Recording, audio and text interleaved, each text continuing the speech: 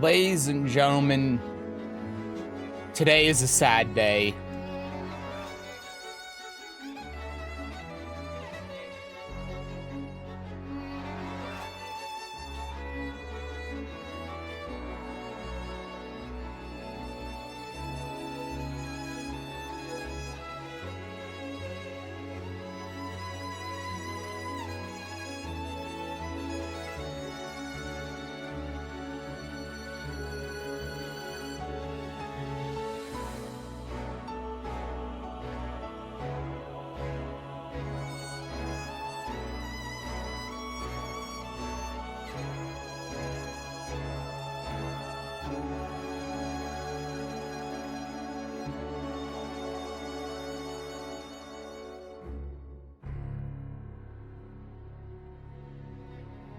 Hi Gabe, hi Lissetto. I don't know if you allow links, but I wanted to show you this player I got a few days ago. Prime example of the guy not running the game at 60 FPS. That's something I'm actually going to talk about a little bit later, is the performance of Tekken. I found some things that I think I have found the reason why PC players can't play the game at 60 FPS consistently. That's something we're going to talk about later. It's reading time. It is reading time. Hi, Dragoon. Today I was able to demote Reina and prevent and win the rank up. Today was a good Tekken 8 day for me. Well, today is a sad day for me, in particular. I think this video's about to run out. It's got a minute left.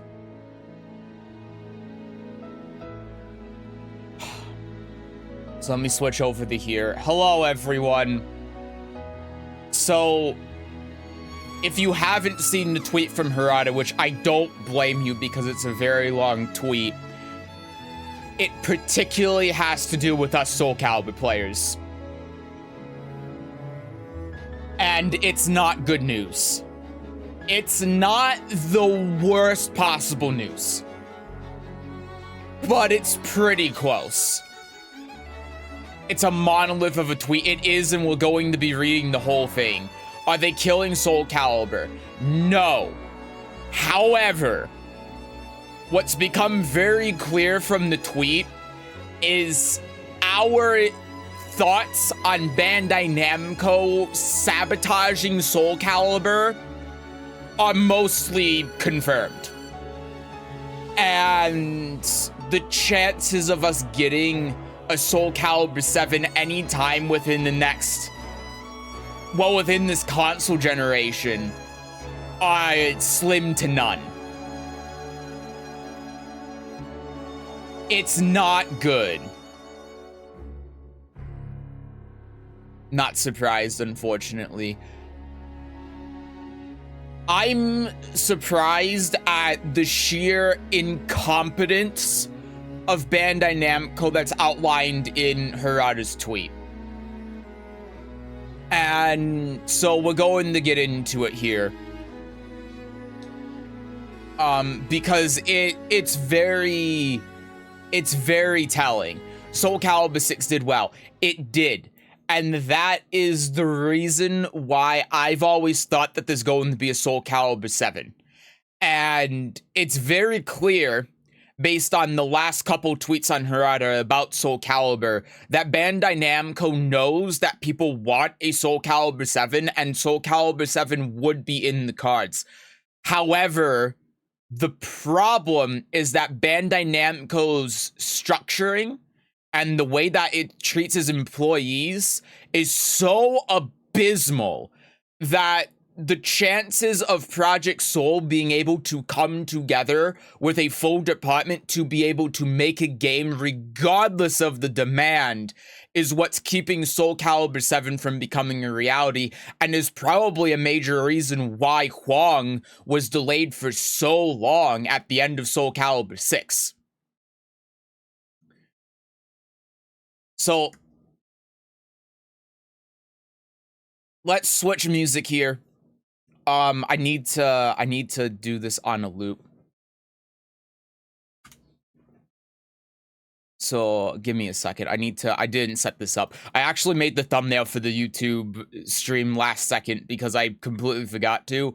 And I didn't realize that once you put a thumbnail in a YouTube live stream once, you can no longer remove it and get an auto-generated thumbnail, which is really stupid. So I just had to throw something together. Give me a second. I know what one I want. I just need to find it. Here we go. Okay. Oh, I don't think this is actually going to loop the song. Basically saying, oh, I know you guys want Soul Calibur 6, but we're not going to make it. Yes and no. Let's just get into the tweet. Let me pull up the YouTube live as well. Once again, I say this, Bandai Namco is one of the worst companies handling their best IPs. Yes. Yes, they absolutely are. And again, this tweet from Harada really outlines just how god-awful Bandai Namco is. To a degree that I didn't even know was possible. So. Oh god. Hold on, I'm just gonna restart this. Okay. Let's begin. So, I've already read this. I'm going to be rereading it and giving my commentary on what Harada is saying here as a Soul Calibur player.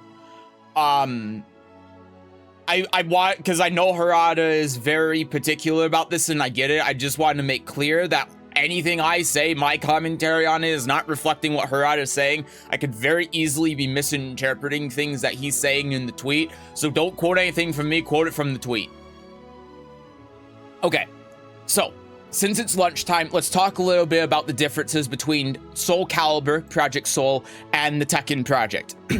Before we get into that subject, you mentioned in that he's replying to game mechanics as a prime example of how to talk about the survival of a game, but things are not that simple. In the case of fighting games, if the arcade game market was in its heyday and the income of 1 coin per play was important, it was still the case. But in the home video game market, the only people who can reach an evolution of game mechanics are those who have already purchased the game, and the paradigm shift in the business model of games has changed the marketing of games itself. This is basically saying, like, the gameplay by itself isn't going to be the one thing that's going to sell the game. What's going to sell the game is stuff like, you know, flashy visuals, right? It's going to be things that you can market. That's going to be a bigger seller of a game nowadays than it was in the arcade era, because in the arcade era, what was important was you basically paid 25 cents to try a game. And because of that, you know, the flashy videos and the audio and the screen, that was what was going to pull you in. But that was more or less secondary to actually playing the game because it was so cheap. Now, you have to make a $60 investment not having played the game before in order to get into the game. So you really have to look at visuals as well as mechanics, right? It's a very different market. I think Kara's saying we make more profit now from microtransactions than selling the game itself. I don't think that's what he's saying at all. Although I think that is true. And this is we'll get into that whole thing later because that's gonna come up in this. But no, because he's saying here, the only people who can reach an evaluation of game mechanics are those who have already purchased the game. That's what he's saying. He says in order for you to have an understanding of the game mechanics, you have to purchase the game. So you have to, like before it was 25 cents, now it's $60. So the game mechanics on everything. That's what he's saying. All right. The paradigm shift in the business model of games has changed marketing itself in games. In other words, the world of marketing has changed to a world where the question is how to create a situation when people want to buy a game before they play it, and they do buy it, and how to increase the pre-release evaluation and the number of initial sales. right? So this is, how do you draw people into a game before it releases? How do you get people to pre-order a game when it has a $6 price tag rather than it being a quarter?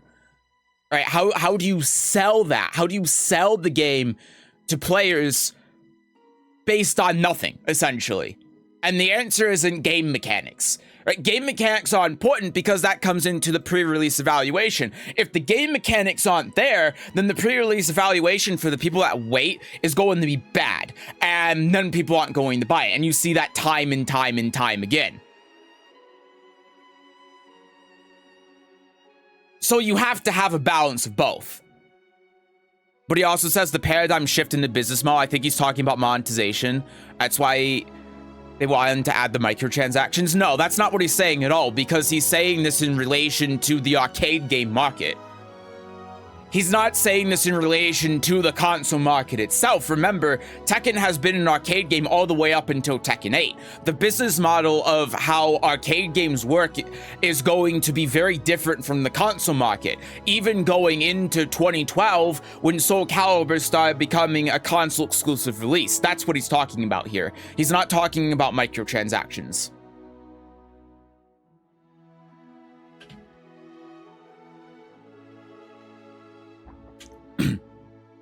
In talking about historical video game franchises, the shift in marketing and branding due to the paradigm shift in business models cannot be overlooked, and many people who have been in the industry for a long time will probably agree with my simple explanation.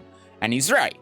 Just logically speaking, as I said before, you have to market a game differently, and you have to design games differently for a console than an arcade. In the same way that free-to-play games have to be designed differently than full-price games.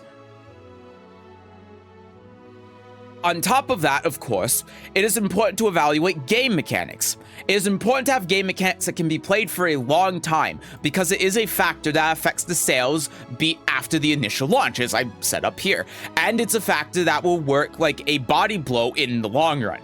So mechanics are, instead of it being a short-term solution to how you monetize a game, it is now a long-term solution. The short-term solution is the marketing, getting the initial sales. The long-term is going to be the game mechanics. And now more in the modern era, we're thinking about updates, seasons, stuff like that. In the past, those things would come out with a brand new release, a new $60 game. In the modern era, this is part of the shift within the console market itself, sorry. Now you have it so that these updates to the mechanics and the balancing and all of that is expected to be done within the game itself most of the time, with some exceptions like Under Night, for example. So now game mechanics and updates like that are part of the long-term strategy of monetizing a game instead of the short-term. Right, so basically all this is getting at is when the initial person who tweeted at Harada talked about Soul Calibur, talked about game mechanics, and the game mechanics of Soul Calibur being what they are. And Harada is saying here, yeah, game mechanics are important, but they're not nearly as important as they were in the 90s. Game mechanics are no longer everything. And something that we see in particularly Soul Calibur 6 is that it went very heavily on the game mechanics. Soul Calibur 6 was a game that was made by Soul Calibur fans for Soul Calibur fans, and that's always been the case. The Soul Calibur development team have always been Soul Calibur fans, and that's what's allowed Soul Calibur to stand out mechanically. However, in the case of Soul Calibur 6, it fell into some of the traps that Harada is talking about here. It leaned very heavily into game mechanics. It leaned a lot of its budget into game mechanics, and it skimped out on the more casual, markety stuff that you would need in a fighting game in the modern era. Stuff like the customization, right? I mean, that's a prime example. The Creator Soul stuff was clearly lacking. Stuff like graphics. Yeah, exactly. It skimped out on updating itself graphically. And the story. Even though the story in Soul Calibur 6 is amazing, people still complain about because of the cutscenes. And you can clearly tell when you play through the story in Soul Calibur that all of that stuff was secondary in the budget, and the game mechanics and how the game played came first. And personally, I think that's great. That's why I love Soul Calibur 6.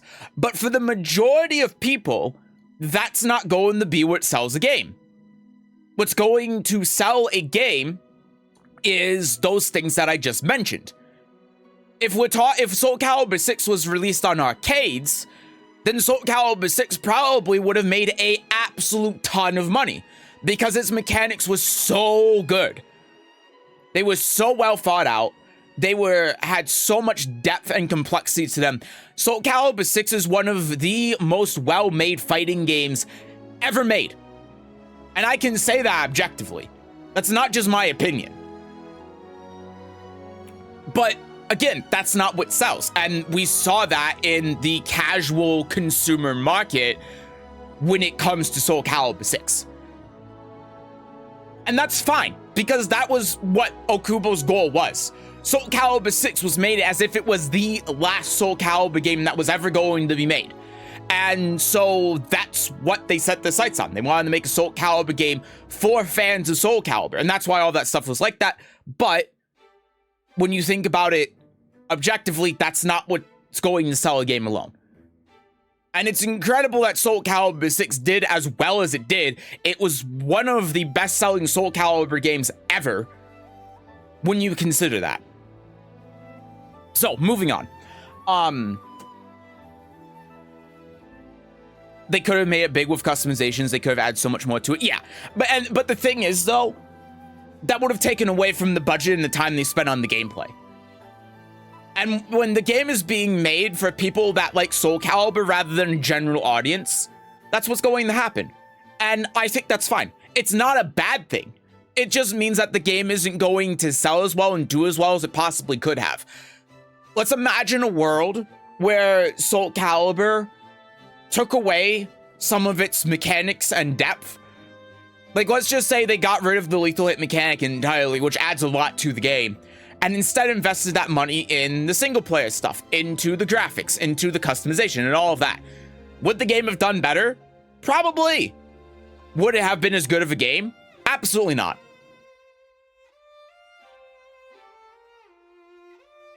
I think the odd thing I wanted to say too is you can really see how they put that stuff secondary when you see where they put cutscenes into the actual game. Because if you play through Libra of Soul, there are a few key moments where there are cutscenes and you can really tell that they wanted to put more into that mode at the very least, and they just ran out of budget. And this is in stark contrast to Tekken 8, where clearly its mechanics are lacking a lot. There are a lot of things that conflict with each other. Everyone has problems with the game, but the story is amazing and the game looks pretty. It's the exact polar opposite of how Soul Calibur 6 did it. All right, moving on. However, it is too naive and innocent a point of view to leave everything to game mechanics when talking about the survival of a game franchise. If they are so innocent, why did that game title that was so fun to play disappear? Where are those arcade titles that we were so crazy about? Where did that fighting game franchise with those great mechanics go? Why did that fighting game with those good mechanics disappear? My mind immediately goes to games like Melty Blood, right? Goes to Melty Blood, goes to Sam Show. I mean, Christ, Bloody Roar. Garou. Yeah, like, I mean, Garou's come back, but it was gone for so long. And he's right. You wanna know why, one of the reasons why SNK games don't do very well? Their marketing, yeah, Bloody Roar, yeah. One of the biggest potholes of SNK games is the marketing. SNK games have amazing mechanics. KOF is amazing and everyone loves it. Samurai Showdown is my favorite 2D fighting game. You have other games that they've made, like, again, Garou, but the problem is that their marketing is god-awful. Look at KOF 14. Why do we think that game did so bad? And then they don't have any sort of trailers for anything. They don't do anything to promote the game, and they leave the game at $60 for years and years and years. I think Samurai Showdown is still hovering around the $60 mark. Granted, it comes with the season 1, but still, base price, it's like $40 or $60, and the game's been out for how many years now? And this is the problem. But then look at SNK games back in the past. Look at KOF 2001 or 98, and look how well those games did. Because they're essentially doing the exact same thing as they did in the past, but those games were in arcades. That's the difference. And they haven't updated with how modern fighting games need to promote themselves. Hi, Sin. KOF 14 also looked kind of shit. Really rough transition from 3 to the mainline games. Yeah, and that's exactly what I mean. Right? Because this goes back to the graphical fidelity. Compare Soul Calibur 6 to Tekken 8. One of the main selling points of Tekken 8 is that they can use the game's graphics to sell the game. Look at the very first gameplay trailer for Tekken 8 and how that got everyone talking about it. That's one of the main ways to market the game. King of Fighters 14 couldn't do that. King of Fighters 15 couldn't do that. King of Fighters 13 could have, but they really didn't even lean into it.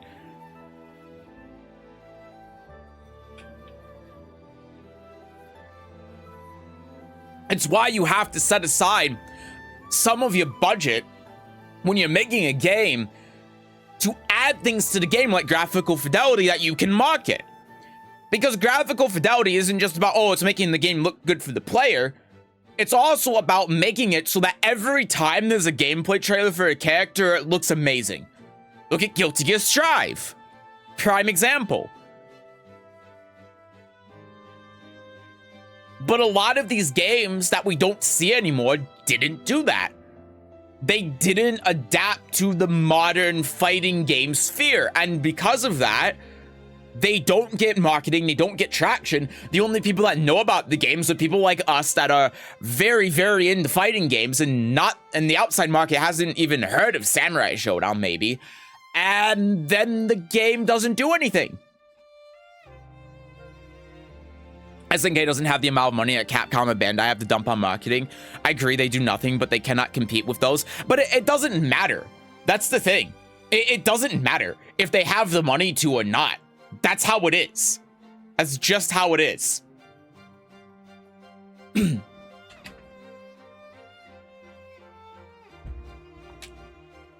Like, yeah, KOF 14 looks that way because SNK went bankrupt after KOF 13. So yeah, there's a reason for it, but no one cares. As harsh as that is, no one cares. Heavy Jacobs, Guilty Gear Strive, the perfect game. Yeah. Alright, continuing. There's so many titles that have disappeared that didn't sell despite their highly regarded game mechanics that are literally dying. People around 45 to 55 years old today should remember how many fighting games there were in the 90s. And each of them had reasonably well-received mechanics. More to the point, there must have been some titles that you rate as having much better mechanics than Tekken. And that's true. Look at Virtua Fighter, for instance. Why is Tekken still around, but Virtua Fighter isn't?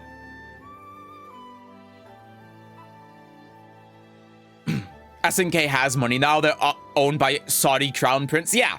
And hopefully with Garou, they're going to fix that problem.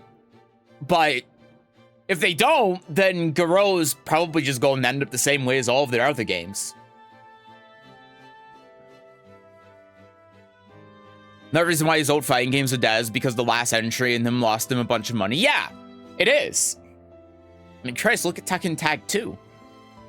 Tekken Tag 2 was the game that tried to sell itself on mechanics and a big roster, and we all know how that went.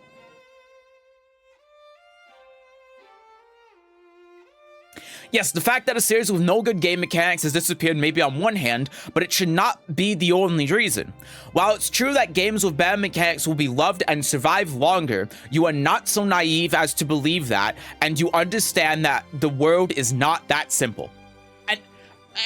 as I mentioned before, there are a lot of fighting games that just have objectively really good gameplay and mechanics that failed, or the series doesn't exist anymore, not because they were bad games, but because they just weren't received well. And this extends outside of fighting games too. This isn't only a fighting game thing. There are a bunch of games that have existed in the past that just died, not because they were bad games, but because people didn't know about them.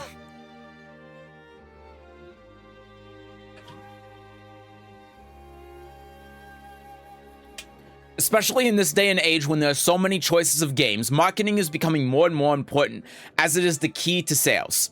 Right, and so this comes to the point of, why would I buy Tekken for $70 when I could buy, I don't know, whatever game released in January, Yakuza, when I could buy the new Yakuza game for $70. Where I have $70 to spend on one game, why am I picking this game over another game? You know?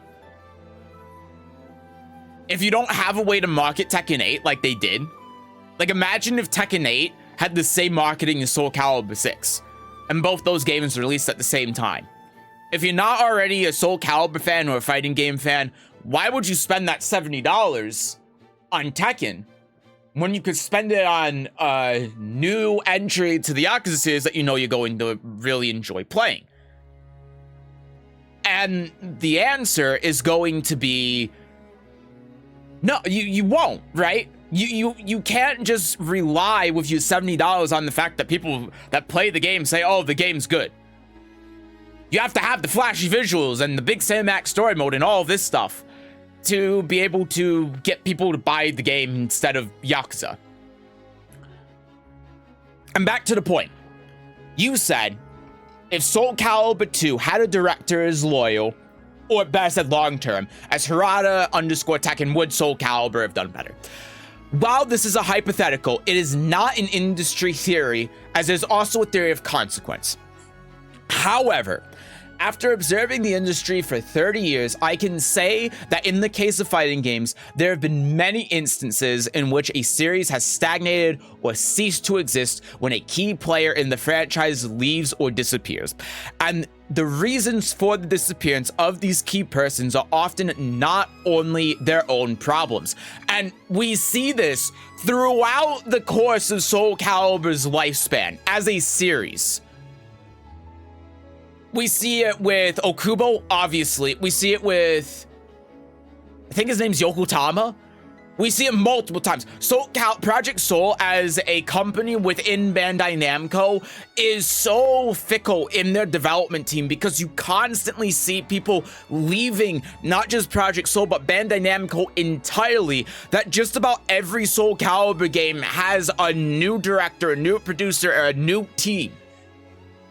And that is one of the biggest problems with the franchise. In the case of Soul Calibur, I can assure you, having seen it up close and personal, that this is the case. This was not simply a matter of sales and marketing, but I can tell you that the organizational changes and decision makers at Namco Bandai had a great deal to do with it. And this is something us Soul Calibur players have been saying for years and years and years, that the reason why Soul Calibur doesn't do as well as it should isn't because of Project Soul, it isn't because of the game, it's because of Bandai Namco. And Harada just explicitly said it here, that it's because of the decision makers at Bandai Namco that Soul Calibur isn't doing well. So we were right. And frankly, I'm not surprised. And I don't think anyone who plays Soul Calibur would be surprised by this in the slightest.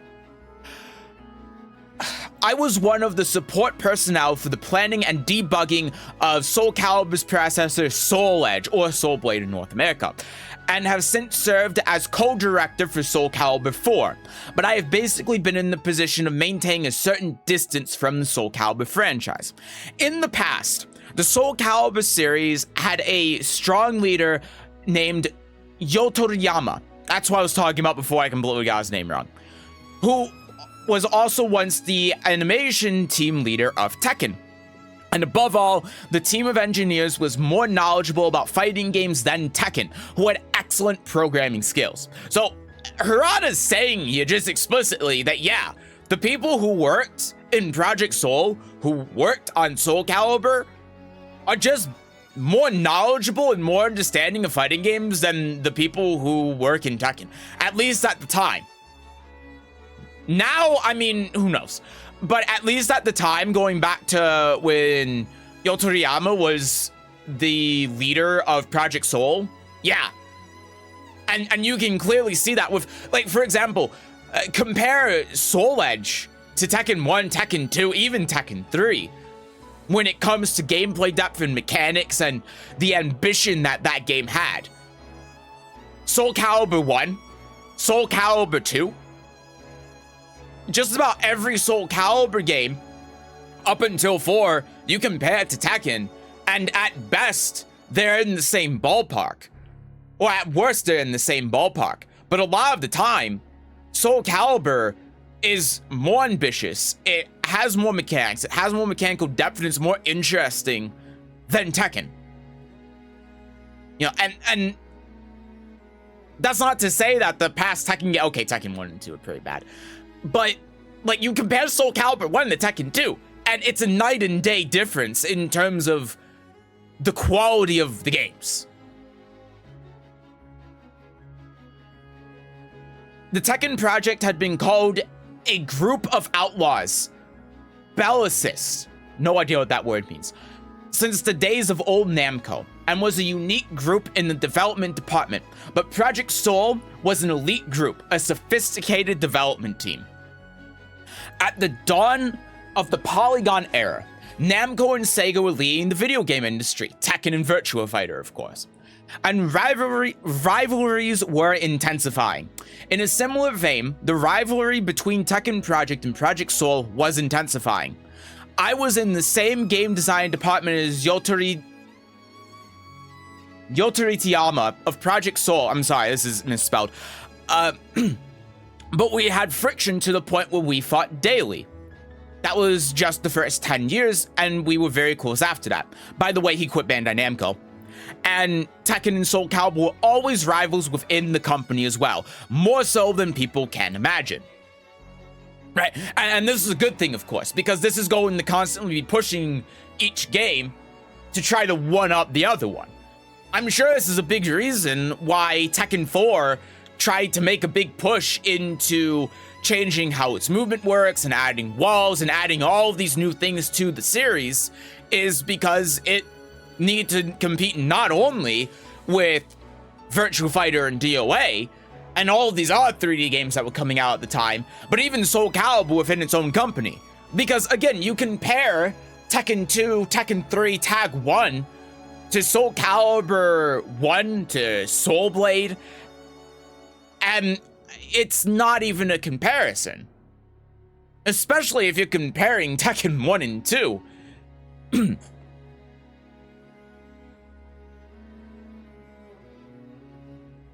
Need a sip of water.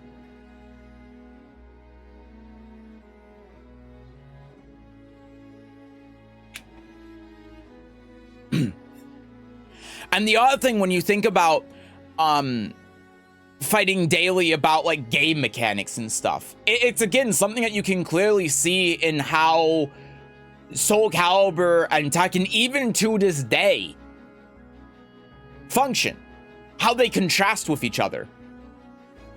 Because, and this is the reason why there are a lot of people who say that they love Soul Calibur and they don't like Tekken, or they love Tekken and don't love Soul Calibur. Because they're very similar games at a fundamental level. Because they're made by a lot of the same development team, they're made at the same company. But the ideas that they have and the visions that they have for each game are very, very different from one another. And again, you can see this clearly between Soul Calibur 6 and Tekken 8. Soul Calibur 6, as I said before, went very heavily in on the idea that you should put game mechanics first. Tekken 8 went heavily in the idea that you should put marketing first and then fix the gameplay later. I think Virtua Fighter died because it's to play alone. Soul Calibur and Tekken had shit to do on your own. PS2 era, Virtua Fighter 4, nothing of the sort. It's boring to play alone. I do think that is the reason, yeah. I think you're absolutely right. Virtua Fighter is a game that came out 20 years too early. Yeah, I think you're absolutely right, though. Belsis is the opposite of pacifist. Oh, okay. Saying they were seen as a bunch of obstinate pricks that picked fights with management. Where it comes from Bologna, the goddess of war. I see. I've never heard of that word before. Okay, you learn more every day. The two projects had very different visions, different development policies, and very different ways of thinking about the brand. It is not that we hated each other. However, they were such rivals that was not surprising to think so. However, even though they were very different at the time, they had a clear vision for each other. Yotoriyama always said, there is no point in putting the needs of Tekken into Soul Calibur. And I agreed with him. And this is really weird when you think about it in hindsight, because he's right. He's absolutely right. Because Soul Calibur 4 and 5, what do they start doing? They start thinking about the needs of Tekken and putting it in Soul Calibur. And it creates a divide, but generally speaking, and I'm biased here because I don't like Soul Calibur 4 and 5, but those games weren't very well received by the Soul Calibur community. And those were also games that leaned more into the marketing rather than the gameplay. Look at how much they promoted the Star Wars characters. And it worked, because Soul Calibur 4 sold really well. But look at how they leaned into Star Wars characters. Look at how they leaned into the graphics. Soul Calibur 4 is still a good-looking game today. And it came out more than 10 years ago. In fact, I think it came out about 15 years ago. On the PlayStation 3 and Xbox 360. But because of that, the gameplay suffered. And so it creates this divide with Soul Calibur players. And then Soul Calibur 5 was obviously just such an absolute mess. It was a shit show.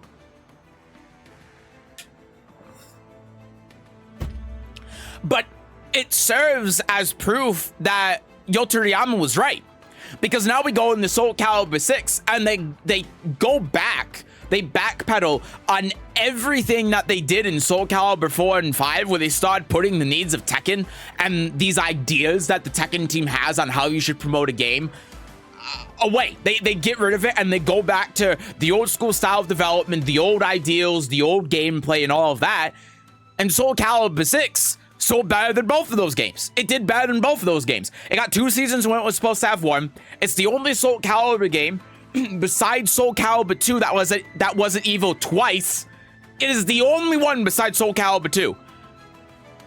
It did extremely well. And so he's right. He's absolutely right. Tekken has its way of doing things. Soul Calibur has its way of doing things. And it's gone on for so long that they should just stick to it. What Tekken does works for Tekken. What Soul Calibur works for Soul Calibur. Soul Calibur 5 sucks so hard that I didn't know Soul Calibur 6 until 3 weeks ago. Oh my god.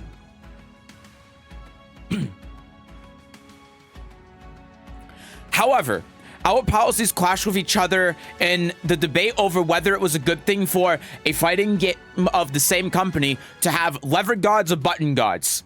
For example, discussion of, is it good that there are products of the same company yet different there? Right. And here's the thing about how Soul Calibur functions as opposed to Tekken. When it comes to this sort of thing, they can't change it. You know, they can't. Soul Calibur can't all of a sudden have hold back to guard. It just wouldn't work. Tekken can't have press a button to guard. It wouldn't work. The games were designed from the beginning in this way, and they just couldn't change it. And that's probably part of the discussion. It's like, well, if they come from the same company, then when one person goes from one game to another, they should feel similar. And this is a point of contention with Tekken players when they go to Soul Calibur. They get frustrated over there being a guard button. They're used to the way that Tekken works, where you hold back, and a guard button is so foreign to them that they can't adapt to it. And then they get frustrated and they don't play the game. And it's a fair argument, but at the same time, Soul Calibur is designed with the God button in mind. You remove the God button, it's like removing Korean backdash from Tekken, because now you're removing all of the intricacies of the God button. Stuff like step guarding, right? Backdash cancel, stuff like that. So even though it makes sense, and there are a lot of things that are shared between Tekken and Soul Calibur because they're in the same company, there are some things like this that you just can't change, and it's going to make the games feel very different. But you just can't change it.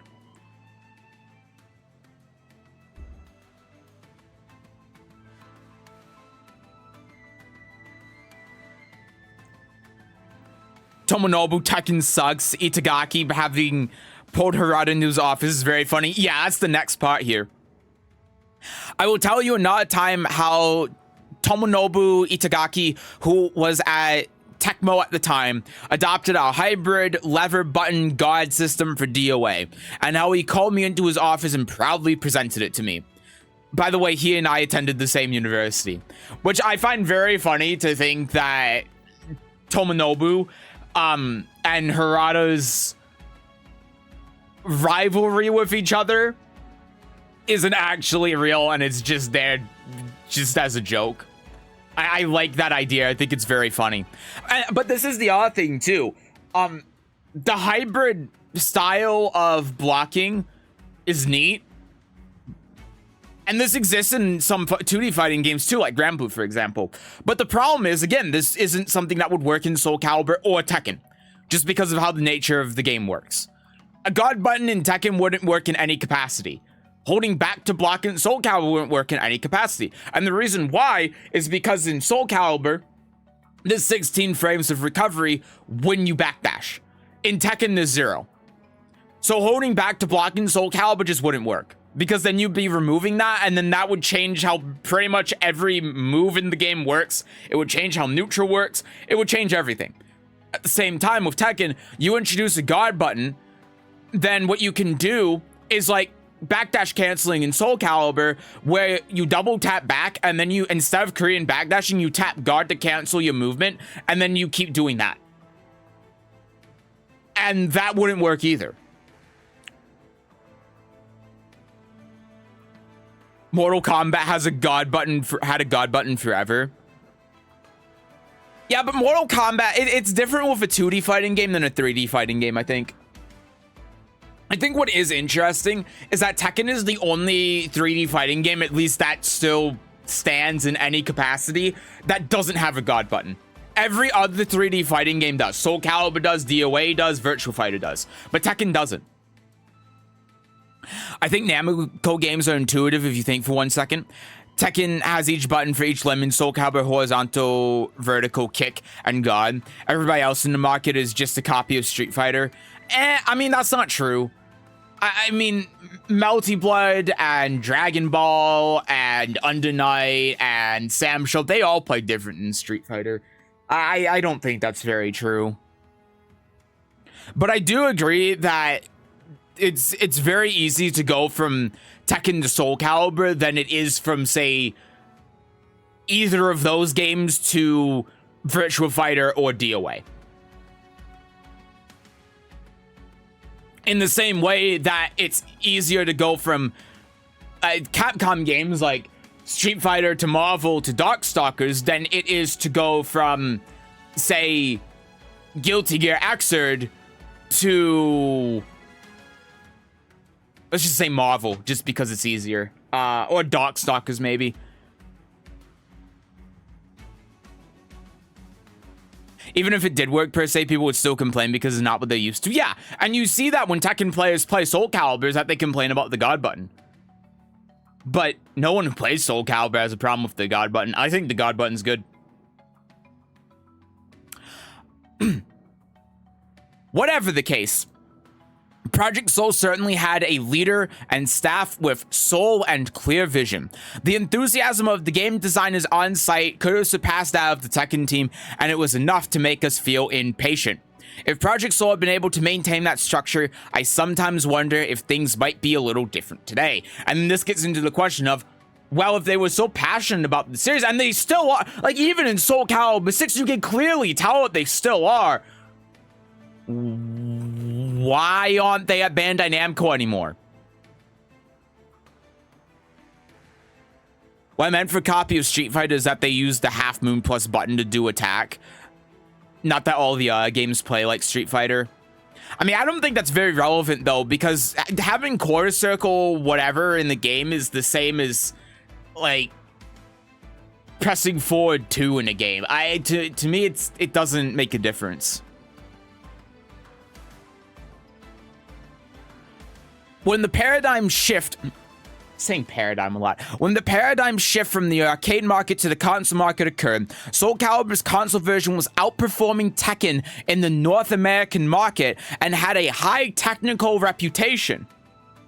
On the other hand, Tekken had grown to be an immovable object that earned overwhelming top income in the arcade game market, and in home use, it was a title that sold less than Soul Calibur in North America and was categorized by wide sales in many countries in all regions. So, basically, Harada's saying here that when that shift from arcades to consoles happened, Soul Calibur was far outperforming Tekken. Far and away outperforming Tekken. And this probably comes back to some of the things I talked about before of Soul Calibur 4, for instance, is the fact that they abandoned the mechanics and went more into Tekkenifying it, thinking about the marketing, the guest characters, and stuff like that. And because of that, it was making a ton of sales on console. It was making a ton of sales in North America. It was outperforming Tekken. But in terms of income, despite that, Tekken was still making more money than Soul Calibur because it was in the arcades. And because people were inserting quarters into Tekken 5, into Tekken 6, and that just meant that Tekken was making more money despite it selling worse. Are we talking about Soul Calibur 3? Soul Calibur 3 saw an arcade version. We're talking more around Soul Calibur 4 time frame. So, like, around 2010. Soul Calibur was always seen as having a promising future even within Namco, and was considered to be capable of expanding beyond the realm of fighting game in a rather global perspective. Even I, at the time, had a certain approach for the hypothetical possibilities. And this is pretty clear when you consider how ambitious Soul Calibur 5 was. But then the problem is that they weren't able to live up to those ambitions because of Bandai Namco. And that's why the game ultimately ended up failing, and that kind of spelled the end for Bandai Namco's trust in Soul Calibur, despite it having such good sales.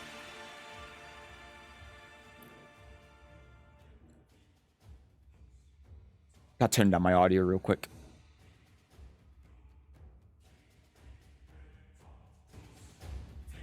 Just realized the music in the background might have been a little bit quiet.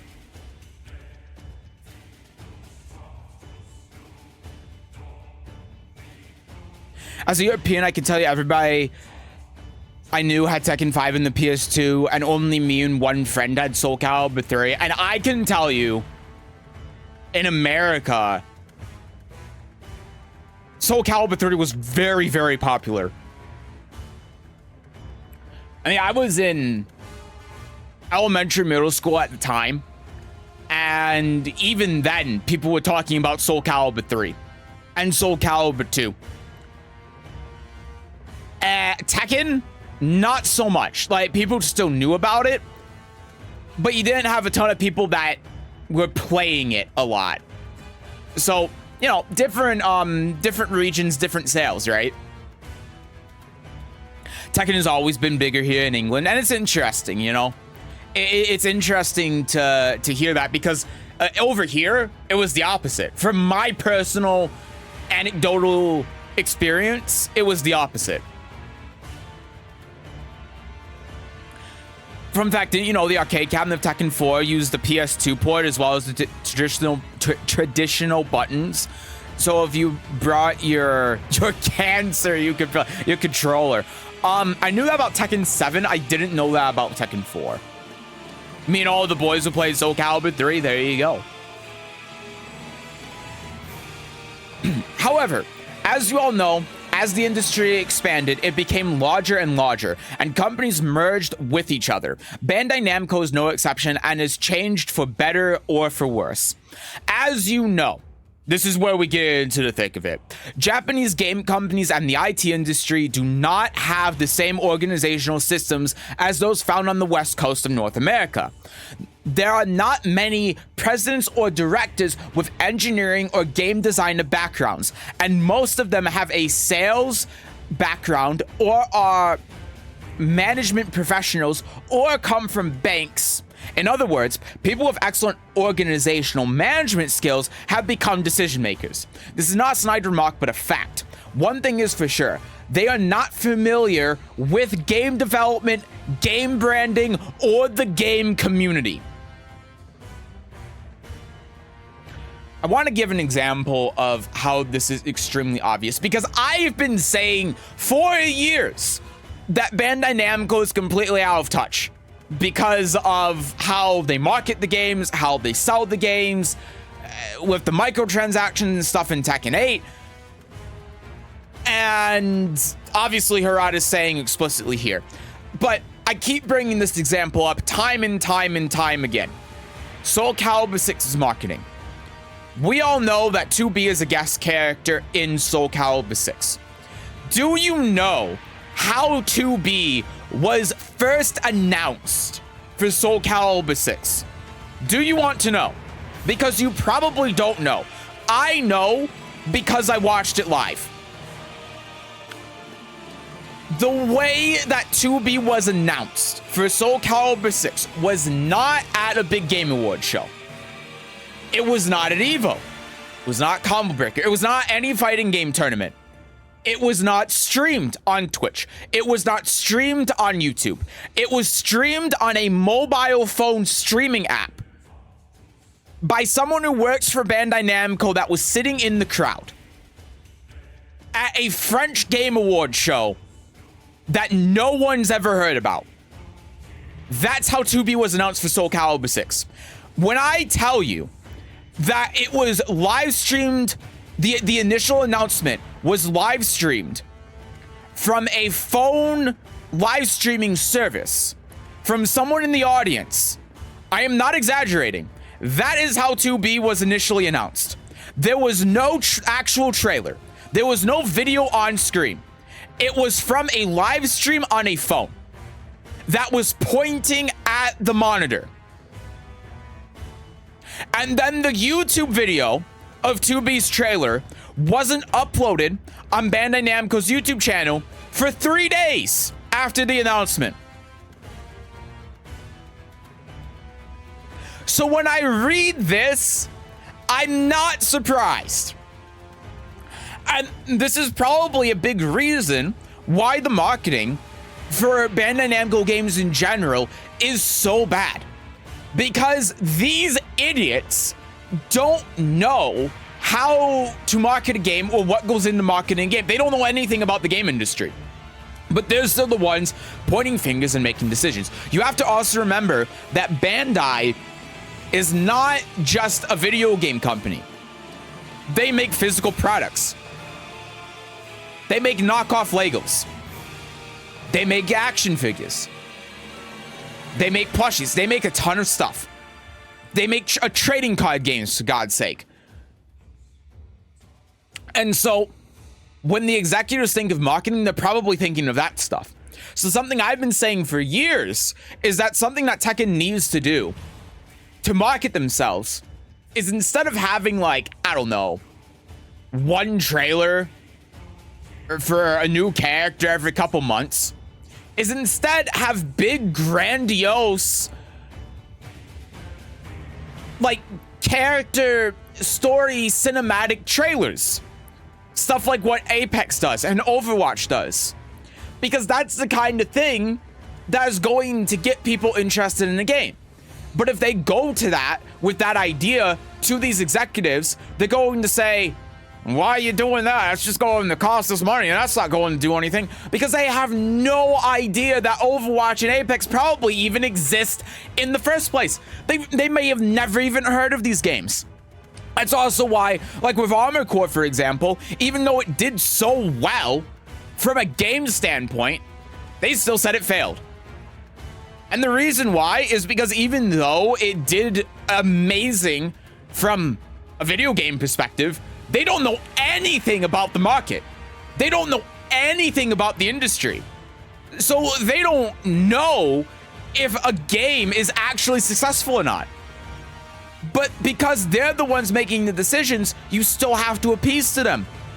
And then this also goes back to the microtransactions and the battle pass and all of that. These morons have no idea what they're doing.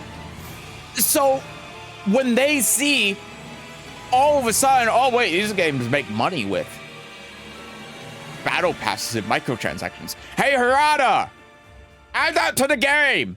And then Harada says, no, why would we do that? They go, add it to the game. It makes us money. And that's why we see that stuff. And you can clearly see that because of how rushed and lazy the battle pass was. The battle pass wasn't made to sell. It was made so that the executives have no idea what the hell they're doing, see that that's in the game and go, ha ha ha, we're making more money now. And that's it. And what ends up happening, the reason why I'm positive, I'm absolutely positive that the Tekken team didn't want to do this is because it would look bad. And we heard Michael Murray in one of the Tekken talks say explicitly that there wasn't going to be predatory microtransactions in Tekken. And then a couple months after it come out, here's the Tekken shop, here's the battle pass, and here's all of that. And I'm sure that wasn't their decision, that was Bandai Namco's. And the reason is simple. Adding that stuff to the game in a $70 game is going to reduce the trust that has been built up over the years by the Tekken team in the community. And we clearly see the effects of that. But Bandai Namco doesn't give a shit. They don't care. All they care about is money. So they go out to the Tekken team and they say, you have to add this to the game. And they can fight as much as they want, but at the end of the day, if these dumbass executives are saying that they have to do that, and then who takes the flack for it? Harada, Michael Murray, and the rest of the Tekken team. And I'm sure that's one of the reasons why Harada's making this tweet in the first place. I'm guarantee that almost all of the issues that we've seen with Tekken 8 so far, whether it's the microtransactions, the battle pass, the DLC, the copyright strikes, the muted audio and the Twitch VODs, all of this legal bullshit, that has all been from Bandai Namco. And Bandai Namco is constantly pushing and to Tekken team to do stuff that they don't want. And Harada and Michael Murray and all of them have clearly seen the negative repercussions that's come from that. But that doesn't come back to Bandai Namco because Bandai Namco just sits down on their golden throne and they don't care because it doesn't affect them. If that all comes back on the Tekken team, who cares? If that all comes back on Harada as a person, as a developer, who cares? It doesn't affect them. So they get to just do it for free and damn the consequences. Right? And this all comes back to the idea that they're not familiar with the game industry. They know, if they were, then they would know that having more free stuff in a battle pass, if there was one, and making it not timed, or giving out legacy costumes for free and stuff like that, would be things that would market the game towards more people and probably drive more sales. But instead they don't do that because they don't know what the hell they're doing. And to me, and again, I don't know this, right? I'm speculating, but to me, I imagine this is the reason why Harada's made this tweet in the first place, is because Bandai Namco is doing all of this, this smearing Tekken's reputation, smearing Harada's reputation, Michael Murray's, and all of them. And they don't get any repercussions because none of it comes back on them because people just don't know. And now that we know, now that Harada said this, it's pretty clear at this point that all of these things are the fault of these morons at the top of Bandai Namco and not of Harada and Tekken.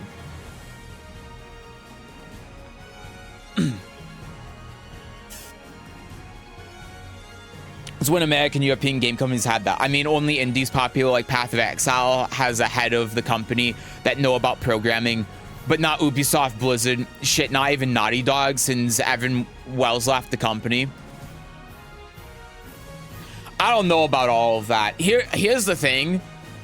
I don't know about how Ubisoft, I mean, Ubisoft is French. Blizzard, I don't know how they work. I only know about their, like, anti-Hong Kong refrigerator bullshit. And plus, both of them make bad games. Especially Blizzard. So I don't know. All I'm looking at is just what Harada is saying on paper about Bandai Namco. Harada wanted to make Tekken 8 exactly like picking 7-button overlords from Bandai. Said you need to make this more interesting to watch. It's boring. Second Project was forced to endorse and come up with these new features. Yeah, and I think that's one of the things why they keep pushing the idea of the game is about aggression. I think that there is a point to it where they wanted to like change the game a bit so that's more appealing. And the core I say this time and time again, the core mechanics of Tekken 8 are good. The fundamental idea of the mechanics are good. It's the execution.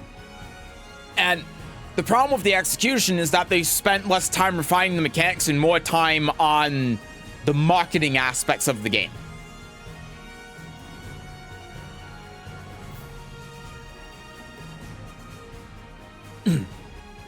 Okay. For example, on the west coast of the US, each position has its own board of directors, but this is not the practice in Japan.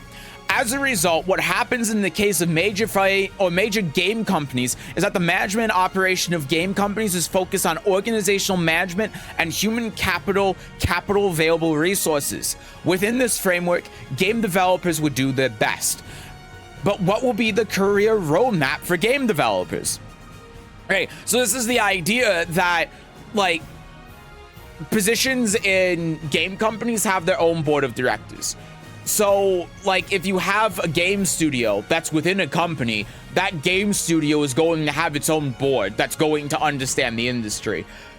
In Japan, that doesn't happen. So there's no, like, board of directors for the Tekken project or anything. There's no one that oversees the Tekken or anything like that. It all just goes back to the head of Bandai Namco who has no idea what the hell they're doing. And so what ends up happening is that the organizational structure of Bandai Namco becomes not about games. It becomes about management. You know, it's not about, like, when they make a game, it's not about making a game, it's about making a product. That's what Bandai Namco is. It's not about a game. When you make Tekken, it's not about making Tekken as a game. It's about making a product that is named Tekken. And to the Tekken team, that's seen as a game that they want to make for fans, that they want to sell to fans of the series, and they want to continue to make the game better so that people enjoy it. To Bandai Namco, Tekken is a product that they sell to people. They don't care about the wants of fans of the series. They don't care about the wants of people who've bought the game. They don't care about the wants of even the developers themselves of the game. And we'll get into that in a second when it comes to the career path at Bandai Namco, which Harada's going to talk about. But all they care about is the product and how much money they can milk from that product. And this goes back again into the microtransactions in Tekken 8, where it's something that the Tekken team, I believe, didn't want to have in the game. Or even if they did, at a limited capacity. You know, like the microtransactions, they do sell things, right? They do allow them to make things. For example, the free content that we're getting, it allows for that. The DLC characters allow for there to be new seasons to be developed because they get the funds for that. And that stuff's great. But the reason why is the difference between Bandai Namco and something like SNK, where Season 1 of Samurai Shodown was free, right? Or you go to Melty Blood, where all of the DLC characters were free. Is because those games were made by a team of developers that wanted to make a game. And they wanted to make a game for fans of the series, for people that enjoy the game, and they wanted to continuously make it better. So they're not worried about milking profits from the game, right? They're not worried about making a ton of sales. They're worried about, can we continue to produce this game? Can we continue to provide updates for this game? Can we continue to provide things to upplays? That's what they care about, because they are game makers, they are game developers.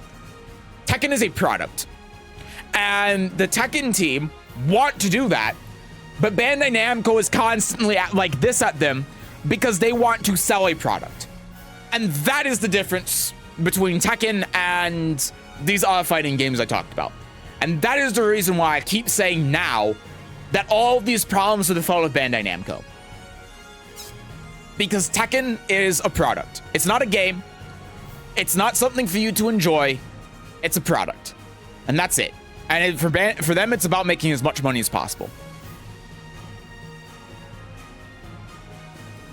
If they made classic Jin Tekken 4 tracksuits an unlockable thing for free for beating the game on the hardest difficulty, that would have had a great flex for older fans of the Tekken team. Yeah, and like that's something that if we look back historically at Tekken, they might have wanted to do. Soul Calibur did that. You beat the story mode in Soul Calibur, you unlocked Inferno. But instead, and you can clearly tell that a lot of things that are in the game, especially customization items, were cut from the game and made as DLC. And with how Harada and Michael Murray have been historically, something I've always said is that just doesn't seem like something that they would do. And that's another reason why I keep saying Bandai Namco is out of touch. And after reading this, I'm sure that's the case. I feel like that there were quite a few things, like, for example, June's Legacy costume, that probably was unlocked if you beat the story. But instead they said, oh no, make them pay for it, because that makes us more money for our product. Meanwhile, Hura has to stand the fire and go by his thing, I guess. Yeah, exactly. Right, and that's why I said before, that's one of the reasons I'm sure he's making this tweet, is to put flack on Bandai Namco's management and to absolve it, because if you look at all of these issues with Tekken, if you look at the gameplay, if you look at the microtransactions, you look at the legal problems, who does that always come back to? Harada and Michael Murray, right? But in reality, it's probably not their fault. Harada made a tweet earlier, about a month ago, when the Twitch VODs were getting muted, and they said that the development team has nothing to do with it, and when we communicated with Bandai Namco to get it fixed, and it's been a month and it hasn't been fixed, which is just further proof that Bandai Namco doesn't care. It's not the developers but the higher-ups making the decisions. They just take the heat while the company makes big. Exactly. And that's why it's important to read this and talk about it, because it needs to be understood that these problems aren't Harada and Michael Murray's fault, and they're doing everything they can to stop these things from happening. I'm sure that they have had a fight with Bandai Namco management that we can't even imagine to stop things that are even worse from happening. Like, for example, just reading this, I wouldn't be surprised if it was on the table that you would have to unlock a character from a fight pass. I imagine that's something that these morons, because of how out of touch they are with the gaming industry, gave as an idea they should do. I don't know if it's true or not, but after reading this thus far, can you imagine that? Because I sure can. And so I'm sure that Harada and Michael Murray have had an absolute brawl with Bandai Namco. And considering how well the game is doing right now, they've done a lot. But if they hadn't done that, imagine what Tekken 8 would be now. With the shitty things that are in the game now, imagine if Harada and Michael Murray weren't fighting for us. Imagine what Tekken 8 would be. The reviews would be in the toilet. People would be talking shit about it, and no one would be playing it, no one would be buying it. It would be a failure, and it would spell the end of the Tekken franchise. After seeing this, I can almost say with confidence that Bandai would have totally done that. Yeah, if they were given free reign on the game, considering their lack of knowledge of the entire industry, yeah, I'm sure they would have. Oh, but it's just a character that you play in the single player mode. Not even thinking about the fact that, you know, tournament organizers would need the character. You need to be able to lab the character. People buy the game in the future. Oh no, make the Battle Pass $20 and make them pay for it now and give them a 60-day window. Because that'll get us a lot of profits really quickly. Don't ask me for shit.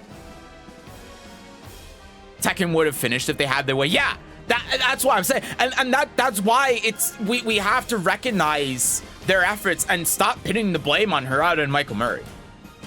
Because, like I said, just knowing the track record, we all know that everyone, not just them, but everyone on the Tekken development team have probably been fighting against Bandai Namco against a bunch of egregious stuff.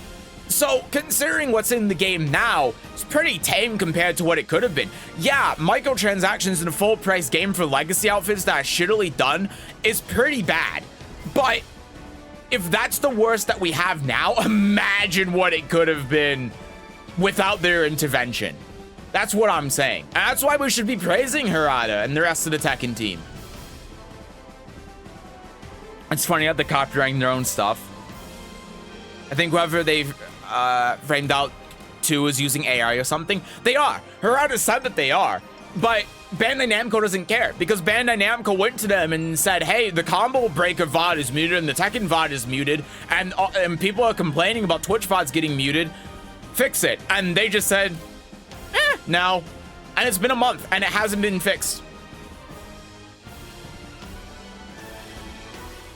Bamco gets by without much bother, mostly because Square Enix's mismanagement is loud and continuous. Oh my god, don't even get me started on Square Enix, Jesus. Don't have to speculate the same way. We knew this all along and Harada just confirmed it. To me, it's a lot worse than I had thought it was, because I had just thought that, you know, there's some internal like sabotage going on Bandai Namco. Bandai Namco doesn't like Tekken, or maybe like Harada's doing some of these things, Bandai Namco's doing some of these things, but this is all Bandai Namco. Hey, Local Rusk, we doing more Tekken 8 today? Yeah, when we get through this, we'll be playing Tekken 8. Now I kind of don't want a Soul Calibur 7. Well, no, because Soul Calibur 7, Soul Calibur is made by a team that understands fighting games better than the Tekken team does, which Harada has said, and is very passionate about the series and wouldn't let these things happen either.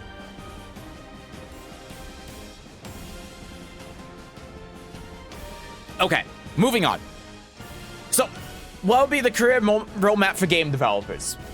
The career path of a game developer focuses on organizational management and human capital available resources results in becoming a manager of an organization. This is a phrase that many of the leaders of each part of the Ace Combat project, both we at Tekken Project and Project Soul, have actually been asked. How long are you going to be in the field? When are you going to become a manager? And when will you be the manager of the organization? How long will you be a creator? Yeah, that was the director of Ace Combat. No one in the organization was asking, when are you going to grow up to be a great game developer?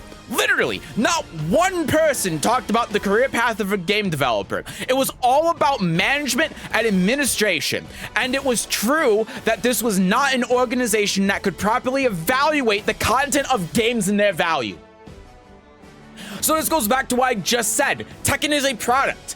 Tekken is not a game, as far as Bandai Namco sees, that is made for people, right? It is a product. They are selling you a product. That's all they care about. And this extends even to their employees. Not only do they not understand, as Harada says here, like the game development industry, but they don't give a shit at all. People go into game development because they want to become better game developers. They want to, that's their passion. And instead Bandai Namco says, nah, you can't do that. You gotta become a manager. You gotta do business stuff. You gotta stop being a game developer. So that's what they do. And then look here, the organization, it was not an organization that could properly evaluate the content of games and their value. Look at Armored Core. Ace Combat, for God's sake, up there. Oh my God. Soul Calibur 6.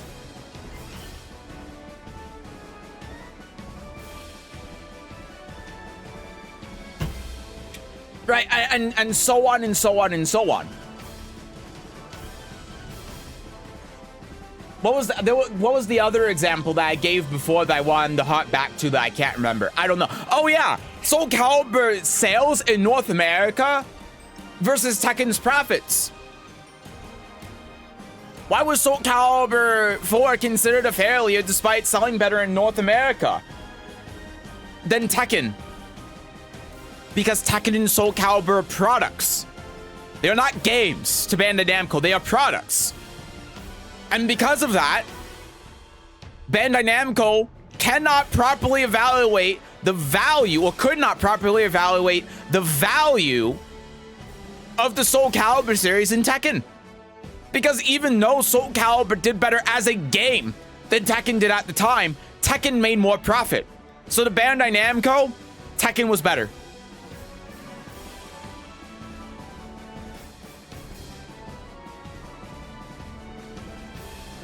And then this extends also to the employees. Because I just said how Bandai Namco doesn't care about people who play the game, doesn't care about fans of the game. Tekken team does, but Bandai Namco doesn't. That's why they sell you the microtransactions, the battle pass, and all of that stuff. But it extends to the employees, because not only do they throw the Tekken development team under the bus with all this garbage that they're throwing into Tekken, because they cannot properly evaluate the content of the games, but then even in their own studio, they can't understand the wants and needs of their own employees. So instead of talking to them about pursuing their own career path, their own dreams, their own ambitions, it's not about that. It's projecting themselves onto everyone else in the company and saying, you need to be like me. And if you want to keep pursuing game development, then you're trash. Why would you do that? Why would you ever do that? Instead of making money, becoming a manager, getting promoted. We don't care about games. So why are you working on games? Why do you want to do that if you're working at Bandai Namco? We don't care.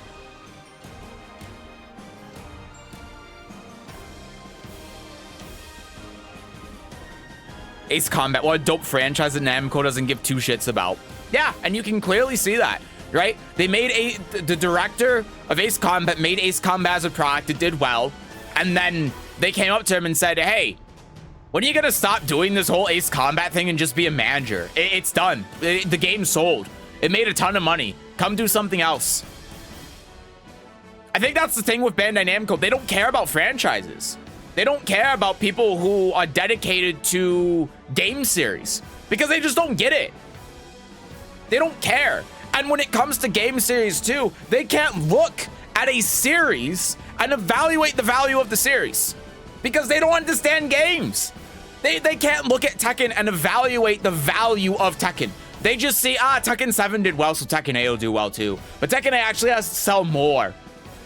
So add in some microtransactions and stuff to get more money. Because it's a product. You make another product that has to sell better than the last one. That's not something that really works in the game industry. That's not how the game industry works, but they can evaluate it. It's like with, again, Armored Core. Armored Core did extremely well. They can evaluate the content of Armored Core. So that's why they said Armored Core was a failure. Even though in any other company, it wouldn't have been.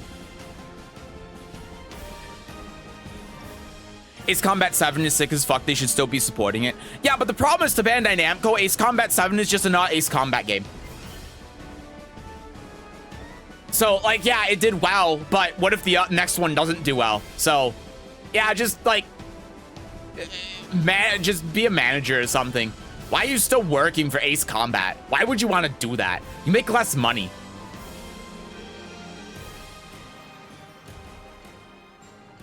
So moving on.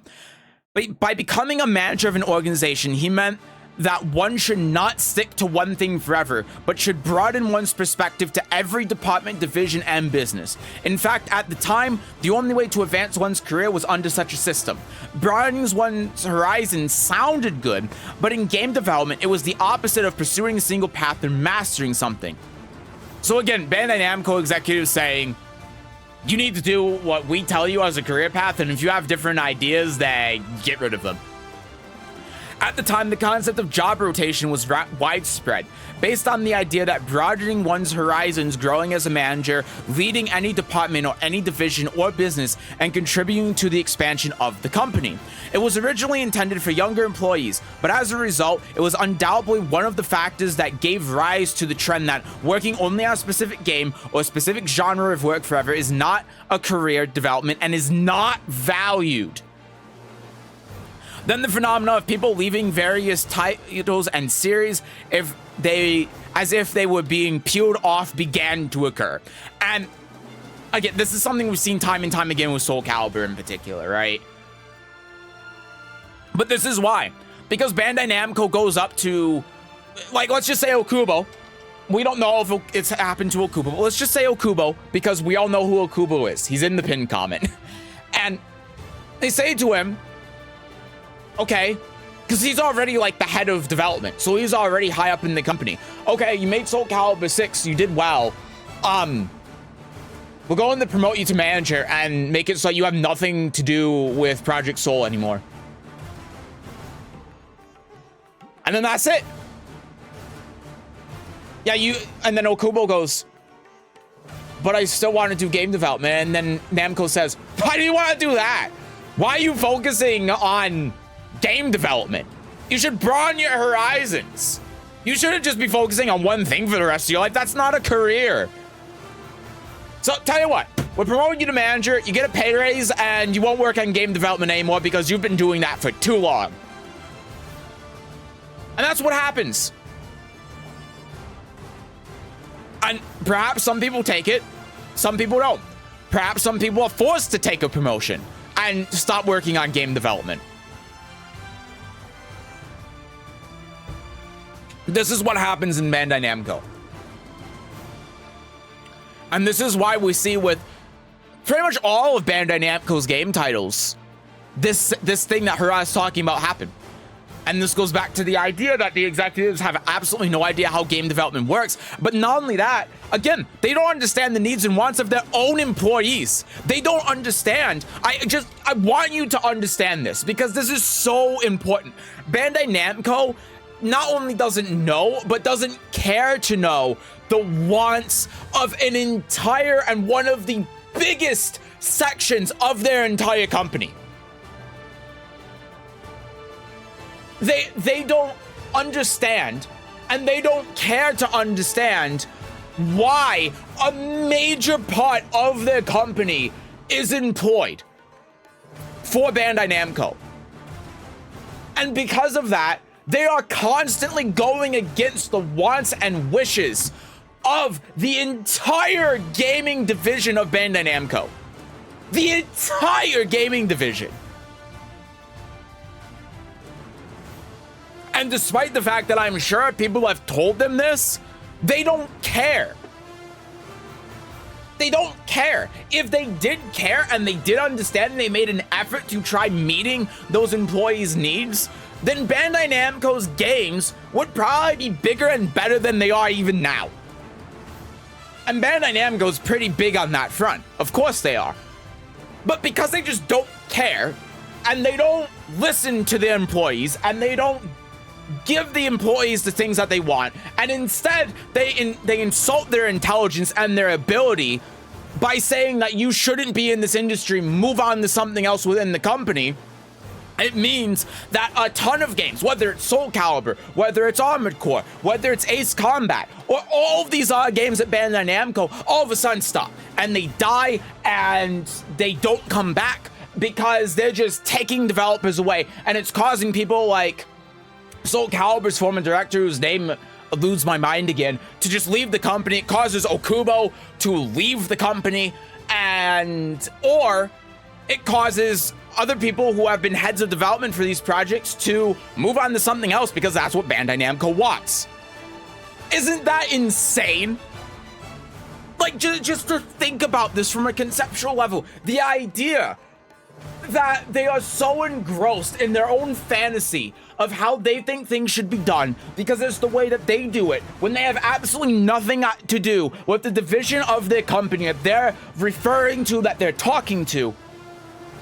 They are so willfully ignorant of what their own employees want that they basically self-sabotage themselves on a constant basis and cause tension within the company, within their own employees, for the entire gaming portion of Bandai Namco.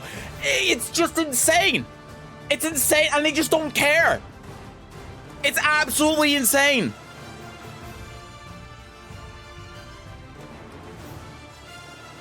That's the stupidest thing to do business-wise. If I was to have a company and some guy made a great game that sold millions of copies, why the fuck would I not allow him to do another one? That's the odd thing too. That's exactly it. And it's because, as they said before, the people at the top of Bandai Namco don't understand game development. So they see these things, as I keep saying over and over again, as a product. They don't see it as a series, right? They don't understand the value in a game series. They see the value in an individual game, the profits that they make, and we can see that clearly from how they evaluated Tekken 6 as opposed to Soul Calibur 4, despite Soul Calibur 4 selling better in North America, because Tekken 6 got more coins in the arcade. That's why. Like, they don't understand how to evaluate series, only individual games. That's why, despite Soul Calibur having such a good run, every single Soul Calibur game up until Soul Calibur 5 did well. Soul Calibur 5 flops because of Bandai Namco's own decision-making. Well, it was your fault, so see ya. You're not making another one. Because they can't evaluate the series of Soul Calibur. They can't understand that, yeah, there was one flop, but that happens. And maybe it was kind of our fault too. No, it's not that. It's, oh no, it was your fault. You made a bad product, you're done. And that's why Okubo came back and said that he had to fight tooth and nail to get Soul Calibur 6 approved by Bandai Namco.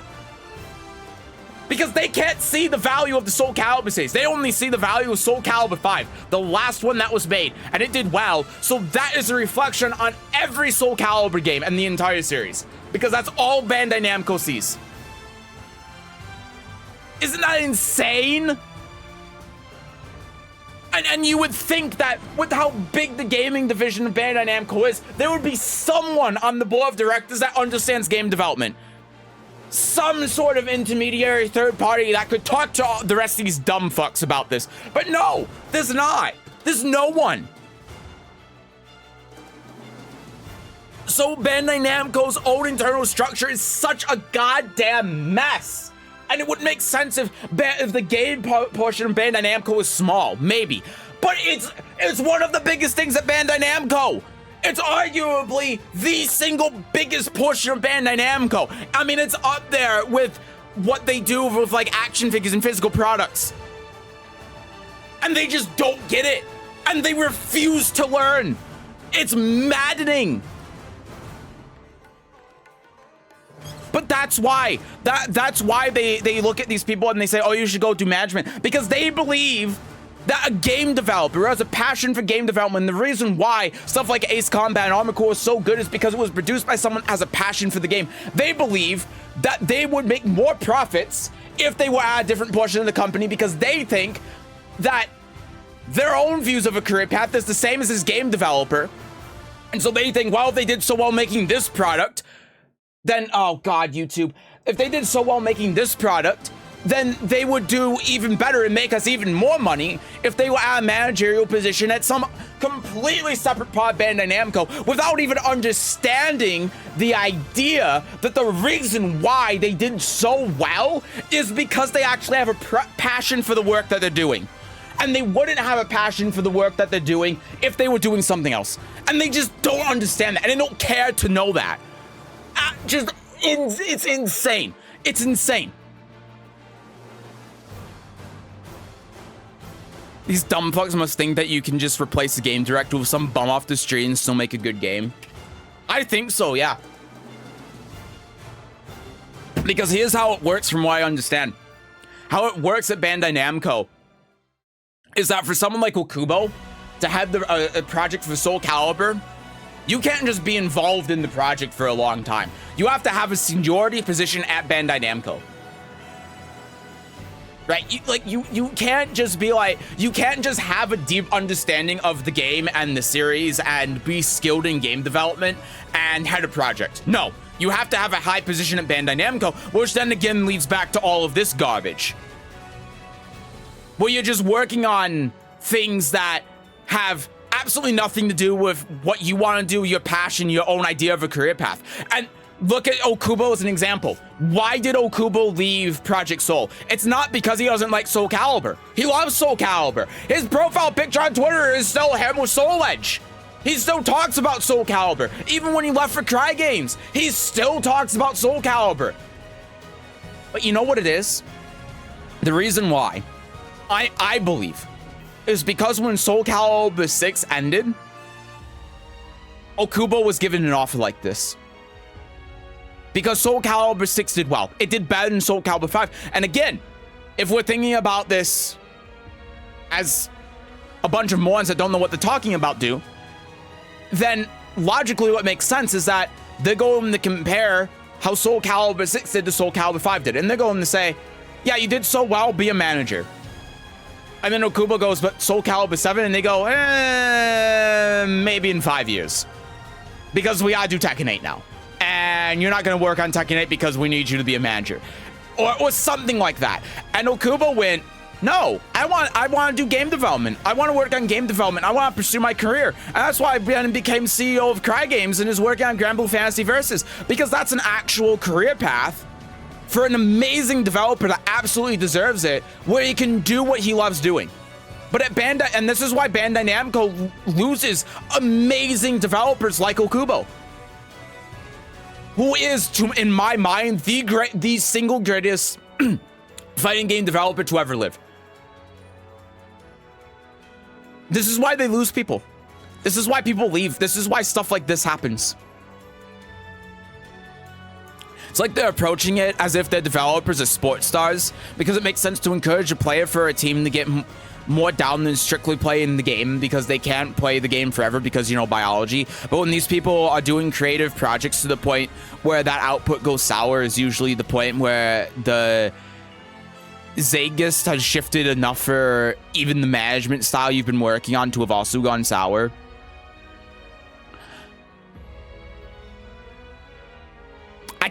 I mean, I kind of see what you're getting at, but I don't think so. Because I think if we're comparing to sports stars, I think what Bandai Namco is doing is they're seeing a sports star in college football, and they're going up to him, and instead of inviting them to be in the major leagues, they're saying to him, hey, kid, you're doing really, really well in baseball, right?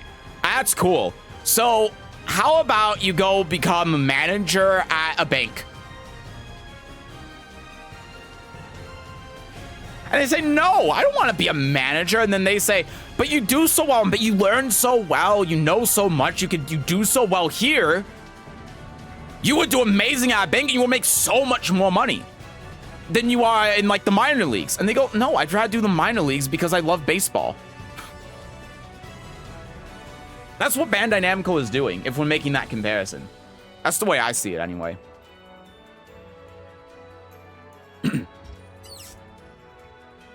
99% of Digimon fans want more from the Tamer side of the IP. And Konaka, the writer of that season, said at least twice that he would be willing. And in fact, he chose a script for a movie, and Bandai Namco said no because it's not not adventure. Yeah. Like even in the trading card games. Yeah, it's true. Because I think I've heard about that with I don't remember if it was Digimon or another card game where it is very popular in one market, but then they only sell it in Japan or something. I equate this to mahjong professionals in Japan work for a big organization and play for big organizations, talking about bigger than sponsorships. So imagine your best player being told to retire because their company feels mahjong is beneath them. Yeah, that's a great comparison. Yeah. Imagine winning Tekken World Tour, and then a Bandai Namco executive comes out to you and says, "Hey kid, so you won Tekken World Tour, so how about you become a manager at Bandai Namco?" Oh, no, you can't play Tekken anymore. No. You need to broaden your horizons.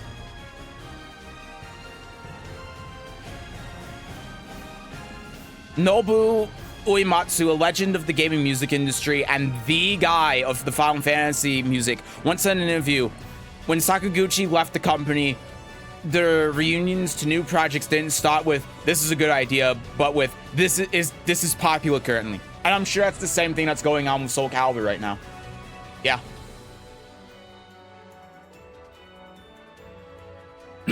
Each time a project's key players were peeled away, the big dreams and visions the project once held became weaker. Project Soul was struggling to survive, or so it seemed to me, especially among its younger members. Which makes sense because the younger members come in, they have a passion for Soul Calibur, and then all of a sudden, Bandai Namco starts saying, "Oh no, you can't do that anymore," and then takes them away, and then all of a sudden, it's left without structure, and now all of these younger members who were working on Soul Calibur and Project Soul, which they were passionate about, now have to do something else that they don't give a shit about. And so this not only affects the people at the high end of these divisions of the gaming portion of Bandai Namco, but also it affects everyone else, because when you're taking away people from like Ace Combat, for example, the people that have a passion for Ace Combat and worked on Ace Combat, all of a sudden they have to do things at Bandai Namco that they're not passionate about, but they're still working there in the hopes that they're able to work on the thing they care about again in the future. So this doesn't just affect the people at the upper end that are getting promoted or taking away from projects or whatever. It affects everyone that has a passion or an interest in the thing that they're working on. Everyone that's working on a game gets affected by this in a negative way. Going to start doing Legends. Watch, hey, there's this free thing. Free to play thing that no one cares about.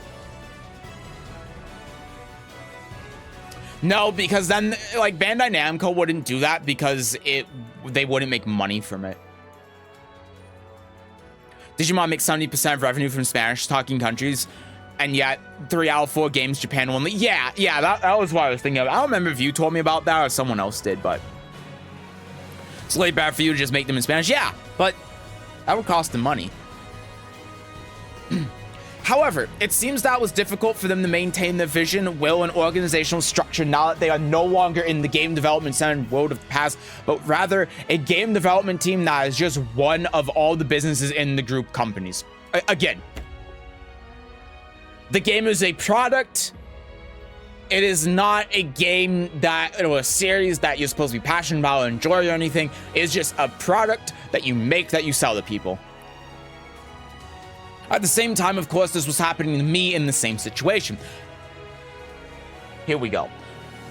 First, the company was split into a development company and a publishing company, and I became the publishing company member, but also the head of a new department called Global Business Development, which had nothing to do with game development. None of my subordinates were in development. They were all marketing staff.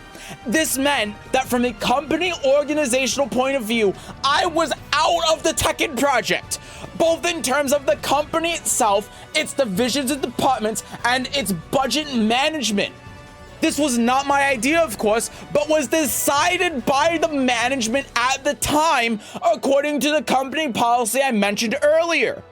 And while this might have put me on a career path, I had something else in my mind entirely. So this wasn't even something I wanted to do.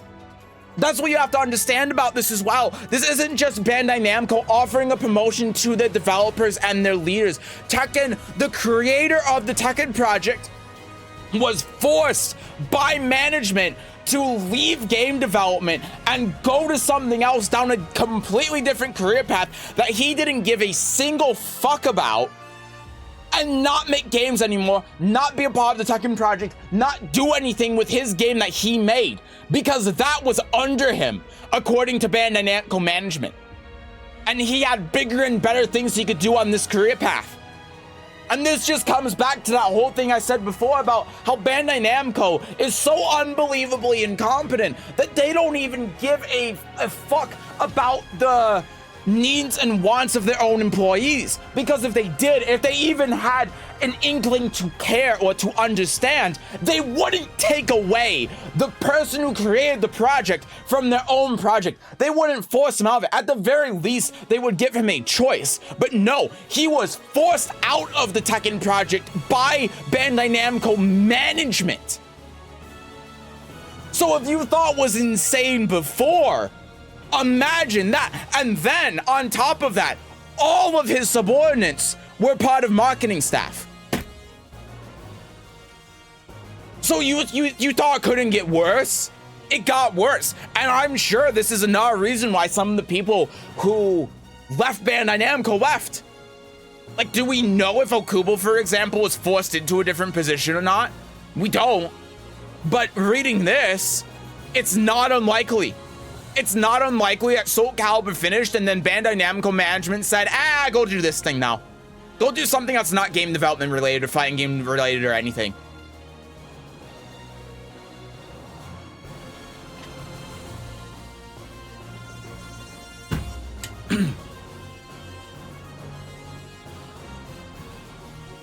I don't like saying it, but it sounds like Namco just needs to die. Namco needs to learn what their employees want, because this is just insane. It's just insane. It goes back to everything I said before about how Bandai Namco is just like so incompetent.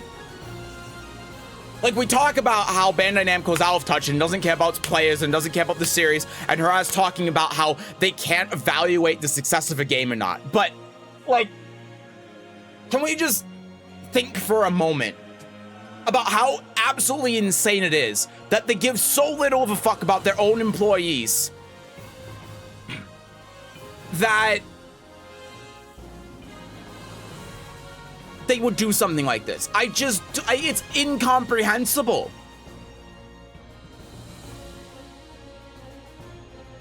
Might as well end stream if there's no gameplay. Okay, Loco Rusk, every time that you've come in here for the past like 2 weeks, you've just said something that's just absolutely inane. I'm done listening to it. I'm done listening to it.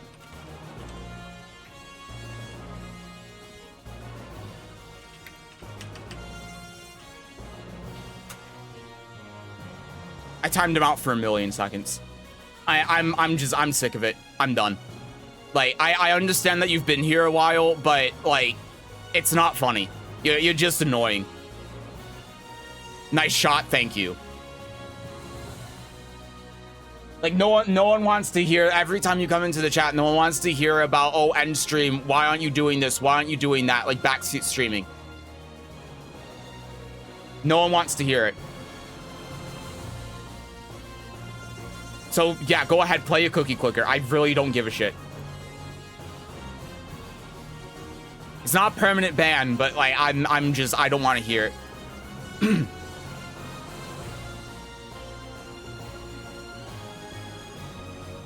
Anyway, what was I saying? Sorry, I got distracted by it. That's why I paused for a second, because I was like, am I going to time him out? Yeah, I'm going to time him out. I'm sick of it. Okay. Yeah, so what were we talking about? Yeah, we were talking about Harada. So, yeah, I mean, I've said pretty much everything I have to say about this whole thing with Harada, but it just further exemplifies the point that Bandai Namco doesn't care. And we're going to get into a portion here where Harada's going to talk about just going back to Tekken Project despite having nothing to do with it. Oh yeah, well, let's just read that part, because that's next. I made the decision to lead the Tekken Project despite the fact that I was in a different company, department, and division, and had no budget authority. I practically manipulated the creative and budget planning. Why? I knew that the soil and currents of such a large organization just happen from things that are happening due to the delusions caused by the group mind and they head appointed solely for career advancement with no love for the game title and no long-term vision cannot be good for the survival of the series or the fan community. So this again comes back to the idea of Harada and the Tekken team and the tech development team care about the community, care about the game, they care about the fans. Bandai Namco doesn't. And this is the thing where Harada came back to the Tekken team despite having nothing to do with the Tekken project now, because he knew that if he was forced out of it, the game would die. He knew that the Bandai Namco executives didn't know what the hell they were doing, and he knew that he had to act alone in doing this, or Tekken as a series, his life's work was doomed. Like, again, isn't that just insane? They're so out of touch that they practically killed the entire Tekken series, which is one of the biggest moneymakers now, without even realizing it, by forcing Harada out. And because they see these Tekken games, the Tekken project, as a product, they thought, yeah, well, we could just throw someone in there and it'll just make money. Because they don't understand that game developers make good games because they have a passion. They don't understand that if you throw someone in there that doesn't give a shit, then what they're going to put out is a game that was made by people that don't give a shit. I mean, for God's sake, it's. I don't even need to give an example. This whole thing is insane. This whole thing is insane. And so Harada essentially had to go behind the backs of everyone at Bandai Namco, completely ignore management, defy everything that the company did in terms of their own organizational policies, and force his way back into the Tekken project when he was forced out because he knew that if he didn't, then the series was doomed to die.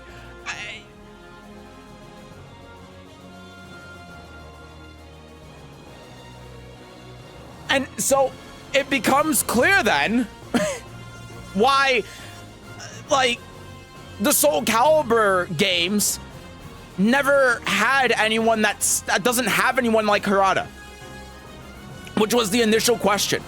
Why doesn't Soul Calibur have anyone like Harada?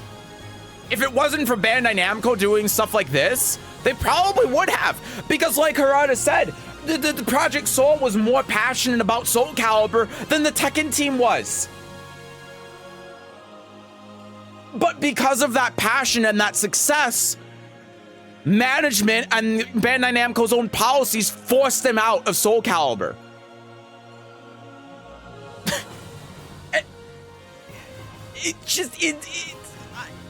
So if it wasn't for Bandai Namco's own policies, then we would probably still have the previous directors of Soul Calibur working on the series to this day. And the reason why they left is probably because Bandai Namco forced them to. They were actually too successful. They did too well. And that's why we're at the stage we're at. And why is Harada any different? Because he decided to go against the grain and defy what Bandai Namco was doing.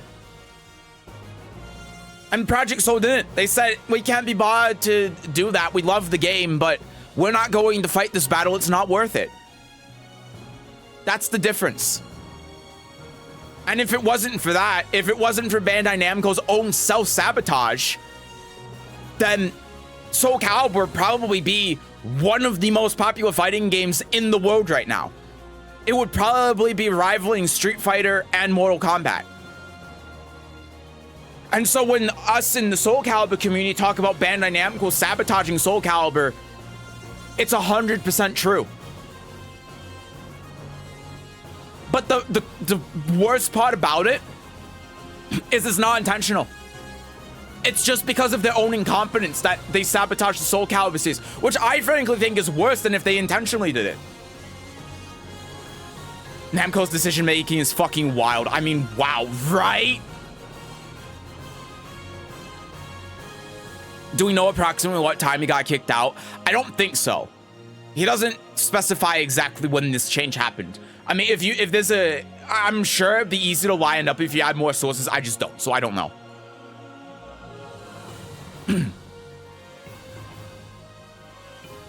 You don't even need to think hard to understand that. Even with a low-paying job like a waiter that is happy in the job, do a better work serving coffee than one who hates his job and his boss, and just goes get paycheck at the end of the month. Yeah, but the thing is, with Japanese culture and Japanese business, and especially the executives at Bandai Namco, they don't understand that.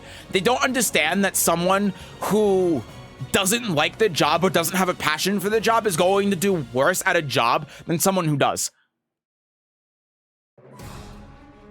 All they see is if you're making more money, you should be happier. And that's it. They don't understand the idea that you can be making half of your pay, but be happier because you're in a job that you like. And it's probably because there are a bunch of executives that get paid a fuck ton of money to sit there and do nothing and point fingers about things that they don't understand. So they don't have that perspective. That's probably what it is. Like, to your example, they probably think that everyone who works as a waiter is going to feel exactly the same across the board about it.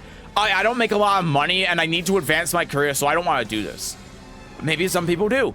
Look at streamers, right? There are a bunch of streamers out there that don't make a ton of money, that make less money than they could have. I know that there are streamers who have had jobs where they have made a lot more money than streaming, but they like streaming more, so they go with streaming instead.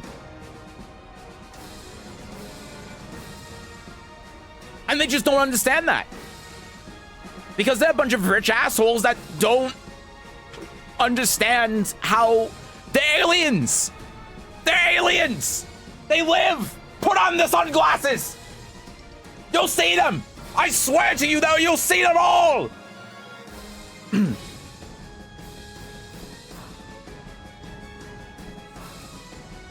Game devs love doing the job. Sakaguchi, the creator of Final Fantasy, when he was forced to leave Square, he created another company called Mistwalker. Despite being CEO, he was still game director of the games he did for 360. Look at Kojima, exact same story, right? Yeah, same story. Depending on the time, Namco could have made Tekken 8 completely by themselves and then realized, oh, we're using Harada as a figurehead. I think in Japan, they don't fire people. They just give you increasingly worse jobs till you quit yourself. Yeah, but that's not what's happening here. It's actually the opposite, where they're trying to promote them and give them better jobs, but it's actually worse jobs and they don't even realize it. We, Tekken Project, always said that the rights to the title belong to the company, but the fan community can only rely on the team that has the will to make the game. So from the very beginning, I decided to completely break the rule of tactic understanding in a company. So I decided to continue to play the role of Tekken Project leader, which was not directly related to my organizational duties.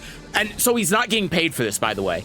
And proceed with the development as an independent team with independent decision-making as a team beyond the boundaries of the company or organization. With the team members who became a separate company, this move was very much disliked by the publisher department heads, must have been very uncomfortable with it. Yeah, he hated me so much. So Harada goes out and he saves the series, and because all of these morons, not just at the top, but even in the publishing department of Bandai Namco, also don't understand how game development works, they get mad at Harada for saving the Tekken series. Because the only way to save Tekken series, because Harada realized that Bandai Namco was so unbelievably incompetent in everything that has to do with game development that he had to take Bandai Namco and he had to form a coup against Bandai Namco and turn Tekken into a separate company. And then they got mad at him about it, when it was 100% the right call. They got mad about it because he knew what was going on and what had to happen for Tekken to survive, and not only did they not know, they didn't care. This isn't something that just happens overnight. This is not something that just happens on a whim. This is something that happens after Harada and the rest of the Tekken project go through multiple talks with multiple levels of management. This isn't something he just did. This is something that he did because he was forced to. This is something he did because they refused to budge with their own incompetence and their own ignorance. They refused to listen to anyone at Tekken Project. They refused to listen to Harada. They refused to make any compromise. And they said, no, you're wrong, we're right. So it's not only just about ignorance. It's not only just about willful ignorance, but it's also the fact that they are so lost in their own way that they refuse to listen to anyone, and they don't believe that anyone can be more knowledgeable than they are. They don't believe anyone can be more knowledgeable about the game, the divisions of Bandai Namco that they know nothing about than them. Pure hubris. Yes, it's pure hubris. And that's why this happened. And then they got mad at him about it. Because they are so self-indulgent that they believe that they are always right and anyone beneath them is always wrong and no one can know more than they do. Even though it's very clear that they're wrong. So this wasn't his job. He wasn't supposed to do it, but he did it anyway. Not only was it not his job and he did it anyway, but he wasn't getting paid for it. And he made Tekken Project split off from Bandai Namco. So even though Bandai Namco owns the IP, Tekken Project is separate from Bandai Namco. Because that was the only way to avoid Bandai Namco's shitty company policies that would have spelled the death for the Tekken Project in the same way that it spelled the death for Project Soul. It was the only way. I think Harada was already in management before Tekken 7. Oh, way before Tekken 7.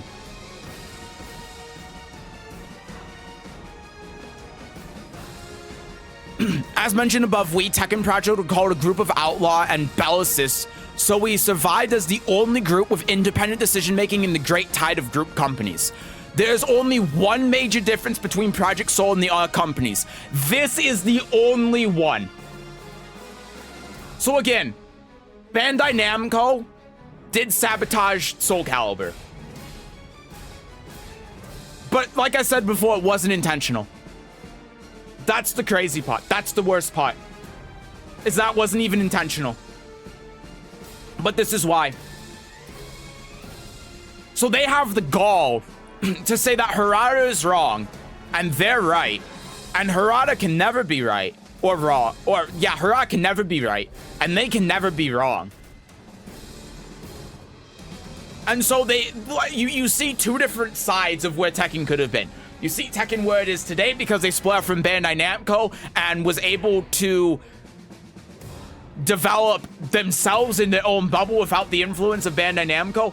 And then you see Soul Calibur, which wasn't able to do that. You see Project Soul, which wasn't able to do that, was forced to adhere to the shitty management and policies of Bandai Namco. And you see where Soul Calibur is now. And Harada says this is the only difference between the two companies, despite Soul Calibur selling better than Tekken did, despite Soul Calibur having an elite group of developers, despite Soul Calibur having a group of developers that were more in tune with fighting games than the Tekken team was, despite Harada basically saying that Soul Calibur was the objectively better series. The only reason why Soul Calibur failed and Tekken succeeded is because of Bandai Namco's gross mismanagement of their entire game division. And if it wasn't for that, as far as this is concerned, Soul Calibur would still be succeeding today because it would have someone at the head of Project Soul like Harada. It would have its own decision-making body. They would be able to operate independently of Bandai Namco. They wouldn't have had to go through all of these organizational changes they've been going through since back in the time of what, like Soul Calibur 3? They wouldn't have had to deal with going to Bandai Namco and after Soul Calibur 5 and having that be Soul Calibur's legacy instead of looking at the entire series as a whole. Because Bandai Namco doesn't know what the hell they're doing. And ultimately, the difference is that Project Soul had to bend the knee to a group of people that, as Harada mentioned, are not able to properly evaluate games because they are so incompetent and lost in their own ways and so self-indulgent that not only do they not know how the biggest section of the company operates? They don't understand their employees' wants. They don't understand what makes a good game. They don't understand how they should be organizing people within the game section of their company. And they are also so self-indulgent that they refuse to listen to anyone that says that they're wrong or tells them otherwise. The only reason why Tekken succeeded with Soul Calibur failed is because Tekken didn't have to bend the knee to that. And if they did, there probably wouldn't be any 3D fighting games in existence right now. Yeah, and in other words, the reason why so many IPs from Bandai Namco are in the shit is because people in the project don't have somebody stubborn as Sarah that's fucking sad. Yeah, and that's exactly it. This isn't just about Project Soul. This is about the entirety of Bandai Namco. This is not just reserved to Bandai Namco fighting games. This is all of Bandai Namco. You think of anything that Bandai Namco makes, whether it's Tekken, Soul Calibur, Ace Combat, Armor Core, Scarlet Nexus, anything. It all comes back to this. And Tekken is alone in being absolved from the absolute heresy that is Bandai Namco management. That doesn't mean that they're not forced to do things by Bandai Namco, of course. But in terms of organizational structure, they can keep their organizational structure. They can operate independently of Bandai Namco policies because they did this. And it's very clear when you make the comparison between the two games that Bandai Namco is wrong. But here's the problem. Here's where the problem lies. We have a little bit to go. But here's where the problem lies. So, the issue, when you take all of this into culmination, is when you think of the things in the game, as I said before, like the microtransactions, the Battle Pass, the DLC, that is clearly terrible.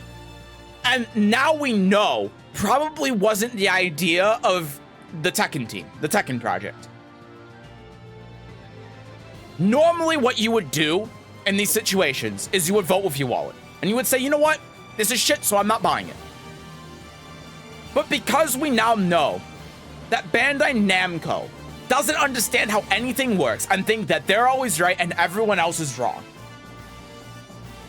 If you do that with not just Tekken, not just the microtransactions, but any Bandai Namco game, as far as Bandai Namco and the executives are concerned, that's not a reflection on them. As far as they're concerned, they can do nothing wrong. They didn't do anything wrong. It wasn't their decisions, their policy making. That's the reason why a game failed. It's not their fault that that the Tekken's Battle Pass failed. It's not their fault that Soul Calibur 5 failed. It's the development team's fault. And it's the game's fault. It's the product's fault. And so because you failed, not us, not the ones that decide to reorganize your entire team to make it so that no one actually functioned. It's not our fault. It's not our fault that we assigned a director that doesn't know about the series or care about this series, and therefore it's going to force you to make a worse game. That's not our fault. That's your fault. You're the reason why it failed. And you're the reason why this product failed. So you're not going to be able to make another one. And that's it. And then they're going to continue to do the same thing for game after game after game after game. And we see this again with Armor Core, with Ace Combat, with Soul Calibur 5, Soul Calibur 6. Games that Bandai Namco considers a failure that should have been a commercial success. Well, it's not our fault that we can't evaluate the games. It's not our fault that we did this. It's not our fault that we did that. It's not our fault that we made the decisions that caused the game to fail. It's your fault. So if we vote with our wallet for any Bandai Namco game, that's not a reflection on Bandai Namco. Bandai Namco won't take the hint. That's instead going to be a reflection as far as Bandai Namco is concerned on the developers, and they're still going to keep doing the same thing over and over and over again. And even if the entire gaming section of Bandai Namco fails, the entire division of Bandai Namco's gaming section fails. Bandai Namco executives, after reading this, it's clear to me, aren't going to see that as their fault. They're going to see that as, the division failed, let's move on and do something else. And then just abandon it and not care about it. They're going to see it as, man, why are all of these people in our game division not doing well? We must be hiring the wrong people. It's not worth our time and money anymore. Let's just get rid of them. And we see that on a micro level of individual games. You expand that to the entire gaming sphere of Bandai Namco, and I'm sure they'd say the same thing. They wouldn't believe that's their fault. They would believe that instead it's just that section. Like, people aren't buying this anymore. People aren't, like, it's not our fault. We're not the ones making the bad decisions, they are. They're not organizing because they're doing the organizing, but they're not developing well enough. They're not making the right products. That they have bad ideas. Let's just not deal with it anymore. Hi JWD, 2 hours in, guessing this others made it through half a paragraph. I made it to the end, thank you very much. So that's where it becomes a tricky situation for us, because we can't communicate with Bandai Namco in any capacity across all of Bandai Namco games when they do stuff correctly and when they do stuff wrong. The only people that can do that, it's not the consumer, because it's very clear that Bandai Namco doesn't give a shit about the consumer. They don't even care about their own employees. But the only thing that we can do is communicate that to both Bandai Namco as a whole, but also the game developers, and say, listen, we know it's not your fault, but this is kind of shit. And then they probably go, yeah, we know, but we don't have a choice. And then they communicate that with Bandai Namco. But then again, the problem with Bandai Namco is that they come back and say, yeah, fix it. It's not our fault. Meanwhile, they just do the same things that make it their fault. This might explain why Harada is so belligerent in shielding Tekken 8 online. Because of failed Tekken 8 might mean Bandai reabsorbing them, maybe. Oh, it absolutely does, yeah. Absolutely it does.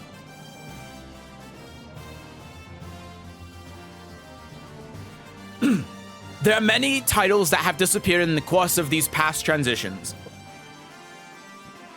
Right, and so this is Harada explicitly saying that, yeah, Bandai Namco doing this is why a bunch of titles that were at Bandai Namco before aren't here anymore. There are no obvious villains in that history. They're all being chipped away in the course of a larger trend. Yeah, again, like this, he's saying it's Bandai Namco, right? However, I think me and the Tekken project were evil in the eyes of the group companies. In Tekken, Heihachi and Kazuya say, a fight is about who's left standing, nothing else. And this line used to be my motto.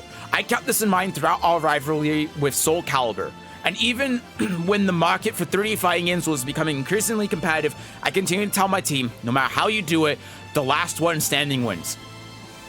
And this model remained unchanged even in the midst of the major trends that occurred within the group companies.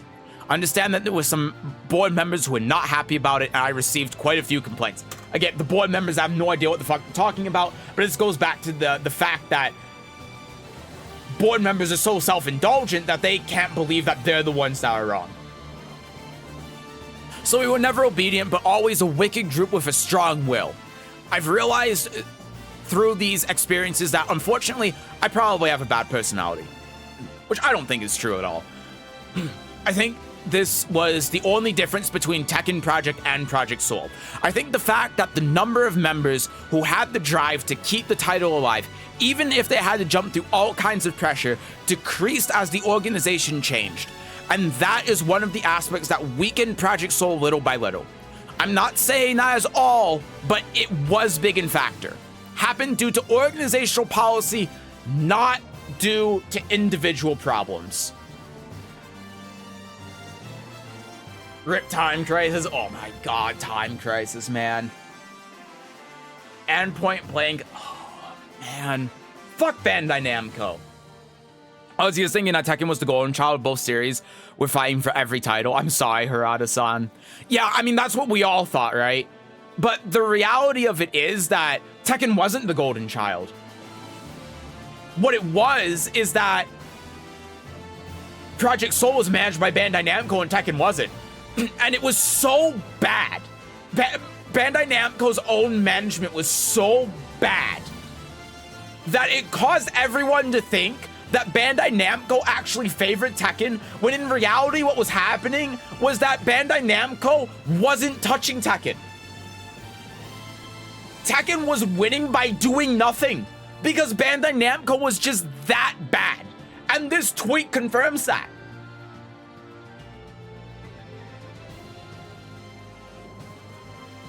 So, it's not all bad news though. But from my point of view, I don't think the fire of Project Soul has been extinguished. There are still a few people in the company who have the will to do it. I would like to believe that they are just not united now.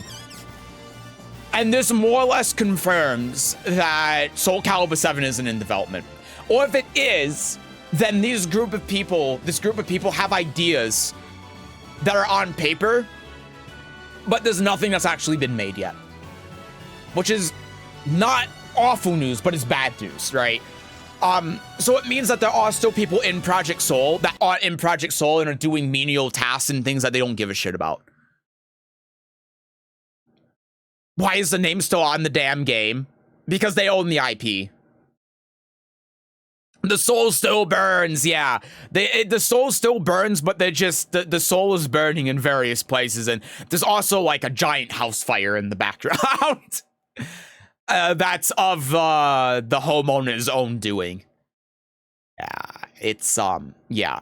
So basically what Harada's saying at the end here is that Project Soul is like, it's still alive. A Soul Calibur game can happen. In fact, the Soul Calibur 7 in the future is likely. Harada has said that Bandai Namco is aware that we want a Soul Calibur 7. And if Bandai Namco is aware of that, and they care about profits, and they see games as a product, then that means that a Soul Calibur 7, if Project Soul came together again, would probably be approved. So that's the good news.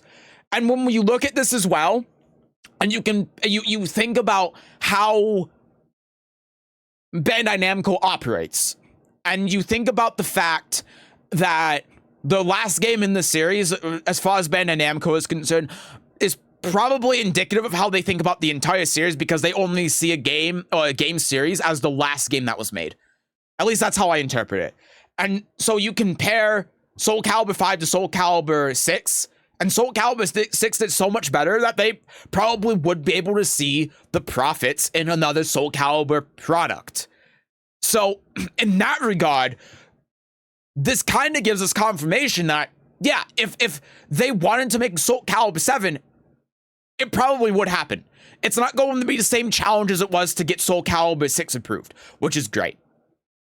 However, the problem is that because Okubo left, just as other developers have left before, as Harada has mentioned, the problem becomes that there's no one at the head who's at a high position in the company that is willing to come together, put the career on the line, bring Project Soul back together again to make a Soul Calibur 7.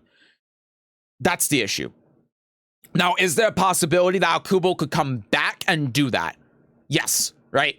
And Okubo still has a passion for Soul Calibur to a point where I don't think that's possible. In fact, I think that might be the most likely way that Soul Calibur 7 gets made, is if after Granblue Fantasy Versus Rising is done, Okubo comes back to Bandai Namco, specifically the Project Soul, and heads Soul Calibur 7 development. And I don't think that Bandai Namco would necessarily be opposed to that. But as it stands right now, that's not going to happen. And that means that right now, Project Soul doesn't exist. That means right now, Project Soul is practically dead. There are a bunch of members of Project Soul that could form Project Soul again. But as far as that part of the company is concerned, they do not exist anymore. And that's the unfortunate part, which, again, basically confirms that even though Soul Calibur 7 is a possibility, just because of the pure incompetence of Bandai Namco, it's not happening right now. And that sucks. It really, really sucks. But again, it's not all bad news, because it doesn't mean that there probably is a Soul Calibur 7 on the horizon. It just takes the right person to be willing to do it. So, there you go. That's the tweet. So, in summary, Bandai Namco's incompetent. They're self-indulgent. They have no idea what they're doing. They have no idea what they're talking about. They cannot evaluate games. They force directors out of... They don't know what their own employees want. They force directors out of game development into other parts of the company. Then they put people who don't care about a certain series or project as director of that game. It causes the games to fail. They chalk up one failure in a game as a failure of the entire series and then put it away forever, and they don't bring it back unless someone like Okubo fights for it to come back, which very rarely happens within Bandai Namco. This extends to what happened probably with Okubo and why he left Soul Calibur and Project Soul and Bandai Namco. It's something that happened to Harada, and the only reason why 3D fighting games exist now is because Harada made the Tekken project go outside of Bandai Namco, because Bandai Namco was so incompetent and the practices was so unbelievably stupid that if he didn't, then Tekken as a series would have died because of Bandai Namco. And Soul Calibur players for years have been saying that Bandai Namco has been sabotaging Soul Calibur, and in reality, they haven't intentionally been sabotaging Soul Calibur. They are just so incompetent that Bandai Namco touching anything, including the Soul Calibur series, spells disaster for the entire series, because they just don't know what the hell they're doing, and they refuse to listen to anyone, and they refuse to change. And as far as Soul Calibur 7 is concerned, it might happen, right? It's possible that Soul Calibur 7 may happen at some point, but as of right now, there's just no one in the company that is willing to lead a Soul Calibur 7 project because of how Bandai Namco's incompetent organizational management and policies work, that it makes it so that no one person stays as head of development on a game or a series, at least for a long time. And unless you're like making a continuous series, I suppose. And that means that it's just not something that's in the cards at the moment, but it is very likely that's going to happen sometime in the distant future. So that's it. That's the tweet. That's what I want to talk about today. That was 2 hours of reading. It's about what I expected. There was a lot that I had to say, but I think that ultimately what we should take away from this, besides the summary, of course, and what we need to remember about this is, I'm sure like Harada's clearly had a lot of issue with how Bandai Namco handles things, and I believe after reading this that everyone who works in any sort of game development at Bandai Namco has problems with how Bandai Namco handles things. And what we need to keep in mind when we read this is that we need to stop blaming a lot of the decision making. You sound sore. Drink some water. I will. Thank you. I'm trying to get through this, and I need to refill. I'm out of water. I'm completely out, but my throat is killing me. Yeah, we need to stop blaming Harada and Michael Murray and the Tekken team for a lot of the decision makings that happen in Tekken, because the problem a lot of the time, it seems, stems from Bandai Namco. And we know now clearly that Harada has been fighting tooth and nail, not only for the series, but for us as consumers, as players,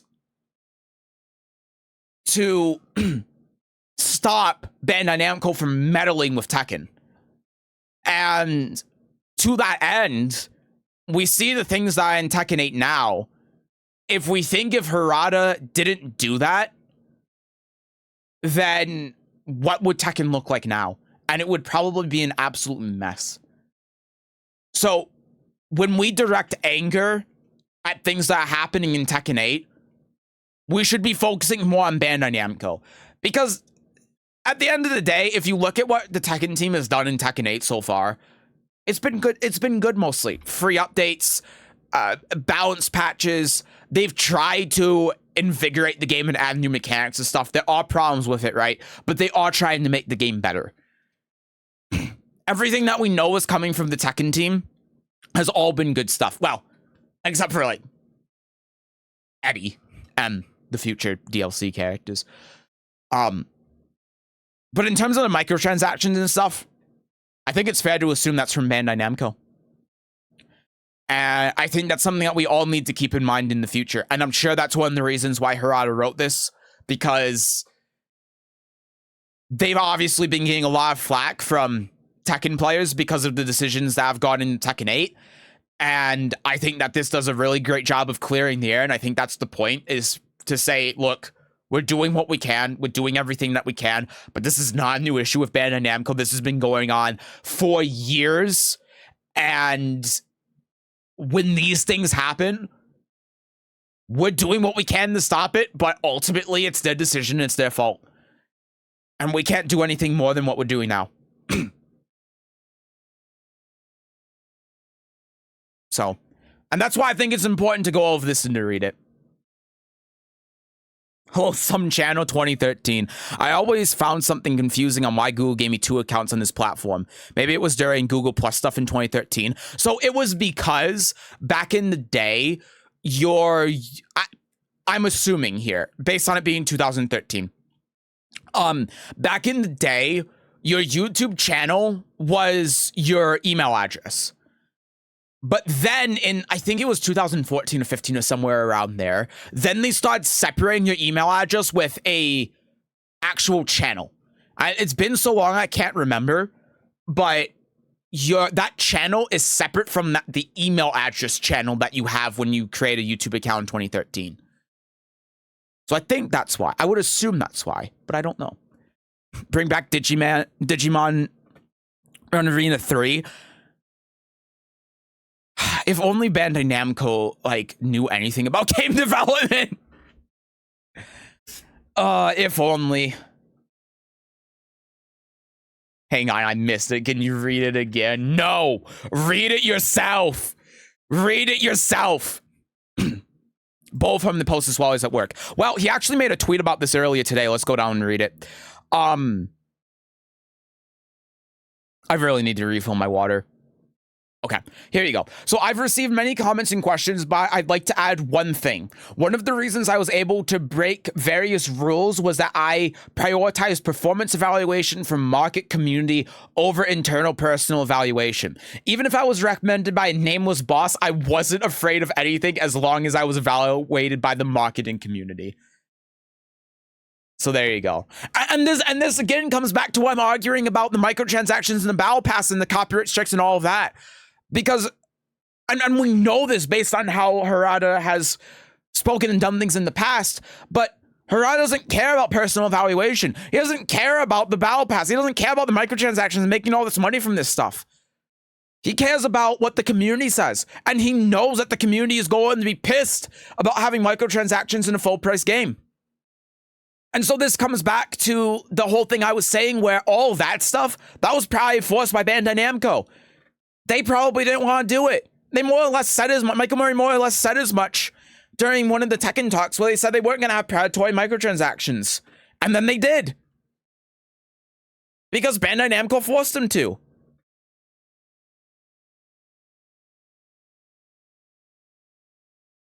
But Harada's saying here, look, I have my dream job. I'm the producer of the Tekken series. This is what I want to do. And with what we know about Bandai Namco organizational structure, who cares if he doesn't get promoted? You know, he doesn't care, right?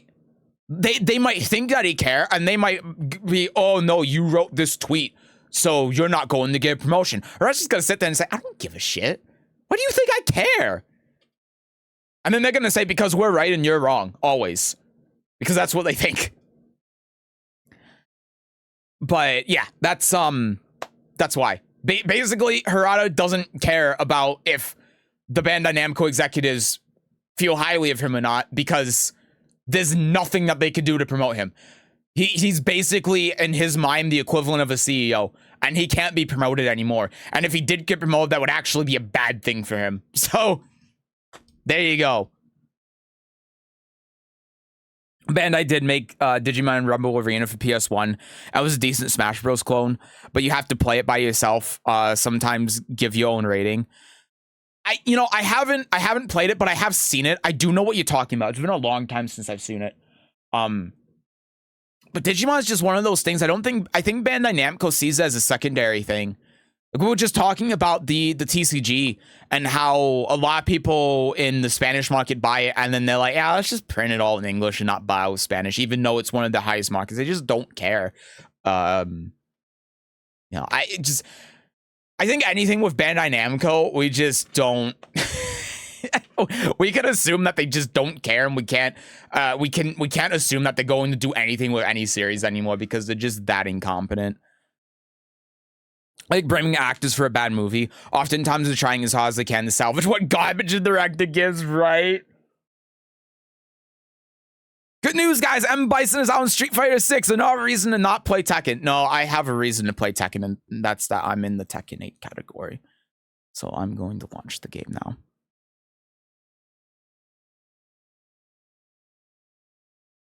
But anyway, yeah, what Jacob said. Clickbait title.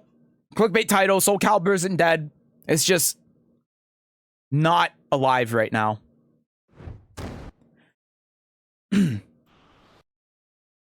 Okay, so Street Fighter 6 has a new feature. From the main menu, they add a button that starts up train mode if you last played character. This is great. Why doesn't every fighting game have this? You know, the thing is that, Soul Calibur 6 has that, but Tekken 8 doesn't. Kind of. They have it so that you can play as and go into train mode as and against the character you were playing against online after a game. But Tekken doesn't have that, and I don't know why. It's very strange. Especially when you can matchmake from training mode. It would be really nice if after playing a game, you could go back to training mode with the character your opponent was playing, because you have to load in the train mode anyway. Be interested to see if Namco people can actually play the damn game. I mean, the people at Tekken can. Mishima Star is one of the balancing directors of the game. Rob, we've seen, plays the game to an extent, but Bandai Namco executives play Tekken? Yeah, right.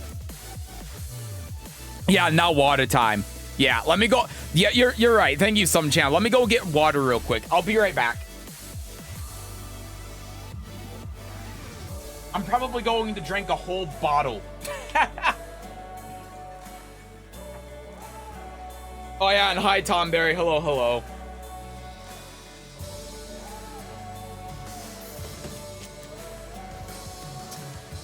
This is the plush. You're welcome. I keep dropping my other ones whenever I get that one out. I don't even know how I do it.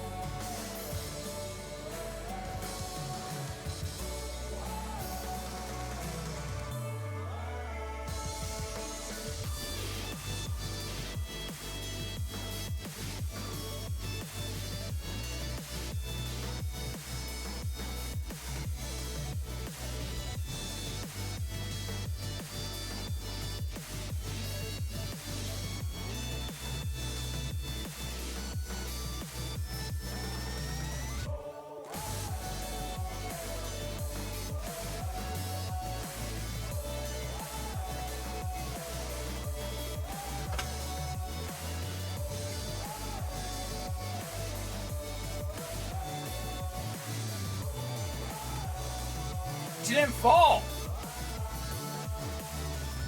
I hit the green back of the green screen like normal and she didn't fall. Huh.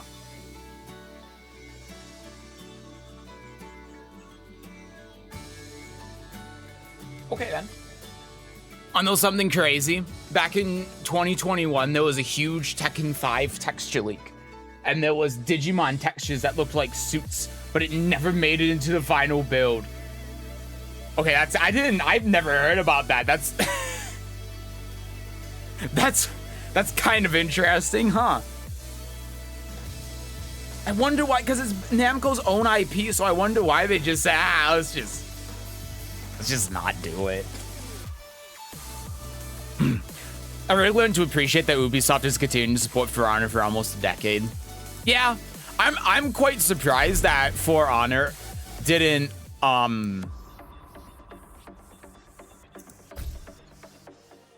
hasn't made like a For Honor 2, I guess is what I'm trying to say.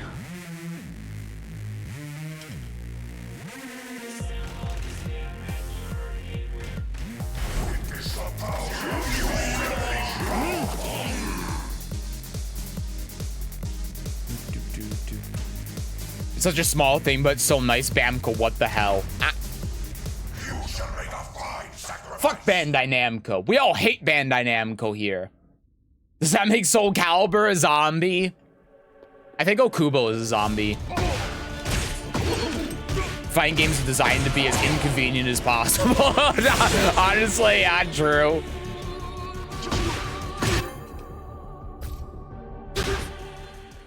I don't have any funny jokes for the plush today. That's okay. The plush can just stay there. Yusuke Shimada, the director of Digimon Survive, had to fight for 5 years to keep the game going and to make it the way he wanted to do it. You know what? It's the best Digimon game ever made since Cybersloop 2016. Director again fought tooth and nails for Bandai did not cancel their game.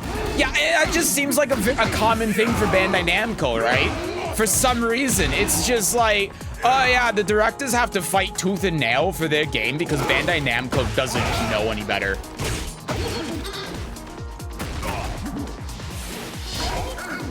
Okay, no punish.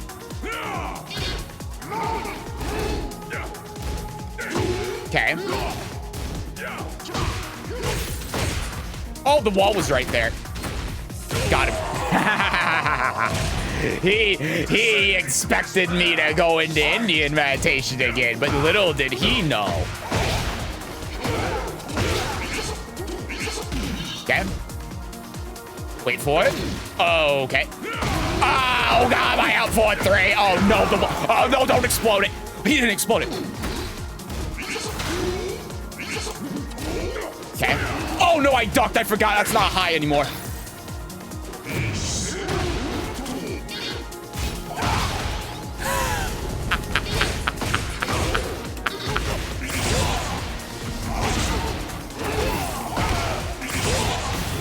Oh no, no, no, no, no, no.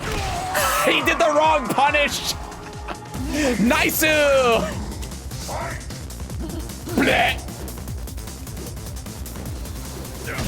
Oh, Jesus. What the? I don't even know what that was. Okay. Oh, God, I did Fubuki.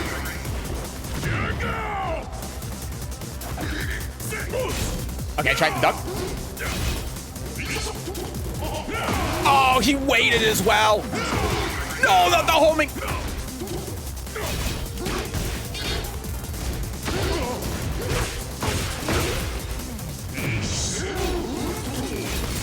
Okay, break.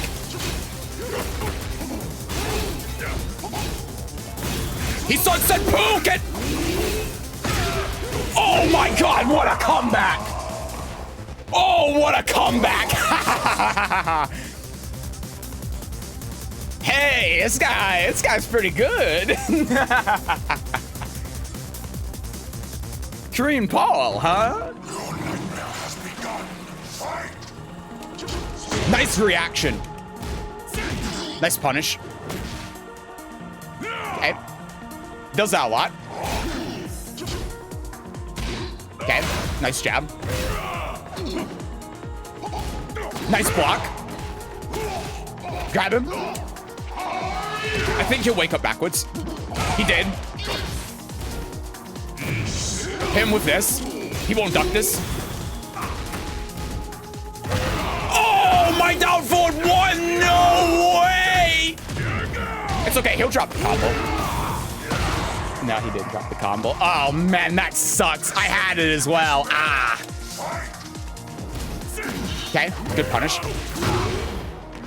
Spin! Kill him. Oh, nice.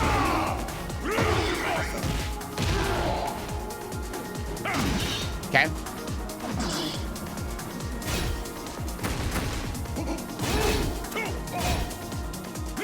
He sucks on Puken!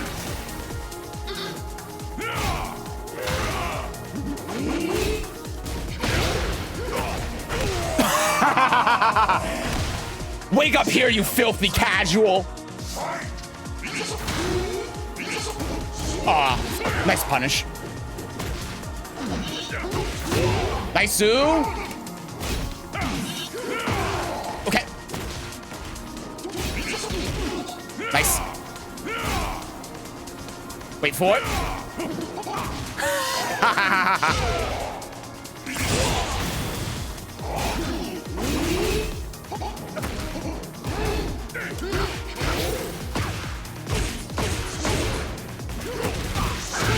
See ya! He always jabs after that, so I just launch him.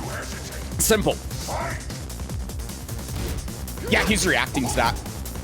That's good. Okay. Now try sidestepping.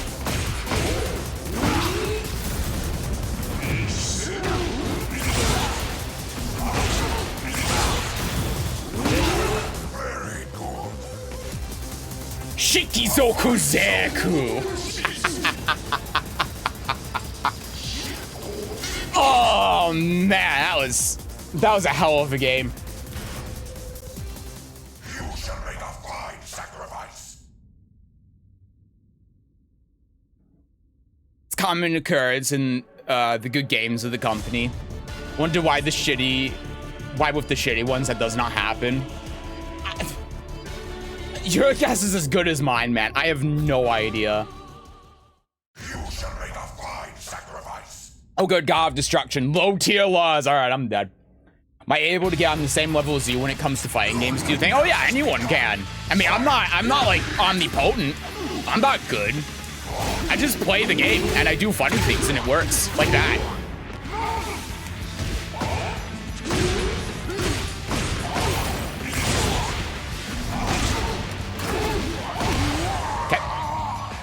Looking at that paw, I wonder if I can make my paw look like Kenshiro from Fists of the North Star.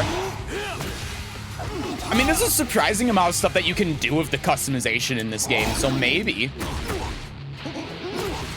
He's scared.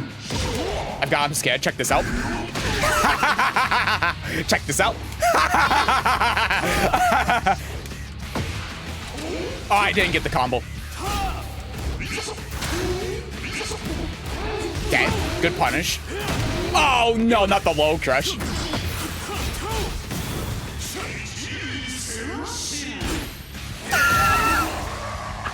Alright, you got me. How did that do the little flick thing out of a rage shot? That's crazy.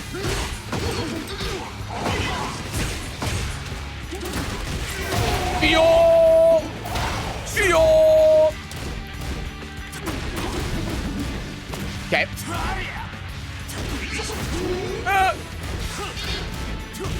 Okay, he punished it. Punish this, you filthy casual. Blah. Oh!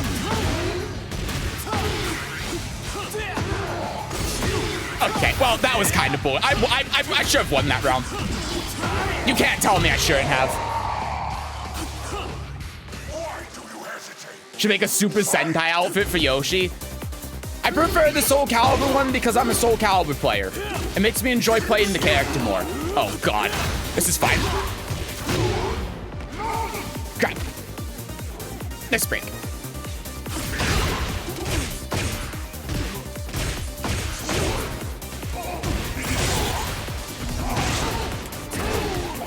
Got him. All right. Now this is low tier Lars. Lars is so low tier in this game. Oh, he did it again. Okay.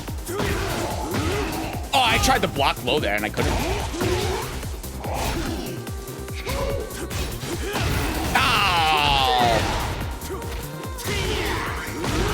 I wasn't expecting, I wasn't ready to flash because that move's minus 14 and just didn't punish it. Anyway, 15 win streak gone. That's a shame. I should have won that game, but whatever. Who cares? I know I've asked for variations of this question before, but honestly, what do you think? I have the mind for it. I can see how stuff is put together. Execution is my problem. Yeah, I mean, like I'm saying, anyone can do well fighting games. You just have to play them for a long time. Like I said, I'm nothing special. I just play funny Yoshi Man and I do shit like this and it works, you know. Punished it that time. Okay. Nice. No one launches that. No one knows it's minus 15. Nice jab. Yeah, but Tekken 8 takes place in the future, so it makes sense to put Yoshi's Super Sentai drip. I mean, it is cool. I have seen that before, but not my thing, personally. Did he think that was punishable? Oh, you poor soul. Bleh. That time the combo worked, nerd. Okay.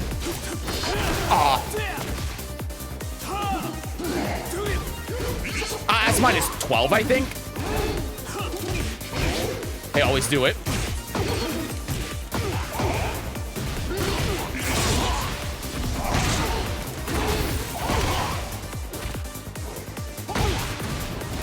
Oh, it didn't wall splat.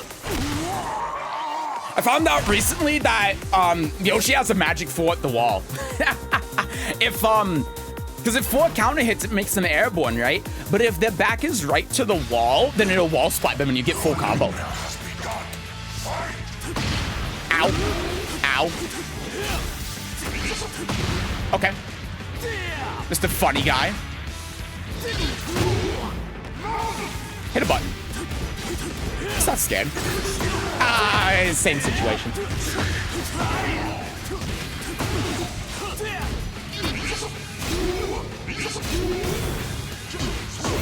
Okay. Woo, spin! Easy spin. I never found the Imperial Laws moveset, and it's rare because I usually like people who oppose Mishimas. I don't either. I think it's just a little bit too floaty. I can appreciate it for what it is, but it's just a little bit too floaty for me. Okay. Good punish. Okay. Oh. Okay. I mean, that is punishable, but he wasn't confident in it. Nice.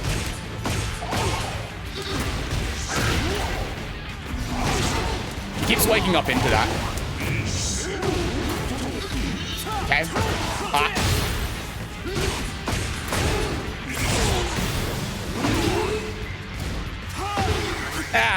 That's bad. I couldn't flash that. I thought I could. Ugh, that was just bad. I had the Oki, I had the combo and everything, and I just fucked it up. Terrible punish. I didn't recognize what he did.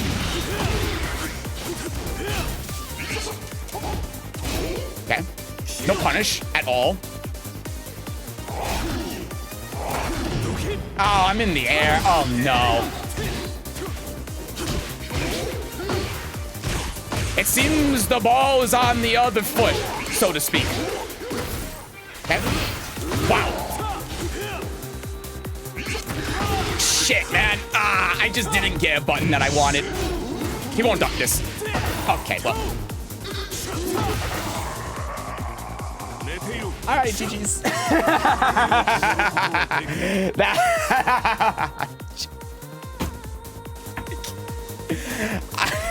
I can't believe he avoided back two with that. That's so funny.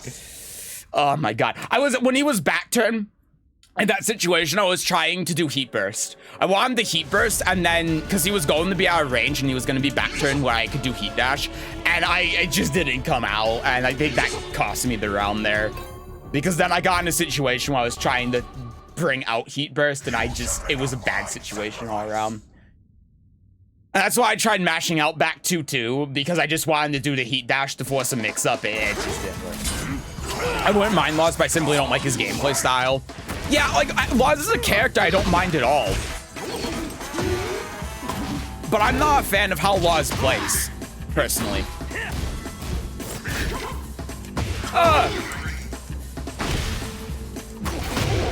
Nice.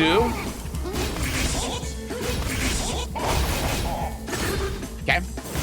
He sunset Puken. Wow, he ducked. He just tried to fisherman slam me there. That's so funny. Nice wake up kid. Hey, look, a Brian main, my favorite. Wow, everyone's reacting to that today. I love when Brian taunts me, smile. He doesn't know.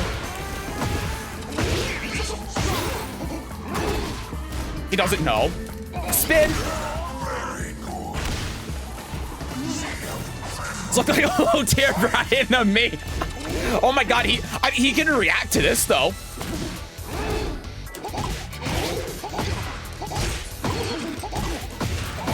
What's the best Yoshi design?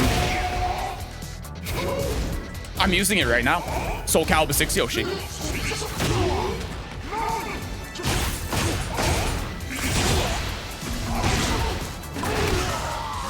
Funny sword sweep.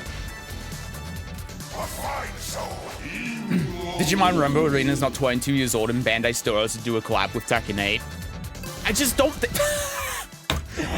think that they care about Digimon, unfortunately. Yeah, you were right. That Brian was a low tier Brian. I'm sorry.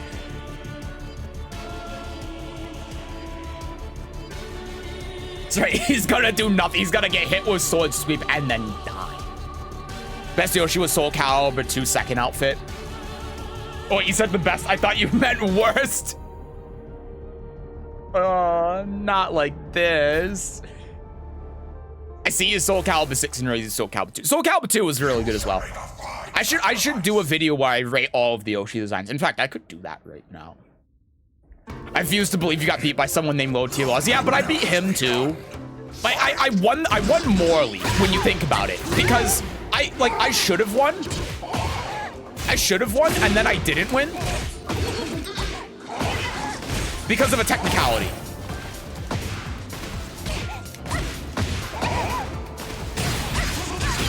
That's what I call the dick jab combo. I just invented it.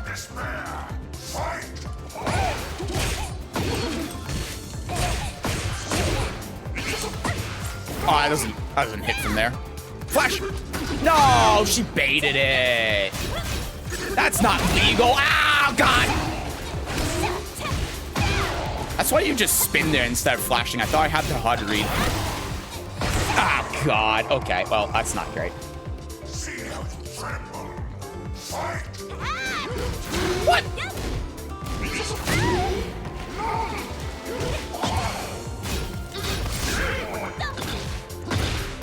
Okay. Toite. Toite. Toite. She very easily could have just rage-auted me, which is the funniest part about that. Very old school Xiao Yu combos. I mean, she has the old school outfit on as well. Okay, well. I didn't duck that.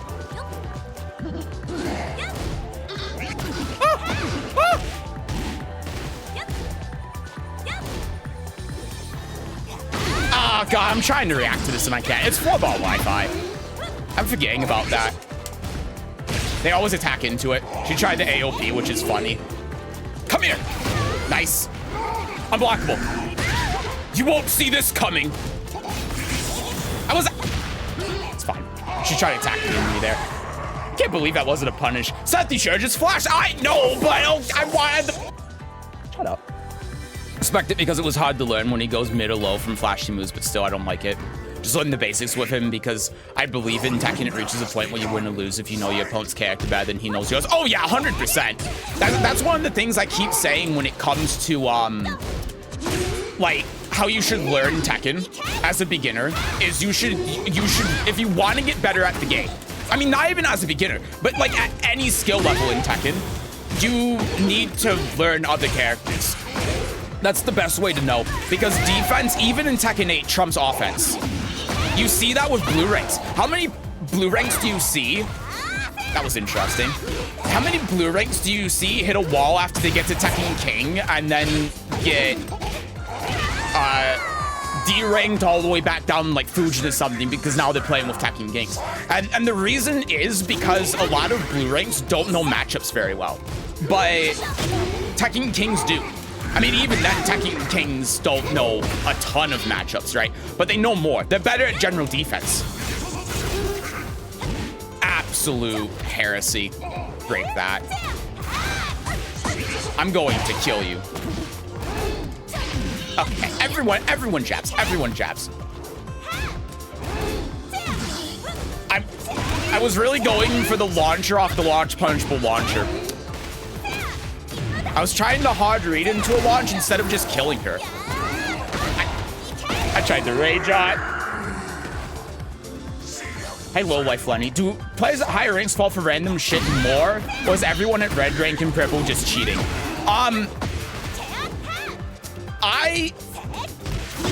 Oh, she's airborne there. It depends on the character. Like if I'm playing Elisa, then yes. But if I'm playing like Yoshi, not really. Oh God. Okay. Watch this, watch this. Wait for it. It's gonna fuck up. It's that, do you own a PS3? I do. I do own a PS3, but I don't really use it. Oh, that was supposed to be sword sweep. My bad.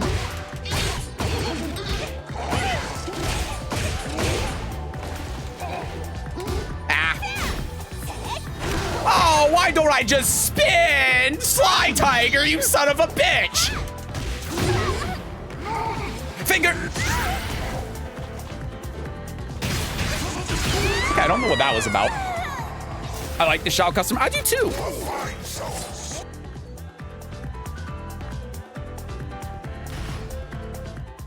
100%. I have no problems to admit my GF is way better at Tekken than me. I know how the punish Rain is thanks to her. Yeah, and that's the thing. Like, if you... I don't know where everyone here watching is at in terms of skill, but think about how much better you play when you play against a character that you know very well. Like, if you have a sparring partner, like Dragoon's girlfriend, for example, plays Reina. And so he knows how to play against that character very well. You can play against players who are much higher rank than the rank that you're at if you know how to play against that character, or you're used to that character, right? So then you just have to extend that to every character in the game. Simple. I mean, look, see, that's an example, as you were saying, Low Life Lenny, where, like, people at higher rank don't necessarily know everything, because that move's minus 13, he just didn't punish it. So, like I said, it depends. But like high ranks aren't infallible. They don't know everything.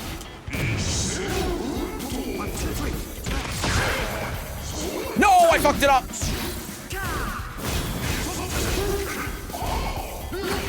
Just terrible. It's minus 14. Terrible punish. Terrible punish. Fire! Water! Oh! Damn, he's good. Uppercut.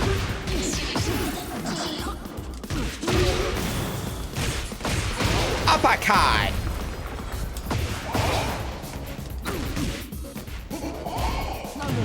Okay. Oh! Yeah, maybe that move isn't good against Steve.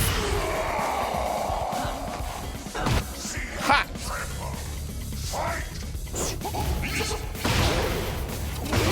Okay, that was bad, but it worked. Oh god, that second hit him. I didn't get a break. Oh my god, I didn't get a break.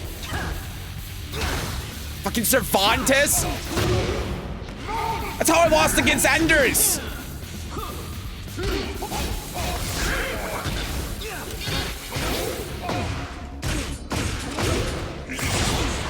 I don't want to break the wall. Holy fuck, Steve's down back 3 is actually worthless now. Always has been. Okay. Oh man, why didn't I just flash? Because I didn't think he was gonna do anything. Ah! Ah! Ah! Ah!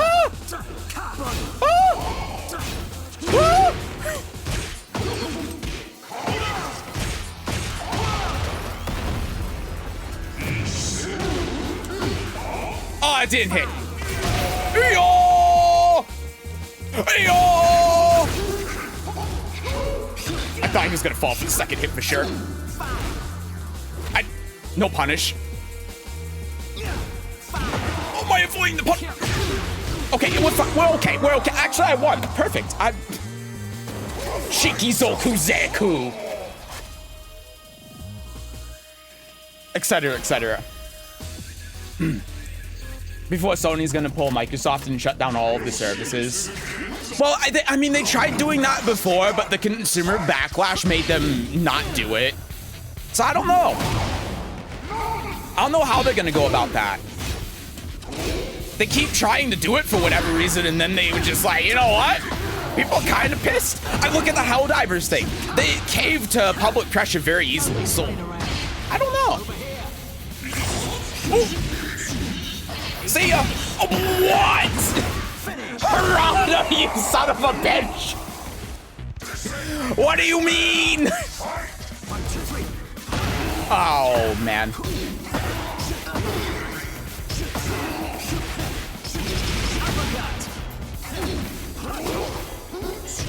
No! Change sides. I'm not playing around. I'm not playing around, governor. Ah.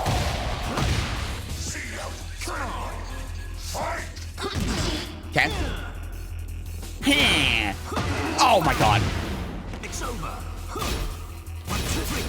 I don't know why I'm not punishing that. Don't ask questions. I don't even know why I made the glass break sound. Good counter hit. I didn't exactly want it, but good counter hit. No way he did spring. No way he did spring kick there. That's insane. That's crazy. That's crazy. Your nightmare has begun. Fight. Okay. Oh my god, that hit him.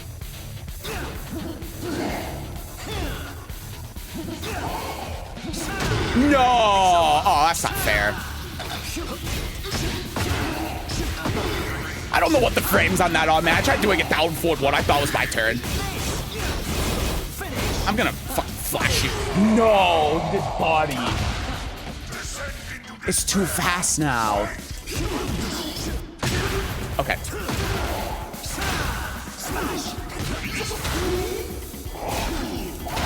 Okay. I'm just not punishing anything. That's my problem. Okay, he's scared.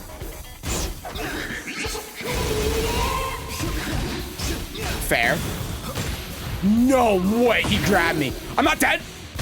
Oh, he did a low as well. I blocked low initially, but.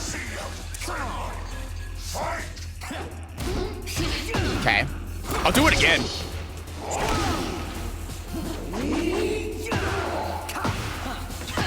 No one launches that.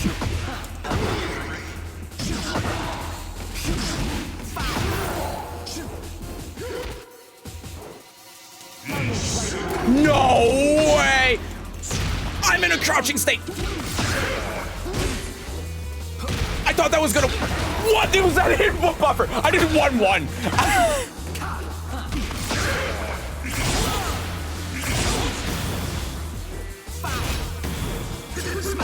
No, he baited out flash.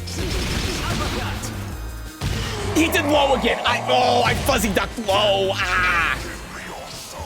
Nice, GG's. Can you tell I don't know this matchup very well? I'm terrible with the Steve matchup. I didn't punish anything. I was doing things that were like -14. I just wasn't punishing them. That was rough. It was pretty rough, yeah. I need to learn that matchup more. I need to go back into that replay off stream or something and look at it.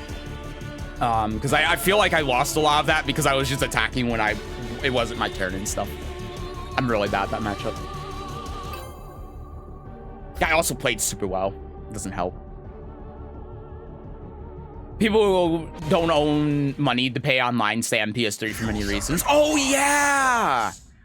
MVC3 PS3 ranked. I forgot about that. Didn't they want to start charging people as well on PS3 and then they went back on it?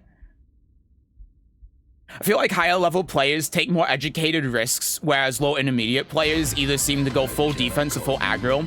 But I'm always suspicious when it's executed perfectly. I wouldn't say that, because I think the problem is that this rollback is insane. I think a big problem is that a lot of higher ranked players don't actually know a lot of the good,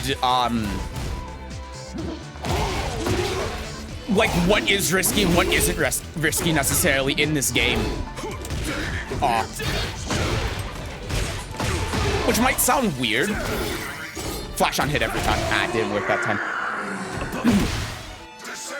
Because they don't, I still feel like a lot of higher ranked players don't understand how the heat system works fully yet. As weird as that might sound. Display my PS3 on -3. It was the console was in 2007. Just like that. Hold on, hold that thought. Oh, I didn't duck it that time. I tried reacting to it. Okay.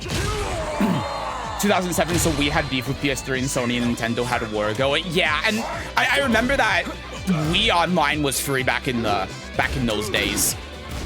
Not so much anymore. But yeah. Anyway, yeah, in Tekken 7 it wasn't. Didn't have to be so close he could kiss you and got guaranteed back down 2 after. Feel so sorry for Helldivers. That was the game reputation absolutely tanked. It was entirely Sony's fault. Yeah, it sounds familiar, doesn't it? It sounds, I wonder where I've seen that before. Huh.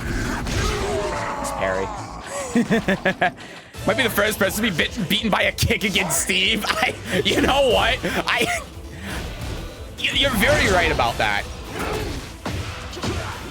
I might be. Dodge break. Nice timing on the parry. Wow.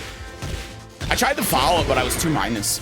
Usually he's minus there, but that time I was minus. Which makes sense given the situation, but. Ooh, nice. Is that that's launch punchable, right? You won't see this coming. No! That was airborne though. I thought he might do that. I was thinking about just doing down back 2, but I don't know if you can. I actually want to test if you can teleport behind them when they do rage art. I should have seen that coming. I don't know why I did that. I'm thinking of it like Soul Charge. Oh, the mid. I'm not scared of you.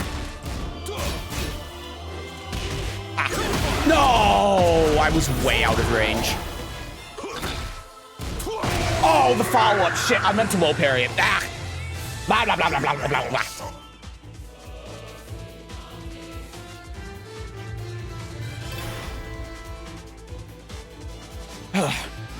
Wii and Wii U Online is still free, even though Wii U servers shut down. The community restored it. Yeah, with Dolphin and stuff, I've seen that. I played Soul Calibur 2 on that. Okay. Nice, that's a punish.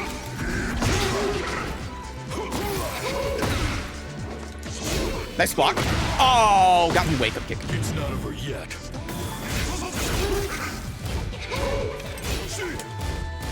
Hellfire!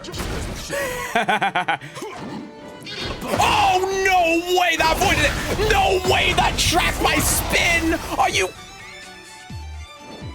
you stupid? Descend into Fucking emote.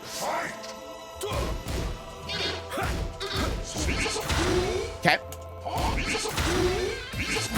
Oh.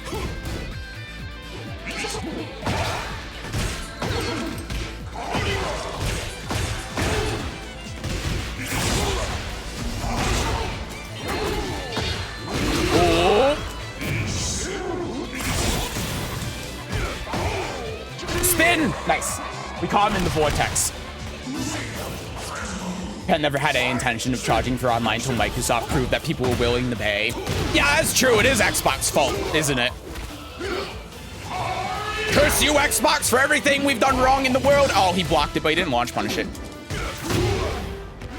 Probably because he did the option select. No, I was thinking about... Got him. Okay, nice. I was thinking about doing Heat Smash as well. Very late to the pay-to-play thing. Yeah, because they were the last ones, right? They did it with the Switch or something.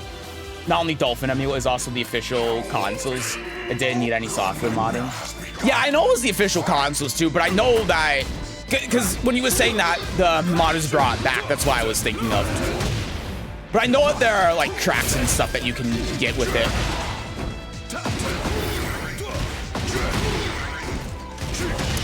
Nice.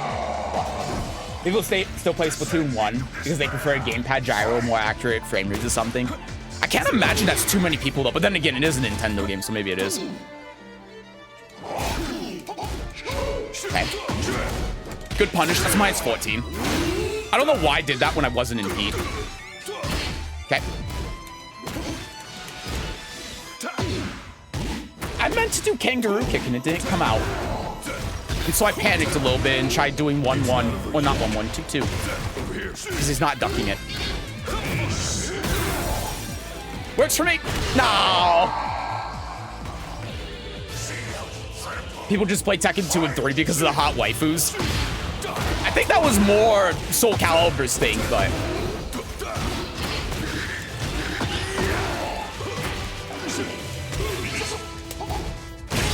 Nice.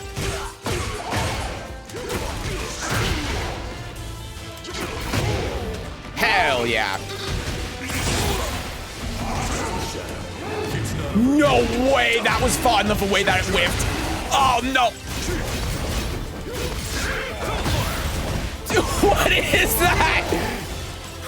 Oh, he didn't hit. I thought it was gonna go low. That's insane. I knew he was gonna do that. I spun to get out of it. That's insane. Oh, come on. What is that? Why the Heat Smash track? There's barely anyone using Steve on live course. You don't know the matchup? Yeah, but I know the Elisa matchup and no one's using Elisa. Winning against Steve is playing Asuka and parrying fucking everything except his God Break. Yeah, that sounds about right. I can't really do that with Yoshi though. I can kind of do that, but the problem was the Steve was baiting out my flashes, so made it harder. You shall make a fine sacrifice. Yeah, console internet console was free, but then Microsoft Nation attacked. Microsoft said, "What if we charge for this?"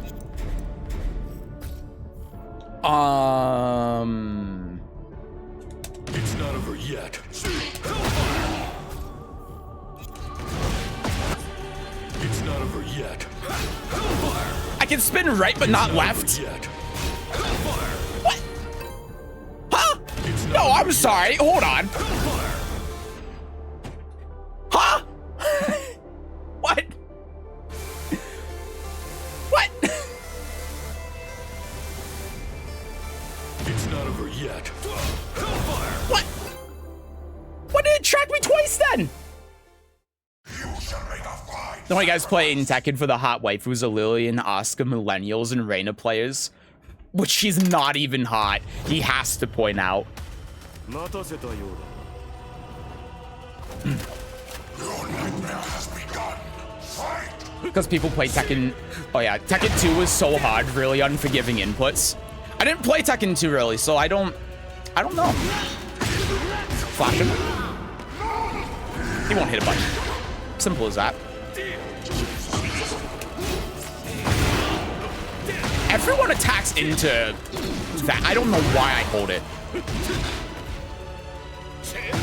Oh my god. What? Okay. Descend into despair. Fight! I only hit the button once. Okay, grab. Nice dunk. Oh my god.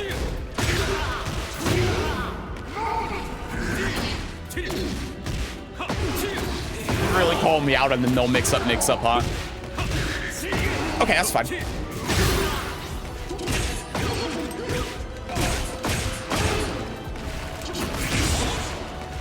Oh, fuck. It's fine. I forgot to hit down. Not the timing, but the timing was really strict. Some juggles were almost frame perfect. 3 made everything much easier.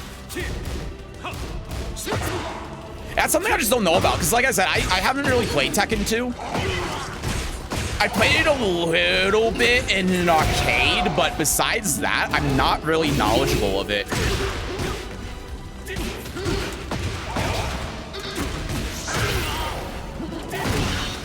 What? Hello? Sir? Hop kick is not the option there. I'm just saying. Except for relax, it was purely netcode shit why you couldn't step Hellfire. No, because I spun. You saw me spin. That's the thing.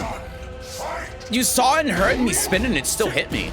It wasn't netcode, that was something with the game.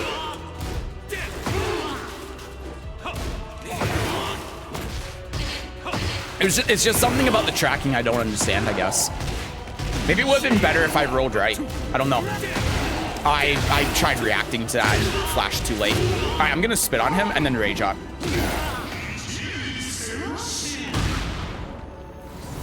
Easy. Bukurasyojo! Descend into despair. Fight! He is absolutely... I think he put his controller down when I did rage on. He dick jabbed me. Okay. He doesn't know that I can react to that. Jin thinking it's okay to try frame trap Yoshi a +6 when Flash exists. Yeah, it's he's ambitious. I got an electric too. No, not hop kick. I was trying the wave dash at him. No, he didn't get my message. Kangaroo kick. Nice punish. Oh, that spin took too long. Why spin? I was too late that time. That time he got me on the startup. You have a new outfit idea for Yoshi. What is it? No way! Ow! Now I'm trying to be funny.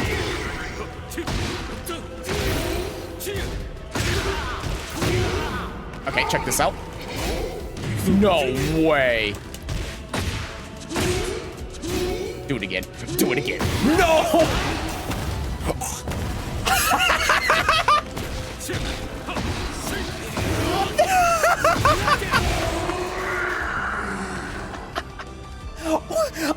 Okay, Astaroth, calm down.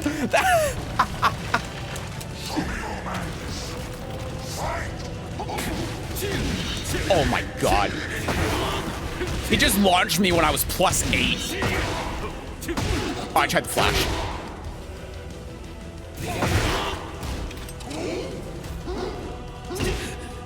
I'm gonna hop kick.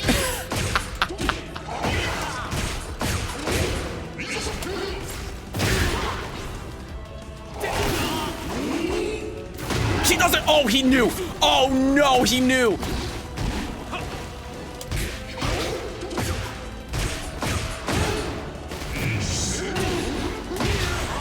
Got him.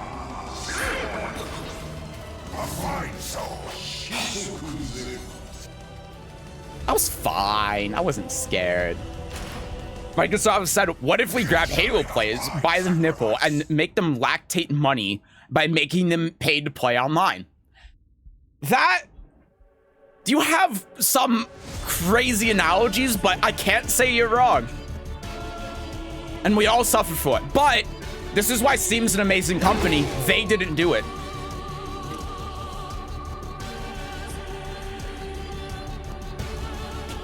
Like, some might be evil, but at least you can play Soul Calibur 1 on Xbox. You can? Wait, you can? Wait a second. I didn't know this. Make him look like he's covered in blood because of all of the murder he did in the Soul Calibur story mode. I mean, it's kind of more or less what they're implying with his rage art, right? Yoshimitsu would make a great Mortal Kombat guest character. I'm just saying. Or Samurai Showdown. Probably make more sense than Samurai Showdown. Oh no, guys, it's a streamer. If a new Soul Calibur game comes out, I'll probably get it. It's far too late for Soul Calibur 6. Yeah, and that's fair. If you hop into Soul Calibur 6 now, you're only gonna get people that have been playing for 5 to 6 years. You're gonna get people that I have trouble playing against most of the time. And, like, it's me. You know, like, I know how I'm very good at Soul Calibur. Okay, this guy's crazy. Give him blood armor, though. Give him, like, Astros armor. The red armor, and he just runs at you.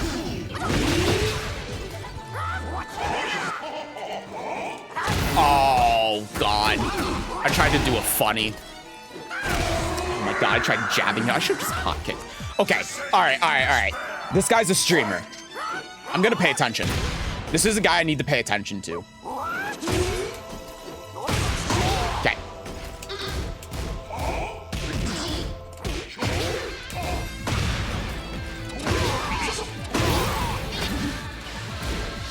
Shouted.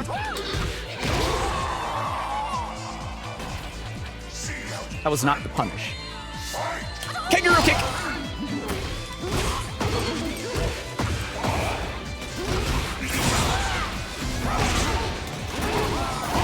Check this out. Watch this. No way. I did back. I knew he was going to hit a button, so I did back two, too.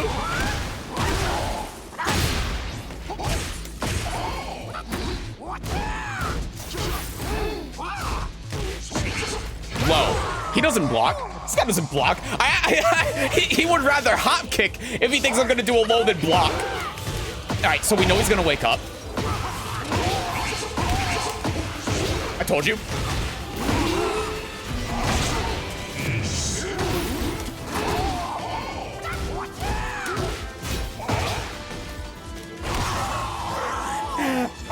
I thought it was almost guaranteed that I was going to get counter hit there. The whole blood armor theme idea is because he does take your health, and also he takes souls, so it makes sense to call him the Japanese Grim Reaper. Like a Shinigami. Whatever, you get the point. No, I get it. I mean, that's why he looks like his default costume looks the way it does, because he's supposed to look like Nightmare. That is the point. I think that more or less how he looks, his default outfit, is kind of the idea that you're going for. At least, I guess the bad way to put it maybe is that the way that Yoshimitsu looks in this game is the same idea as what you're trying to convey, right?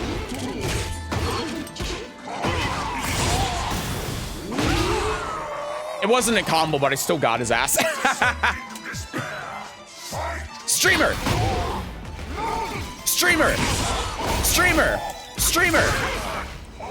Streamer, streamer, streamer, no! Streamer, streamer, stop! Streamer, stop! Streamer, no, bad streamer. Let me get clip on you, streamer. Streamer, oh.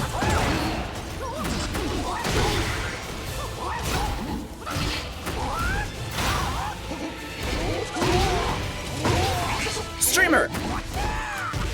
Streamer!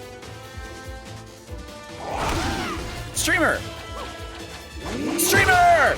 Streamer. No! Oh. Streamer! Just hit him. He tried grabbing me. Oh, ha, ha, ha, ha.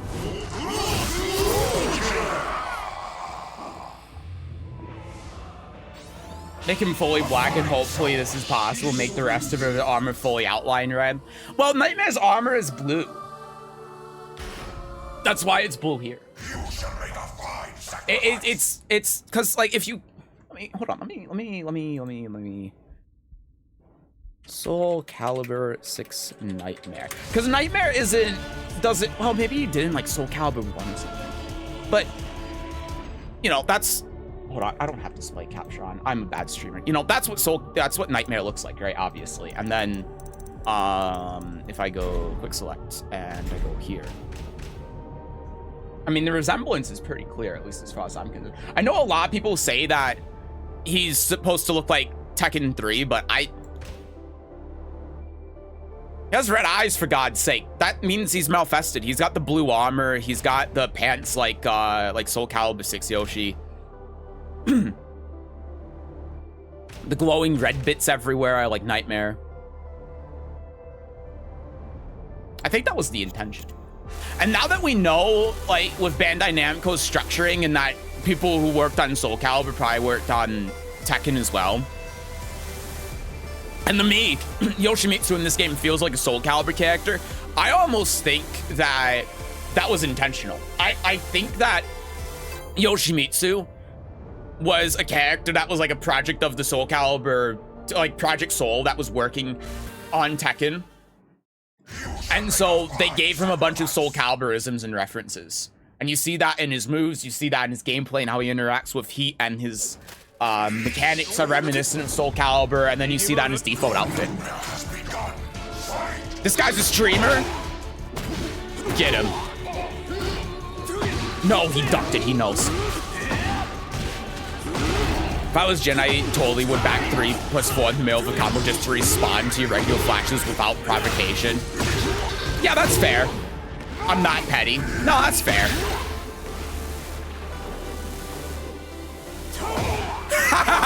No! Flash on hit every time. Oh, it doesn't work anymore. He did the right combo, but it's fine. Back 1+2, I meant. Yeah, I know what you're talking about either way. Oh.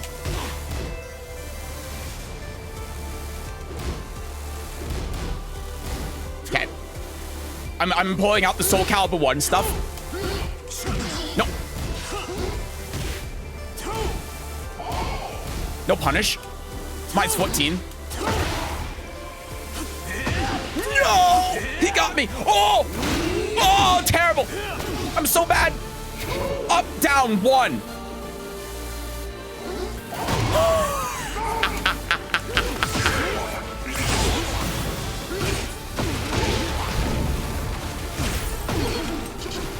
No way!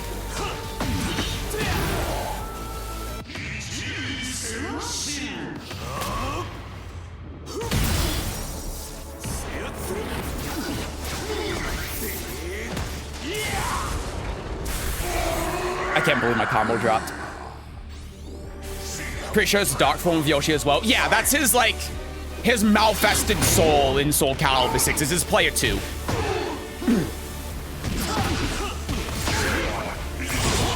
It's guaranteed.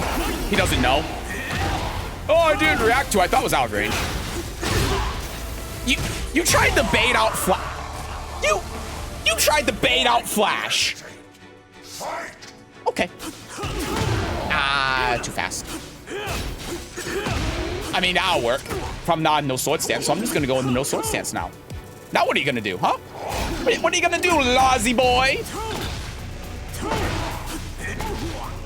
Grab him. Oh! Nice stance.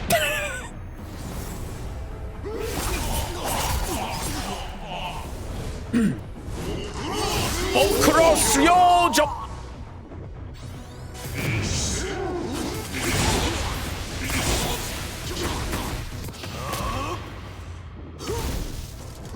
Okay, I tried doing heat dash twice when I did forward 1+2, and I didn't get heat dash. Who knows?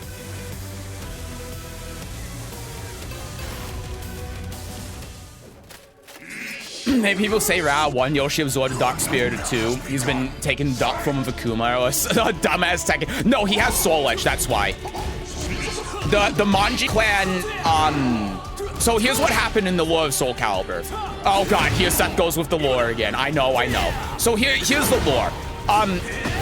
The Manji clan, when the Manji clan existed back in Soul Calibur, had a blade called Mekimaru.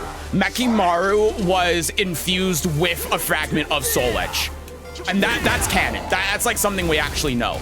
Oh Jesus, I was trying the backdash. And so it's presumed that because of the special powers that Yoshimitsu's sword has, that it's also infused with a fragment of Soul Edge. And so what happened is when Yoshimitsu went to this castle trying to find Soul Edge that Nightmare was residing at, the sword had reacted with Nightmare's presence and tried to take over his soul, and then he fought it off and sealed it. And he was able to do it because Sophidia was there, was blessed by Hephaestus to destroy Soul Edge, and and Soul Edge was also in a weakened state because it was just a newer sword. This is so sad. So that's it, and then that carries over in the Tekken.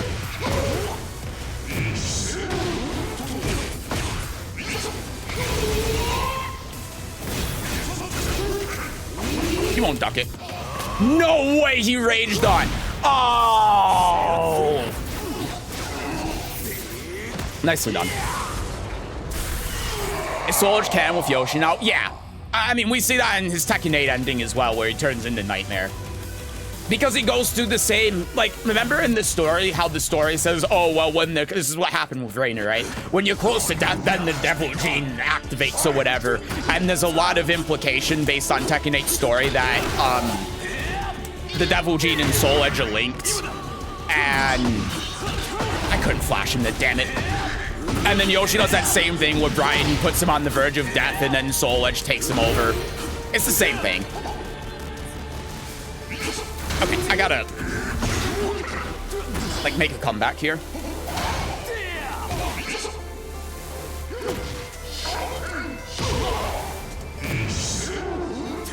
Oh, man, I thought I could get him first.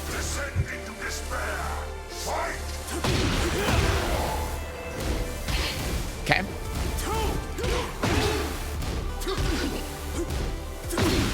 Okay. Putting the sword away.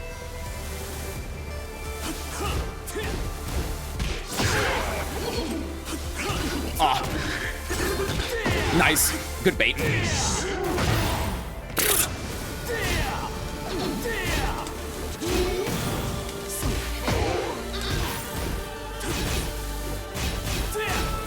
Wow. Oh, I ducked. I thought I was gonna go low. Nice. Okay. Oh, wow, out of range. Oh my god, I tried to sidestep.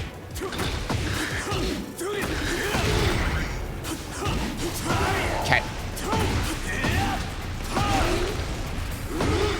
What a combo.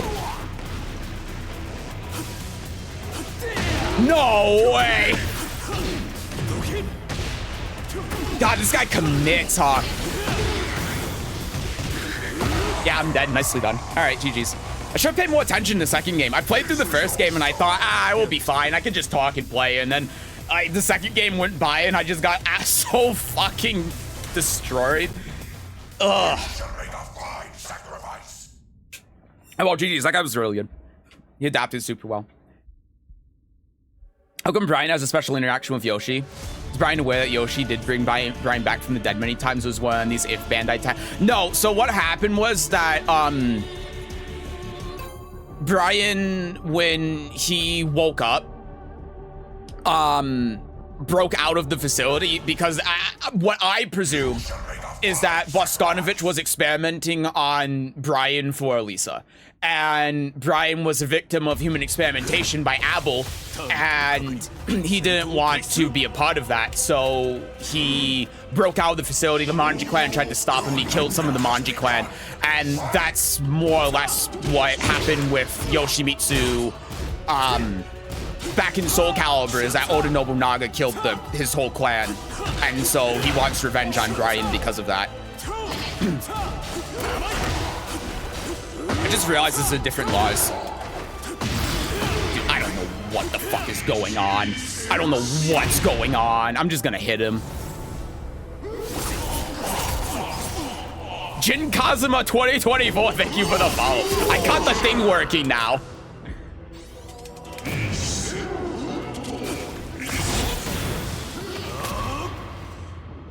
What the fuck, man? So Devil Gene activated when you're close to dead. Fuck you, Reina, and your retcons. It's not a retcon though, because that's what happened in Soul Calibur as well. It's what it happened to Jin in Tekken 3, remember? That's not a retcon.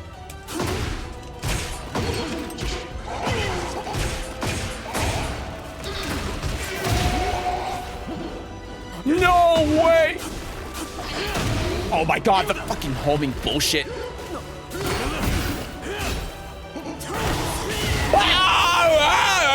Him, me, him, me, him, me, him, him, me. Him, me, him, me. I crossed him up. Him, me.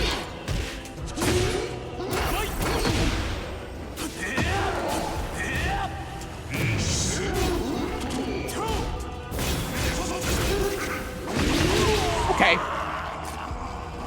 Fucking sword, so many fragments lying around. I'm shocked it still can be used as swords. Yeah, because it regrows.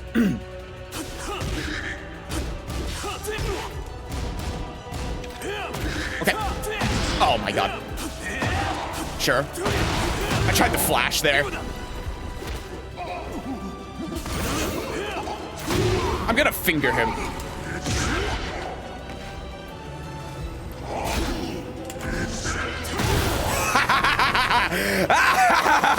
You fool! You don't understand. Never mind. Why do you hesitate? Fight! It's fine. He'll tack it into it. This guy is slightly insane. He's very insane.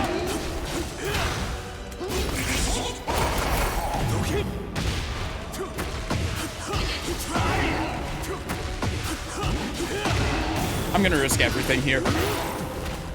I did rage on. Oh, what the hell? Is that 1+2 grab? I don't know if it is or not. I was mashing rage on, so I got 1+2 break, whatever. How's life? Life's going all right. I can't complain too much. Just that close today was executed after being ogre and he transforms into a helicopter in Tekken 3, if I'm remembering correctly. Yeah, the Devil Jin woke him up and saved him. Nice block. I don't remember what that is on block. I want to say it's more.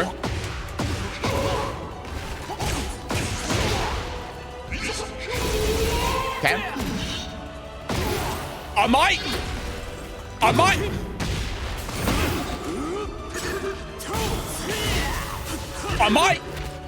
Oh man, I didn't even see the break. I'm too close to the wall. I can't see anything that's going on. Spin! I was so afraid he was going to do hot kick there. Oh my god.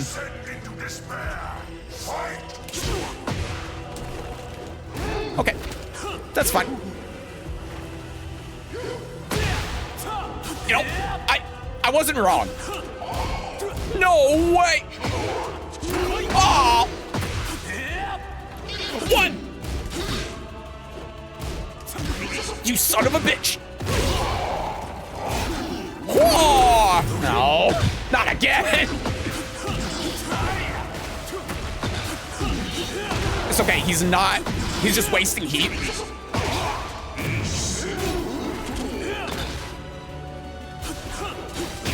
Oh, nice whip punish. Your question about Yoshimitsu's character ending is where the fuck did Brian get that grinder from?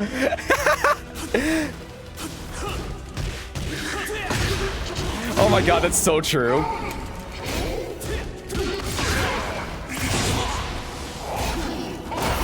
Not again! Okay, I got him. See, reverse 3-0. It wasn't a reverse 3-0, I just 3-0'd him. Get the Gatling guns. I think you take the kill, dude. But a grinder? You're telling me Brian logged a Gatling gun? Or the gird. I'm saying grinder. The Gatling gun and a girder to bumfuck nowhere, Japan. Hey, now it's a bamboo forest, okay? A lot of things happen there. Oh my fucking! This guy's insane.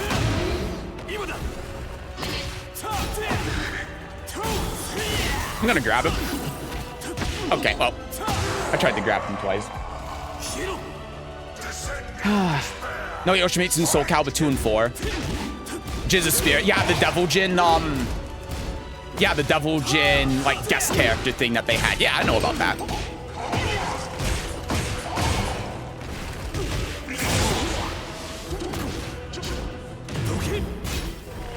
Die, knave!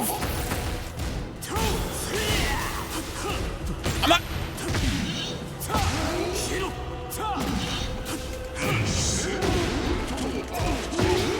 My heat dash again!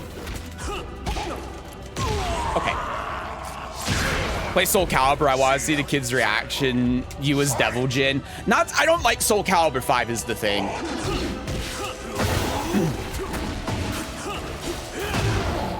I don't like Soul Calibur 5 at all. So if I was gonna play a Soul Calibur game, I'd rather just play 6. Why? I don't like GI being on a meter, and I don't like how gimped the movement is in Soul Calibur 5. That's the gist of it. I really don't like GI. The main thing is GI being on a meter. I hate that. The movement also kind of sucks, though. Tekken and Soul Calibur universe is connected? Yeah, it is. That's fine. Your back's to the wall, nerd. Okay, well. Okay, this isn't a great round. Okay, he baited my Rage-Ot by making me think that he was going to go in the stance. This has got Geralt from Fortnite. Oh my god, get me started on Geralt. Listen, Geralt's a cool character, but he's so boring in Soul Calibur 6 to play. No way! Same brain cell.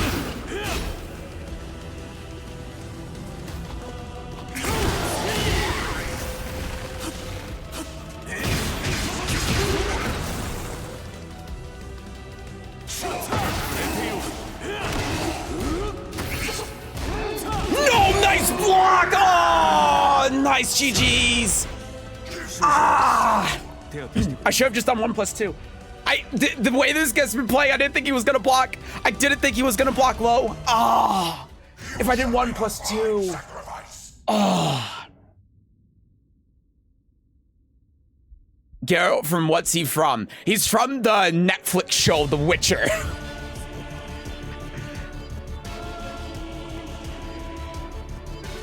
Yeah, it's interesting with the Tekken and Soul Calibur connection thing though, because in the Tekken story, they mention all of these things that Azazel had, like, oh, he goes and he tries to make puppets of people and use them to command them. It's basically, he's describing the same thing as the Malfested and stuff in Soul Calibur. But then Leo goes, but there's no known time in history where this has happened before.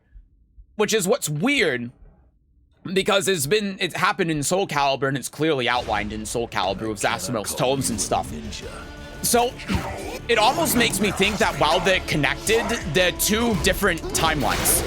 which would make sense because time travel is everywhere in Soul Calibur. It happens in Soul Calibur 5 with Patroclus, and it happens in Soul Calibur 6 with Cassandra.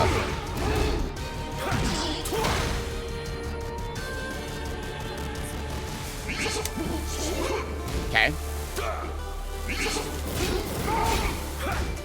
Do this. Nice.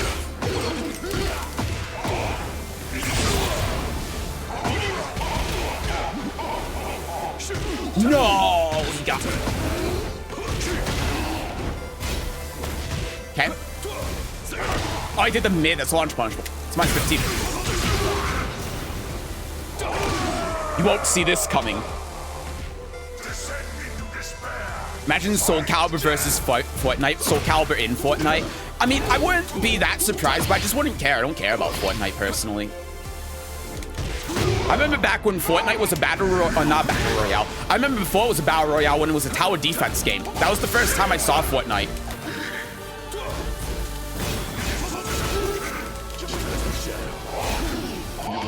Oh no! I didn't see it coming. Played the shit out of Soul Calibur 5 for 2 reasons. Devil Jin Creosoul because it was neat, and Dampier because he's a little weird cretin. I didn't like Soul Calibur 5 very much. You're not telling me that you unironically played Soul Calibur 5 because of Dampier. That's not real. That's just not, that's not real. I don't believe you. Why Fortnite have Dragon Ball then? Man, I don't know. I don't know anything about Fortnite.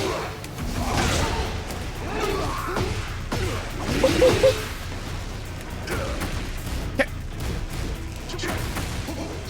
Okay. Oh. Okay. I don't know why I thought I could rage out there. That's my fault.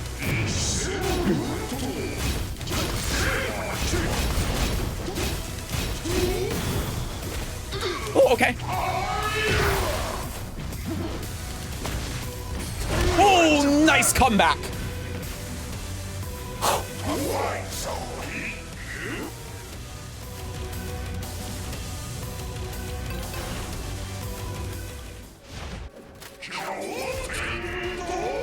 That man said, let me grab you. Yeah, that was mashing rage, so I got 1+2 break instead of 1 break. It works.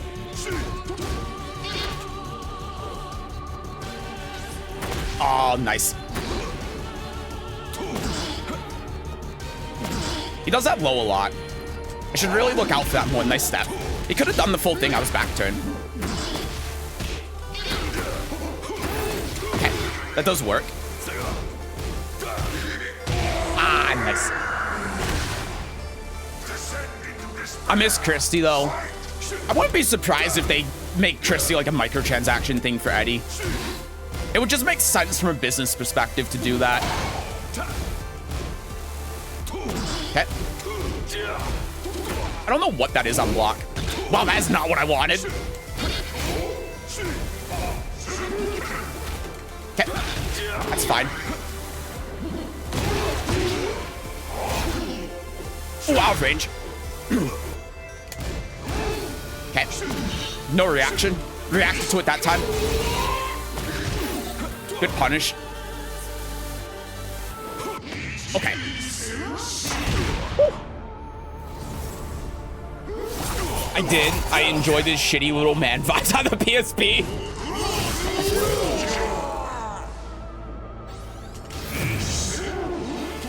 It's not over yet. Ooh, God. No way. Oh, nice. Okay. Terrible punish. I mean, I got him on the crouch dash. I was just a little bit late. Okay. Ooh, nice.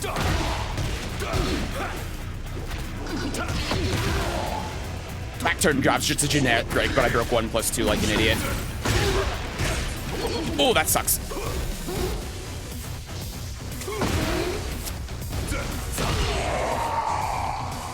I froze. I played that so poorly there. Who's your main in Tekken 8? Yoshimitsu.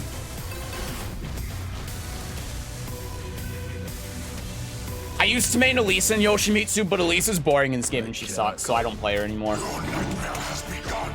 Fight!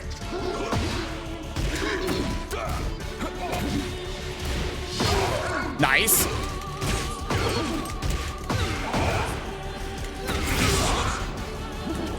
Damn it. Okay. Take it.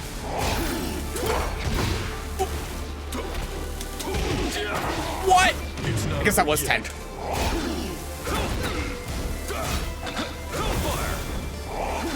Wow, that little step. Ah. I didn't see the break.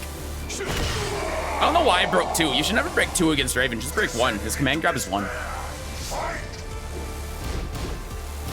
Nice block.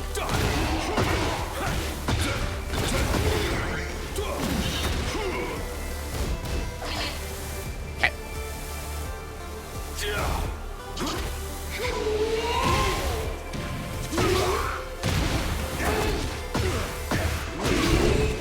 Oh, I didn't think that was gonna break the wall there. Okay. Why am I not getting heat dash? Every time I've tried doing heat dash, it's just not coming down. I don't know why.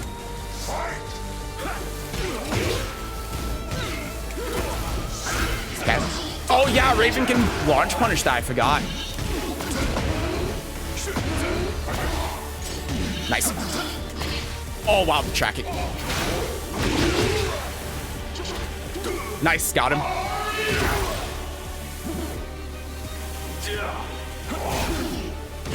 Oh, I tried to grab him, but I was late. Wow, he stepped it nice.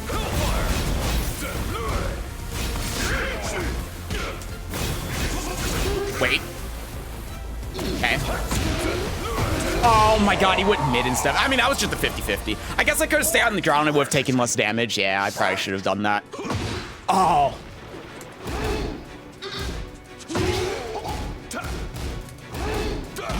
Okay.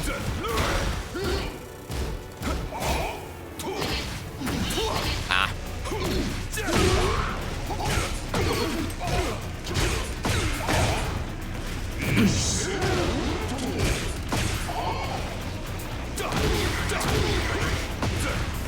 That's tough. It's not over yet. I thought I was gonna duck there.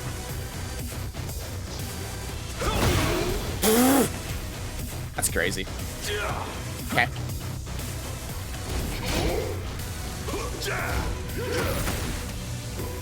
Okay. Is that whiff punish? That should be a whiff punish. Yeah, okay, good. Whew, we're still in it. Final round. Soul Calibur should be like, Namu. He does do that when he does Med 1+2 now. Does Raven do Shoryuken? No, he doesn't have a shit. Like, Steve has a Shoryuken, but not Raven. Okay, good. Wow, what a duck!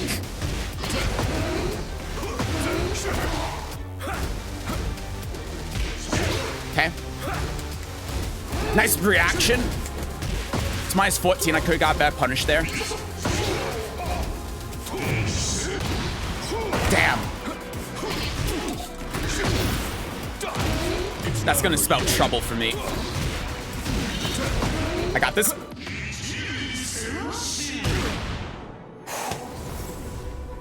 I think he's dead. I'm not sure though, so I'm not holding my breath. We brought it back from last time. Ikeno Kucha. I don't know what he's saying there against Raven. Oh, remember when he beat me? Remember when he beat me 2-0? Ah, how times change. Rageots fucking suck. That was pretty shitty. Yeah, this game. Yeah. Yeah, this is, yeah.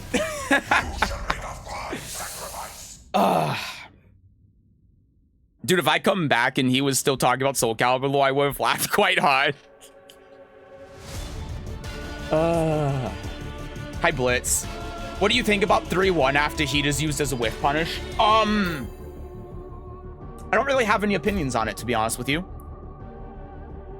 I think it's fine. You shall make a fine sacrifice. I don't see why you would use 3-1 over back 2-2 though. It's 1 frame faster. This should be Want fun. me to tell you why it's really good? Yeah, sure. I'm all for it. Because I have no idea. Is that Nina? It is a Nina. Maybe I'll finally figure out why people say that Nina's good. I think Nina's bottom 10. You're finished. Stab her. Alright, you Final Fantasy weirdo. No way that low crush. It's okay. All it takes is one well-placed spring kick. Why did I do that and not while rising 4? Okay, it's fine. Just door knocker her. Descend into despair. Fight. That was airborne. Nerd. Ah. Ah. Ah. I just held back. Like, I knew you were going to do that. I saw you do it twice.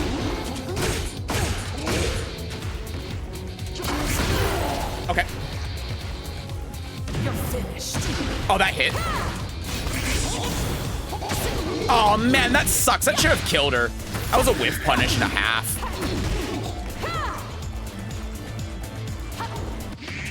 She didn't do the follow-up. Oh, that's so annoying.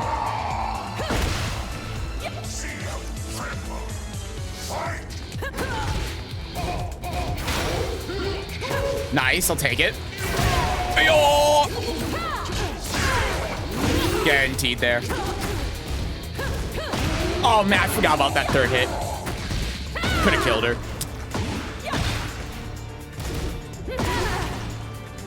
Okay, she didn't low parry again. No mix-up, mix-up. Does it every time. Next time I'm just going the hot kicker when she has 2 HP.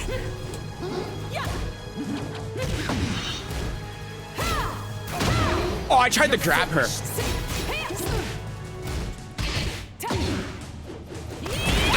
I don't know, the FPS is dying. Oh, it's because she's on Wi-Fi. Oh my god. That whole sequence was fucked because I just didn't get anything I wanted there. Nice. Oh man, that's so annoying. I didn't get like my Wild Rising 1-2. I didn't get grab. I didn't get anything that I wanted because the Wi-Fi kicked in. Sucks. Look, oh my god, look at this. Wow, I held forward and I didn't get forward. Okay. This is gonna do a lot though. See if she wakes up here. Wow. Dude, what is this? Okay, alright. I'm one running. It's always the ones with the shitty customs. You shall make a fine sacrifice. Okay, so 3-1 regular hit is plus 18. It does 2 more damage and back 2-2. Better options on hit. Downsides, less tracking, less range, but way less risky. I feel like though if you're going for 3-1 as a whiff punish, it's more, well, I guess they're both mid-high, right? Yeah. Like, let me turn off matchmaking here. I don't know, I like the range more of back 2 because it doesn't, maybe it does. No, yeah, back 2 definitely has more range. Yeah. Because at this point, if I'm back here, can I can't down forward to a hot kick. I guess that's true. Has a little bit more range, yeah. Down forward 2 is about the same.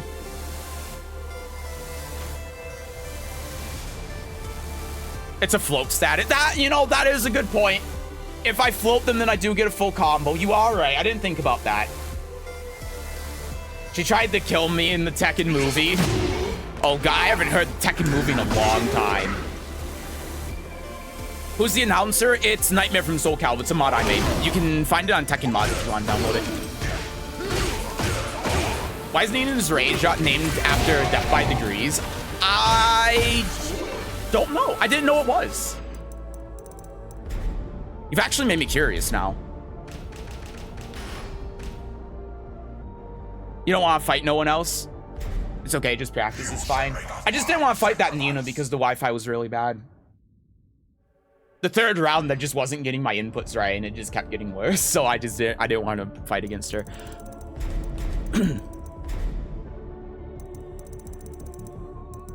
Oh my god, it is called Death by Degrees. Wait, that's so sick.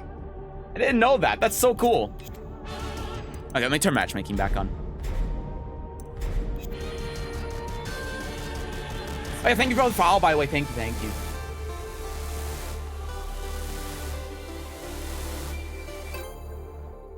Hi, Mosam. I am doing okay. We got 6% disconnect rate in quick match. So many times I've done 2-2 and died that round from taking massive damage from full duck punish. Yeah. Yeah, because like you get floated and the opponent gets floated. Yeah, you're right. It's happened to me a lot too. Yeah, okay. I'll give it a try. I'll give it a try. Remember Nightmare Soul Calibur 2-second costume? His giant gross nipple? I do. Because it's supposed to be like Siegfried.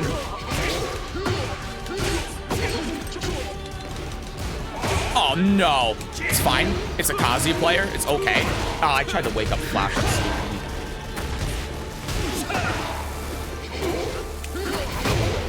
Okay. Unblockable. The Kazuya player is like, oh my god, I hate this character. He's so gimmicky. I wish I had an unblockable. Oh, I tried to spin just at the wrong time. Is that Cosmi's music? Yeah, I had to turn all of the Tekken 8 music off because otherwise my VODs get muted.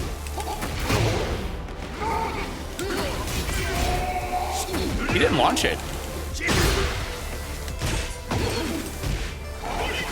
Oh, what was that combo, Seth? I meant to jab, not down the fourth one.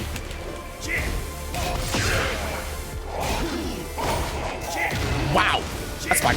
Oh, I knew it was gonna do that. I don't know why I didn't just wait. I knew it was gonna do that. I wanted to flash for the Oki at the wall, I guess. Nice.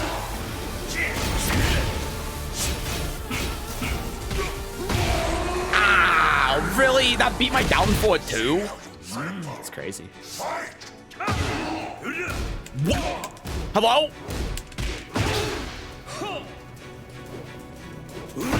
Okay. Okay.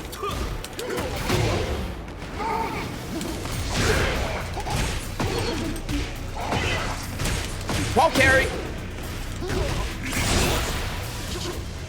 What is happening?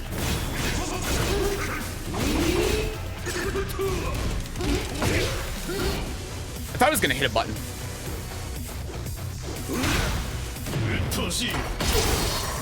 No.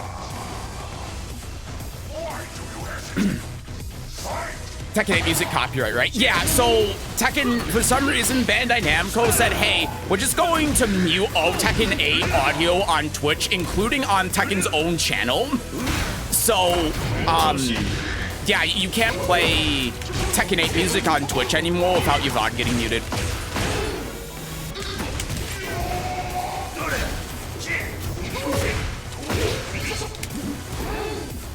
Okay. Shine!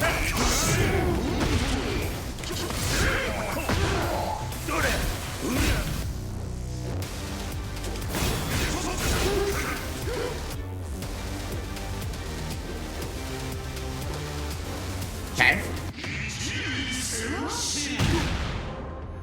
Got his ass.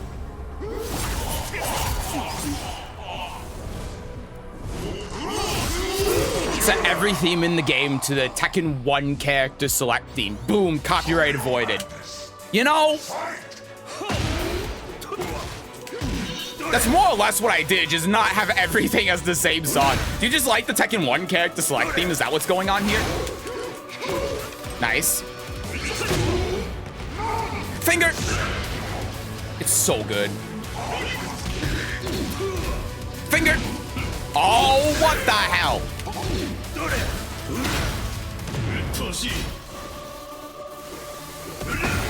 Oh, shit. It's fine. Check this out. Wait for it. Disconnect! You can't handle my power! You are in a purgatory of your own creation. Alt F4 and feel my wrath. He didn't Alt F4. Okay, well, fine. Let's just rematch.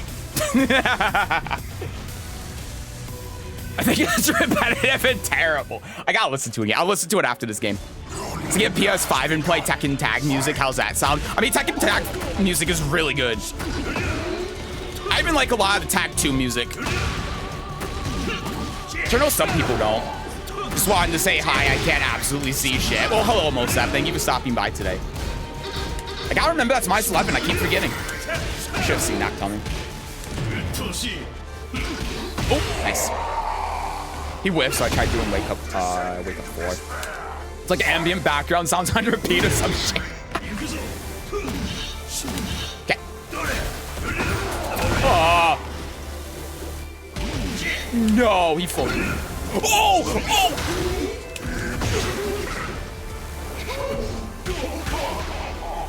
Yoshi's got a long ass.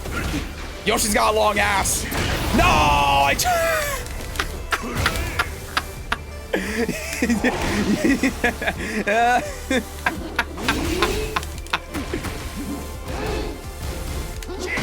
Oh, nice. I should have just hot kicked.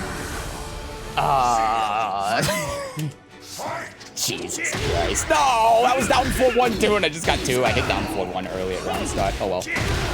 It's fine. That wall splat! Oh, I didn't think it was going to. I wasn't scared of it because of that. Oh. Nice. Yeah, I'm dead. Nicely played. Oh, I'm not dead. Shikwe!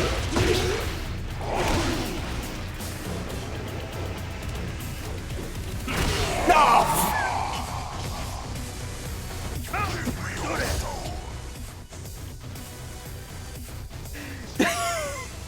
I was like, when I didn't die, I was like, wait, this is the clip. This is where the comeback begins, and it just he knew. Oh, nice whip punish. Oh my god. I thought that jab would connect. Ooh, way too late.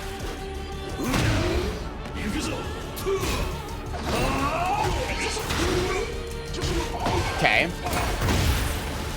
Uh-oh.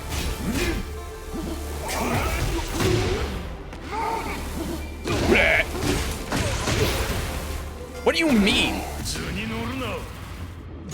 I'm sorry, why did I not break the wall? Hello?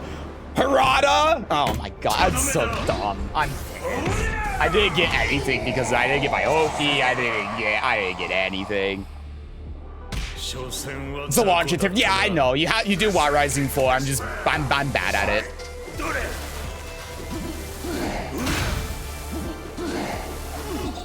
Okay.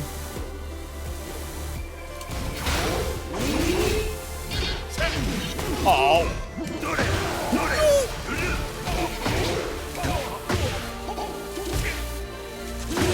Okay. I swear to God, that looked like it was counter hit. Okay, check this out.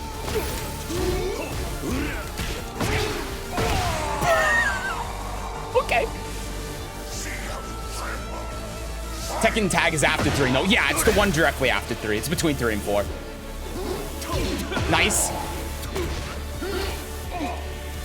How about for Arena, play King's music? That would be a lot of effort. Hot kick.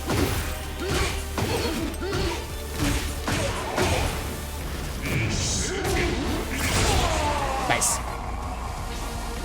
Down forward 4 is also really good. Yeah, down forward 4 is an amazing move. Any generic 12 frame move is really strong. Yep. Nice break. No! Ah, shit.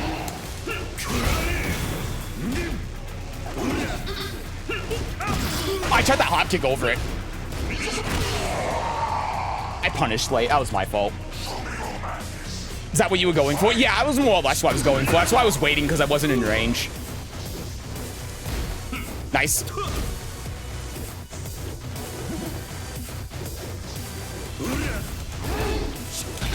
Oh!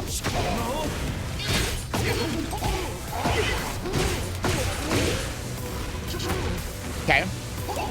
Oh, nice read.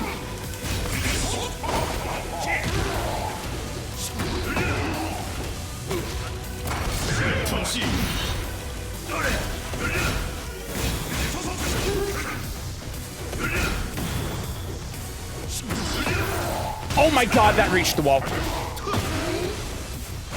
Oh, and he delayed the low. Nicely done, GG's. Oh man, he delayed the low. I thought for a second, you mean graphic settings have been adjusted. I thought for a second that he was going to do house sweep, but he delayed it for so long, I second guessed myself, and then he did it, and then as soon as he did, I realized it was gonna hit the wall. And every time he's had a setup for a wall combo after house sweep, he's done it. And if I realized that, I would have blocked low and I would have won, but oh well. I also thought off my low pair I was going to get the wall. And I didn't. That's a shame. But oh well, that's fine. You played well.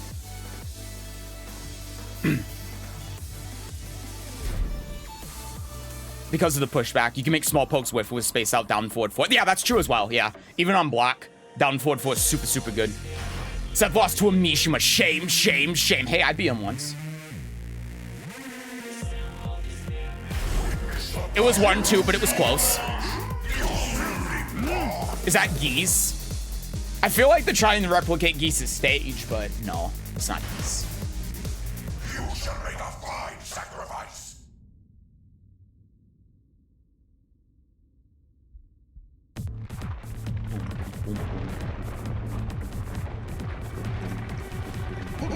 I should have been forcing Dragonfly mix-ups more, I think.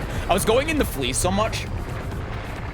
I just wasn't going in the Dragonfly at all. I feel like threatening with Dragonfly would have helped a lot. I don't know. The 3-1 was definitely helping. When he was approaching, he was committing to the approaches. I think I had a good idea on what to... Oh, I forgot to look at the Tekken 1. Ah! Excuse me. Am I playing Mahjong? I think I had a good idea on how to, like, keep him out and play against him. I just wasn't executing on it well. Tekken Tag announcer, Tekken 4 announcer. I like the Nightmare announcer. I made it myself.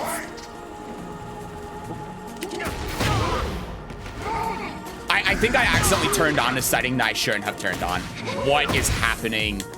Oh, Seth continuing to make PC players look bad. Oh my god. Okay, I'm gonna... God destruction things. I'm just going to give him the win. This is... I don't know what's happening. Yeah, just kill me. It's like, it's my fault for some reason. Yeah, I don't... Actually, I don't know. I can just do this. I don't know what's happening.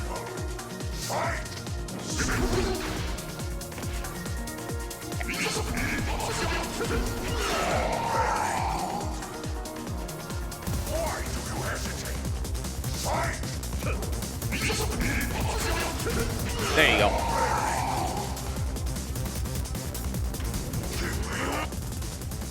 Yeah, that wasn't a game. Maybe I need to restart. Yeah, so this is something why killing yourself? Because my game isn't running at 60 FPS, so it's not really a game. Yeah, okay, so this is something I wanted to talk about real quick, about the game's performance. Okay, so if anyone's having performance issues with Tekken 8, which I know a lot of people have performance issues with this game. So there is a... Maybe I did have it on this. So there is a little setting down here called background quality. So this setting, if you remember Tekken 8, there was a setting called dynamic resolution adjustment or something like that. That was in Tekken 7 that what it said it would do was dynamically change the graphics settings based on your performance. But in actuality, what it did was make the game perform like shit. The same thing is in Tekken 8, but it's called background quality. You can see down here, it says automatically reduce image quality during certain scenes in order to prevent drops in performance. If you have this on, what ends up happening is that the game constantly has to re-render graphics, because how this game works is when it renders something for the first time, it doesn't preload shaders, I guess is what I'm trying to say. So when it drops your quality, it has to load the texture again. And then it'll see that your performance is still bad. So it'll change your graphic settings again, and it'll have to reload the textures. And then your FPS is still bad. So it'll reload the textures, and it has to redo the shaders again and again and again and again and again. And that's what causes the FPS problems. So keep this off. Keep it on low. Don't put it on 100. See, here's the thing with Tekken 8. I had it on 100 this entire stream up until that last game. And then it just died. So I might need to... Oh my god, the Tekken 1. I said I was going to look at the Tekken 1. It's trying to be like the easiest win I ever had, right? He just learned the matchup, Smile. Okay. What's this Tekken 1 thing here? Okay, character select. Play. Oh my god, this! And you're like, wait, does it do anything? No, it's just and then that loops. Oh my god.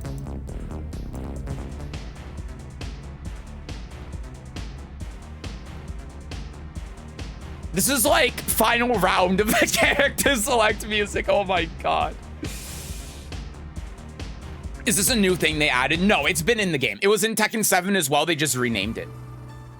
Tekken 2 stage arrange version is my title music. All right, I'll take a listen while I'm here and I can actually remember.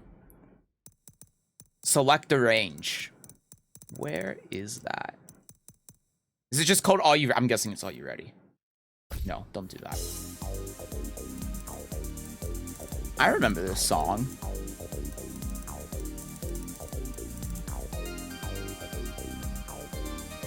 Vaguely. Yeah,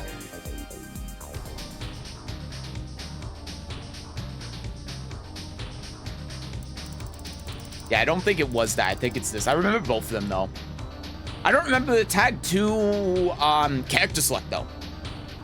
I don't remember it at all. I remember the Tekken 1 because it's just the same thing over again. It's like dun dun dun dun dun dun, except it's more do do do do do do do do. Bo bo bo bo bo bo bo bo. Sorry. This is good though. I like this. I get it. It's nice and calming. It's relaxing. So should put Tekken 1 character select over everything. Yes or no? Okay, fine. Let's make a poll. Hold on. Fine. Where's my polls? Here. New poll. T1 character select on everything? Question mark. Yes. God, no. 1 minute. Please vote. Smile.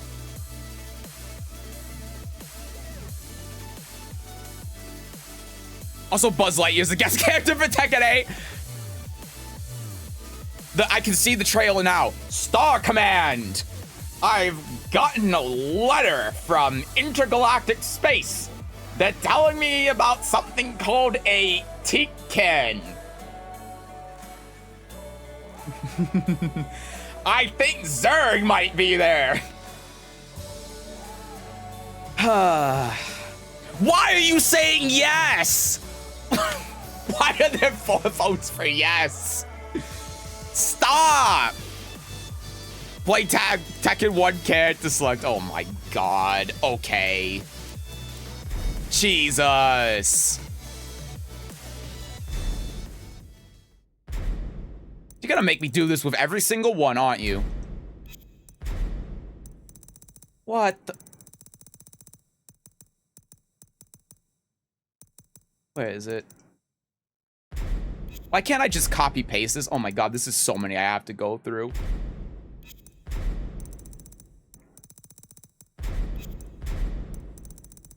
I'm doing it. I'm gonna do it for half of. Oh no, because if I'm on Tekken 8 music, then I can't play it because then my VOD will get muted. Oh, you bastards!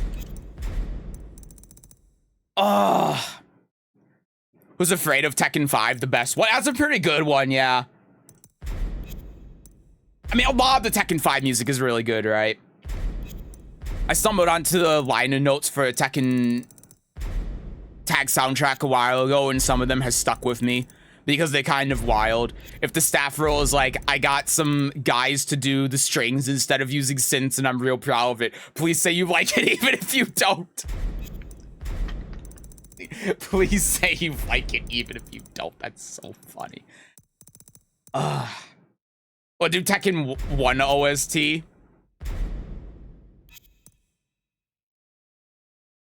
Oh yeah, that's right. Wait, yeah, that's right.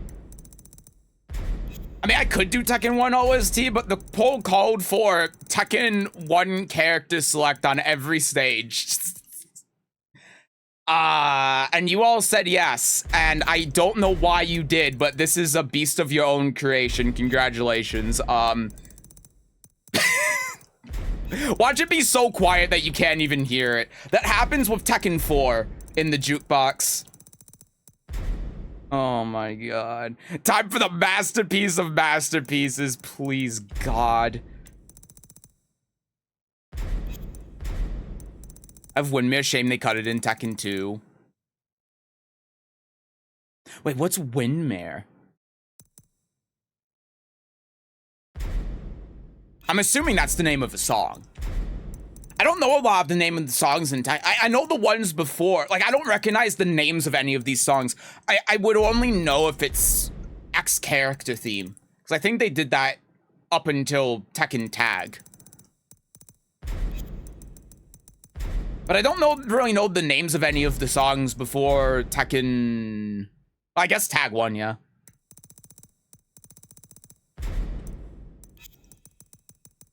Oh my god, well, we've almost done it. 3 more. It's in Tekken 1. What's it called? Windmare. It's Marine Stadium, Japan. These are all places. Oh, here it is. No, oh my god, no.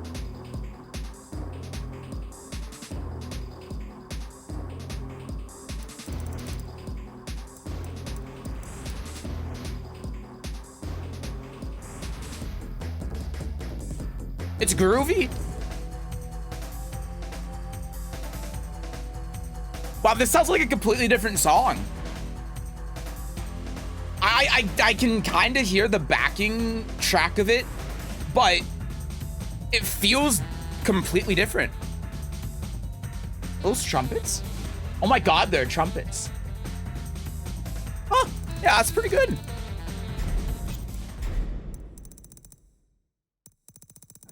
Seth, why do you give the chat the choice to pick or the Natro choice? I did. You think this is my fault?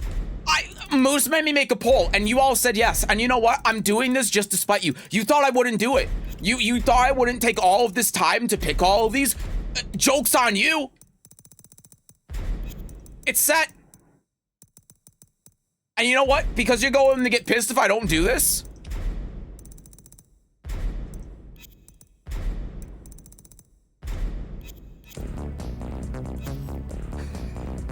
God help us. Oh no. What have you done?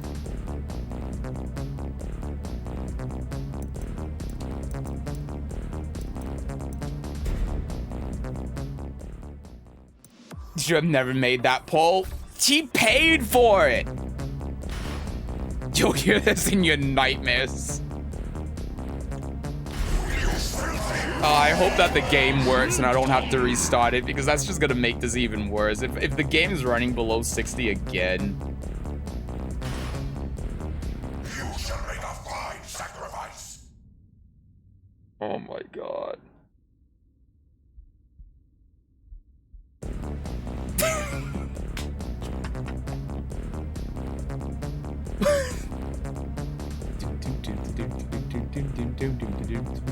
I'm going fucking crazy. I'm going crazy.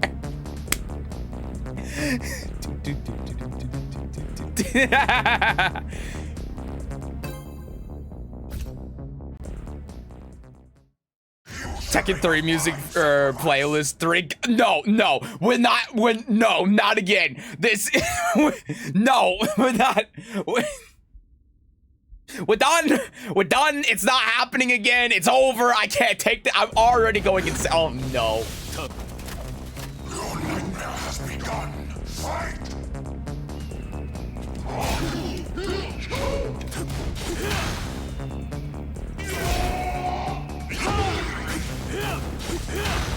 Okay.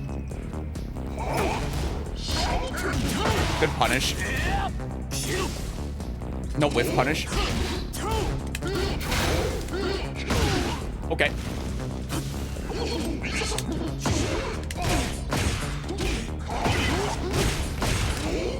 Yeah, I saw that coming. Oh, God. Why? I forgot he could go into the low stance.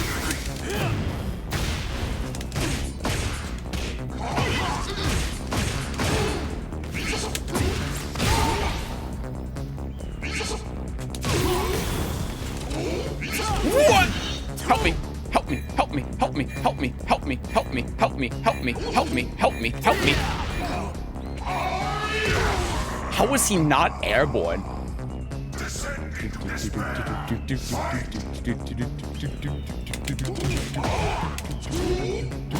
He didn't punish it. No one knows. No one knows that move's punishable. Don't break them. How can you?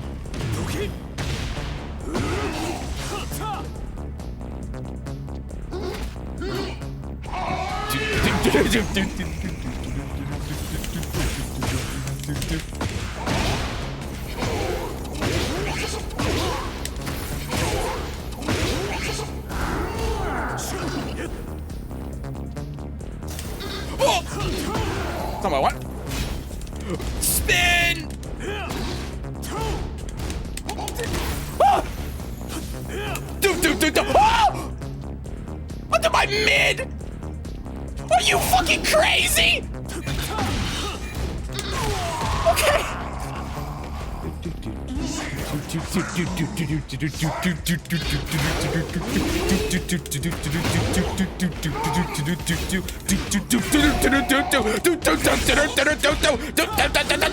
Oh, God!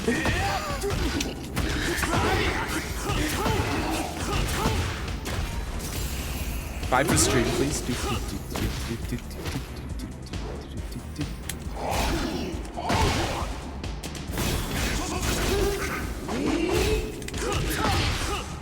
Oh no.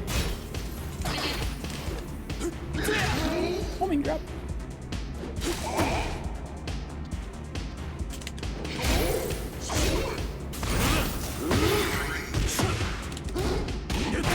Okay. Why do you hesitate? Fight!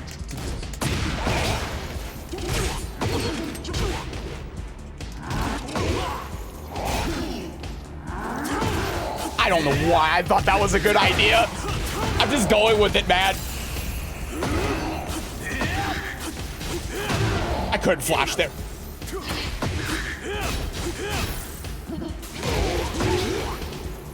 Go on. Oh my! I wasn't ready. Do.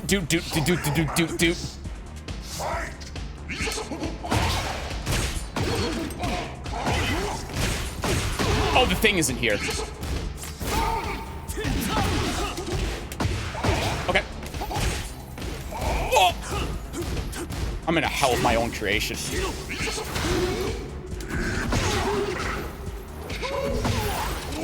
Oh, I didn't get it. You know what? You know what, Blitz? I think you got a good point about 3-1. You know what? This is so bad in Street Fighter 600. It really is. Oh my god. The peak of Harada's vision. Oh my god. Says, why don't you do a poll for Tekken 3 for 3 playlist? What's the worst that could happen? Well, one, you didn't spend the dukes on it. Moose did. 2, no. We're not doing this again. It's over. Wait, I'm not doing it again. My sanity isn't worth it. Wow. Oh my god, second hit. I ducked like an idiot. He's Senpuken. This is fine. This is fine.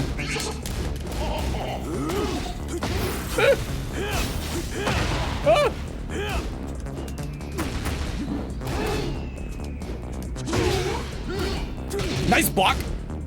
Watch this, watch this, watch this. Wait for it, wait for it. I'm gonna make him scared. Oh, I hit the wrong button. He's not gonna kill me.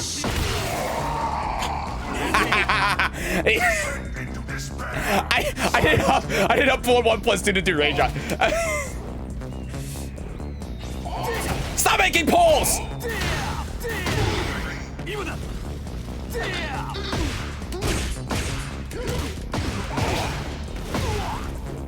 Wow. Hold on. Wow, he actually hit a button there. He'll fall for it. Grab him. Shelton! Sure! He'll fall for it. Shelton! Sure! I would have done it a third time. Try winning with Tekken 3 music in online matches. I'll play you in WWE 2K14.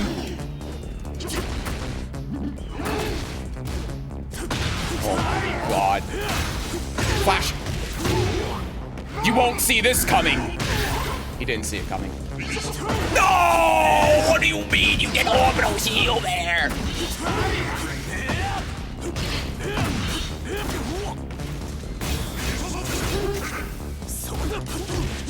I didn't even know we could cancel that move in the stats. That move used to be so punishable back in the day. Oh my god. Okay. He doesn't know. What? I couldn't flash it. Okay. Got his ass.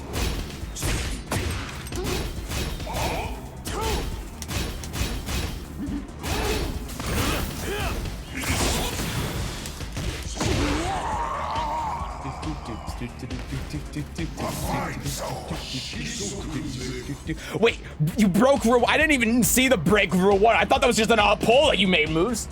Keep this song rolling. It's dramatically improving the quality of this What? Am I doing something wrong? What did I do? What? Am I not enough? You're only here for the dukes, aren't you? Oh. I always had a feeling.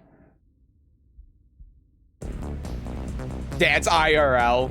Chat, should he dance IRL to Tekken 1 music? I can't dance, man. I have 56K dudes. That's almost as many as I've heard in this. Oh, no.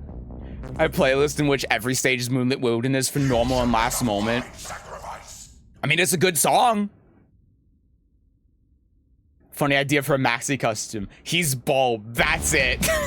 And then everyone comments about his hair.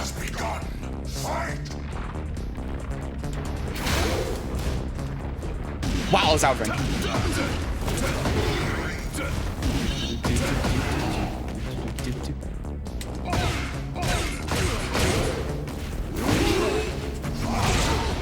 Nice parry.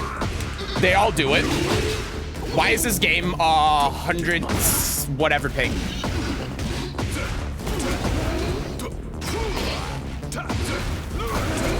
They always do the mid now. I thought that was only like +3 or something.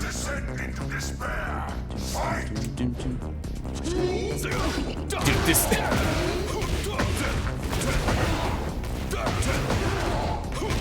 I'm so scared of doing anything because of the ping. Oh my god, like that.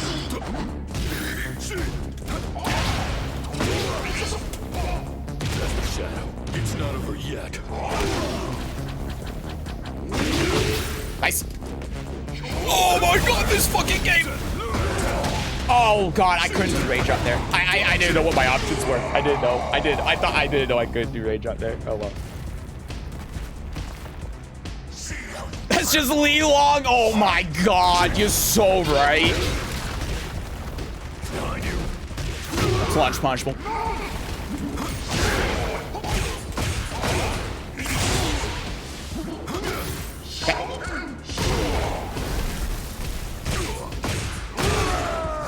Got him.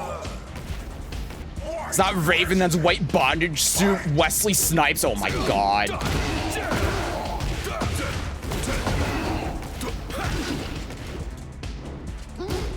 Okay. Okay. It's not over yet. Oh, he actually hit a button there.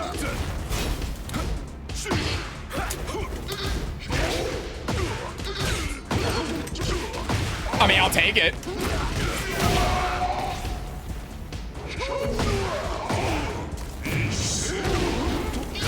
You fool.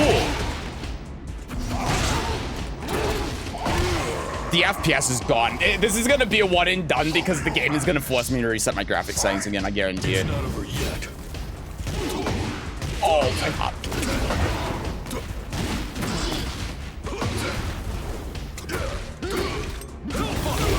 Oh my god, he's insane. No! He's going insane.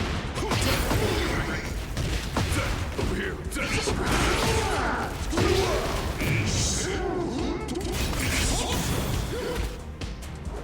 Okay.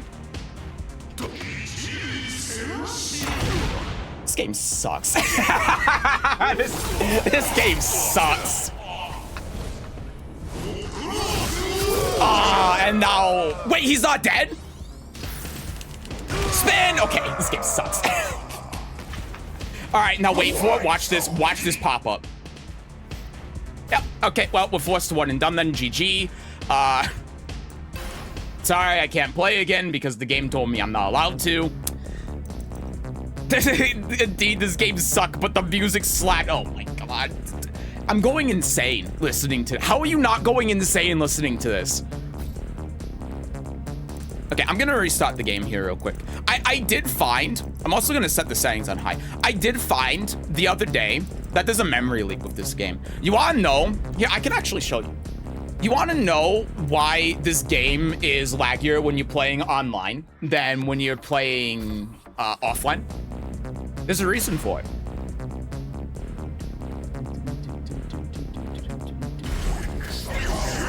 So here's what I'm gonna do. Okay? Here's what I'm gonna do. Oh, I have display capture on already for some reason. So you see my memory usage right now with Tekken 8, right? I'm going to do something and you're going to see it increase, okay? Here's what happens. Matchmaking settings. Turn this off. Okay, so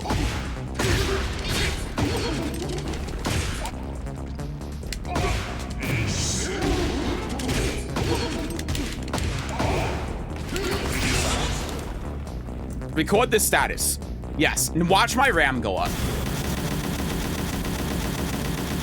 You see how my RAM is going up?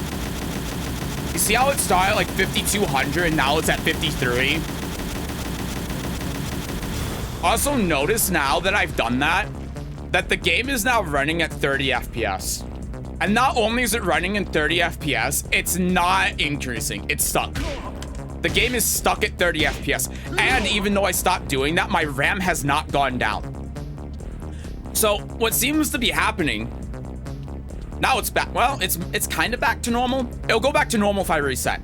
And so what I think is happening is essentially what's happening is the same thing that Roblox's doing, but it's still storing all of the information from before, like from the previous snapshots of the game, right? So when I do this, all of these effects are getting stored in the memory, and that's what's causing the game to shit itself. I think that's what's happening. So that's why the performance is worse online than it is in the game. And you can see my RAM is still going up and it doesn't reset. So it also causes a memory leak, which is very cool. Yeah, so that's why this game's performance sucks. It's the particle effects, man. All right, let me restart the game real quick, because clearly something is amiss.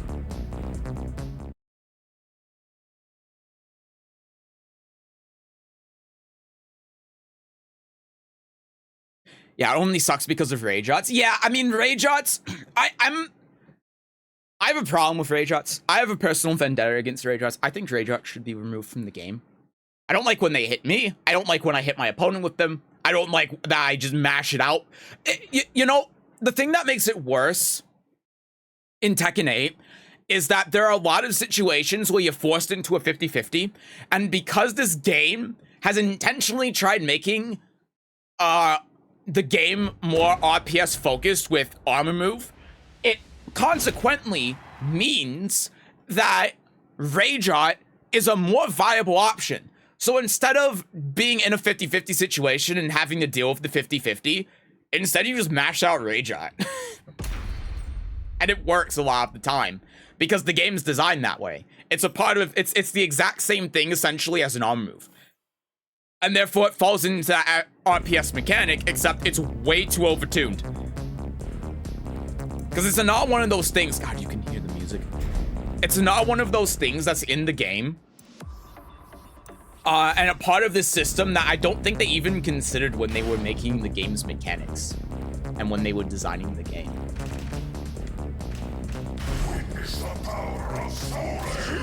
Tekken 1 music slaps harder than a step okay, well. Rage Arts, cheap damage and heat take them out of the game, yeah.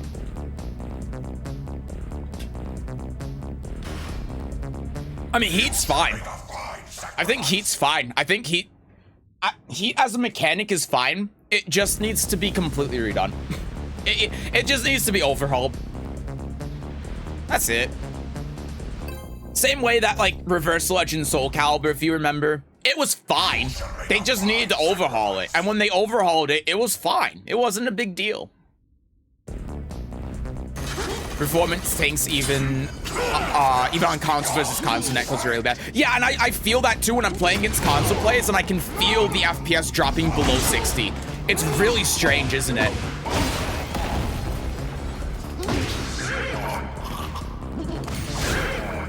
But it's true. It's not what I wanted. I wanted this. Oh, I didn't get it. Is that minus 10? That was minus 11.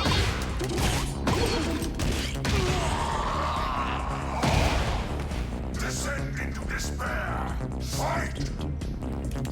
You all did this. I need to remind you. You all did this.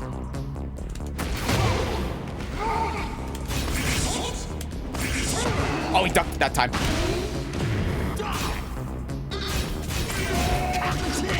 Good punish. Yoshi's got a long ass. He's got a really long ass. Oh, that hits him. But that was airborne, though. So you didn't do any damage. And I forced you to use it, which is very cool.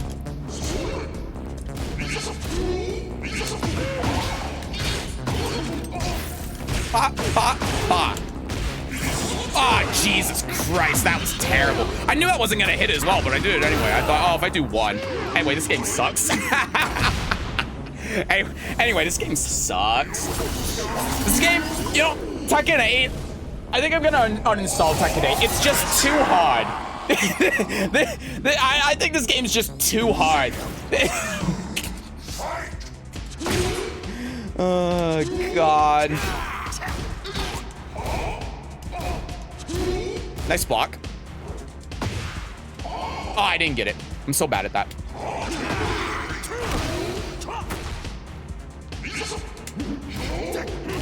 Nice punish. Kakugo! Go low. Spit on him. No, he ducked under it. That's not fair. You're not allowed to do that. Oh, why he no die? Why he no wall splat? Oh, TT Milk is... What? Do I even want to ask?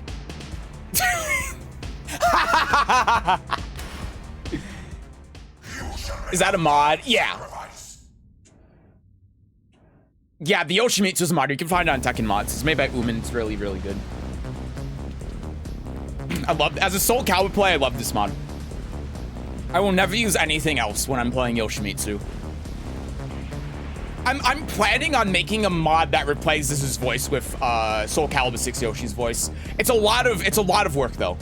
It's a lot of work. I extracted all of the files and there's like 170 voice lines for Yoshimitsu in Tekken 8 that I would need to replace. So it's a lot. It's a lot of work. I haven't gotten around to it, but I want to do it. That would just be perfect. Chip damage and heat are fine, but Rage Rush just stops around dead in its tracks right at the crucial moment. Yeah, and it's something that you have to play around, but you also can't play around. I've never liked them. I didn't like them in Tekken 7 either. I know that because Rage Drives existed, it made it so people didn't really use Rage Rush, and that did make it better, but I still don't think they were good. And now that's the only thing that you use in Tekken 8. I really prefer if they were not in the game. Or at least if they were in the game. Here's what I think. I think that Rage, like, it has to exist because it reduces chip damage, right? I don't know if you know this. I made a video on this. You can find it on my YouTube channel. But chip damage does... Sorry, let me rephrase that. You do 75%, that was stupid. You do 75% less chip damage when the opponent is in rage. That's what I'm trying to say. And that's really important for matchups where chip damage is more prevalent, like with Yoshimitsu, with Elisa, with Bears, with Leroy. They would be broken if that wasn't the case. So Rage should stay, but Rage arts themselves should be limited to once a game. That's what I think.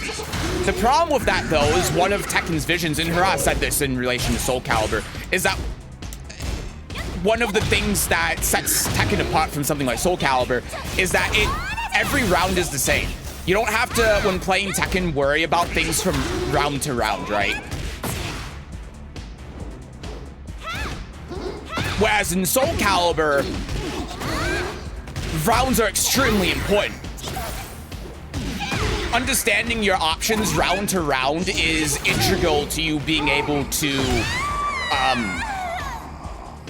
win the entire game, right? Every round matters. Every round means something. Even if you lose a round, you can still have like meter, you can still have resources, right? You can stop fulfilling lethal hit conditions, etc., etc. So it would kind of go against a lot of the principles of Tekken. So I don't know a good way to deal with it. It's the same with heat as well. The best way to fix heat, what am I doing? I meant to hit up forward 3, Jesus Christ. One of the things that would fix heat is if heat wasn't once around, if it was a proper meter. But that would again go against one of the core principles of Tekken. So it's a strange problem, because in order to fix a lot of these mechanics, the best solution is to go against a lot of the things that are core principles of the series. But they would make the game better. So, it's a strange predicament. That's what I'm trying to say. Anyway, I'm going to kill this Xiao Yu now. I did not kill her. Anyway, I'm going to...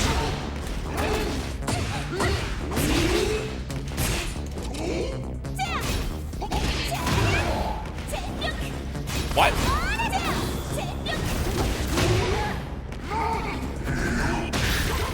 What? Okay. Is that mod? I saw your video at the end of Tekken 7 about your thoughts regarding Lydia and found it very interesting, but I forgot your name. That's why I'm here. Oh, well, thank you.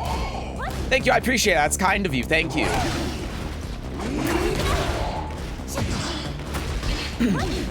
Yeah, I think I actually... The reason why you might have forgotten is because I changed my username in between making that video and now, from Seth Boot to Setsujin. And thank you for the follow, by the way. I'm too engrossed in the game right now. I'm very happy and proud to say that I was absolutely right. I'm very happy to say that that entire video I was 100% correct.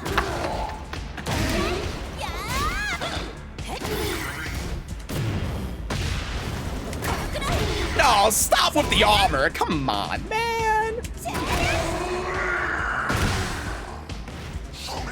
From a mod for Subnautica that changed the music of Seamoth for the James Cameron song from South Park. I don't know anything about that. I don't know anything about South Park. I'm so bad. I'm so good. I'm insane.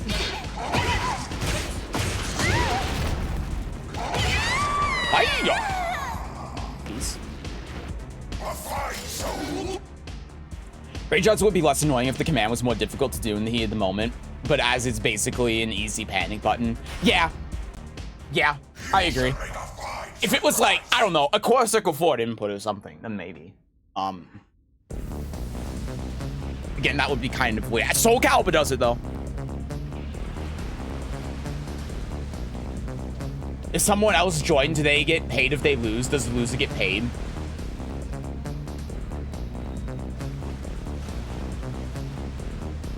I'm not sure what you're referring to. You shall make a fine sacrifice. No more polls, I understand. No, polls are fine. Like, you can make a poll.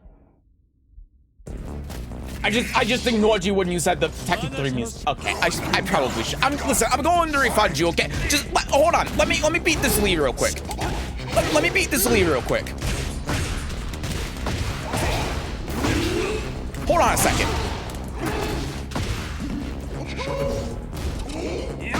Oh no, I shouldn't have done 1+2. I gotta refund you points. I forgot to refund you points. Something that you'll learn about me is that I have the memory of a squirrel. Good. Great. Excellent. Ah! Oh, I'm fine. Waited. No. Oh, I'm so good. I'm so talented.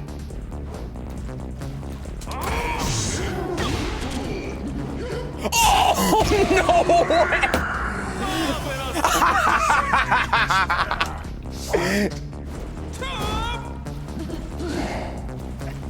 I just wanted to throw that one out there for him. Okay, all right, I got it now.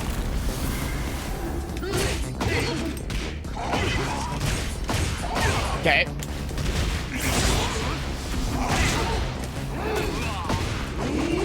Check this out. Oh, no. Thought I was going to go farther. No, my floor. I needed that. Best solution is what I said. Take out the game everything, heat, rage, and chip damage. Reject modernity. Return to Tekken 5. Reject modernity. Green Ring Hot Kick.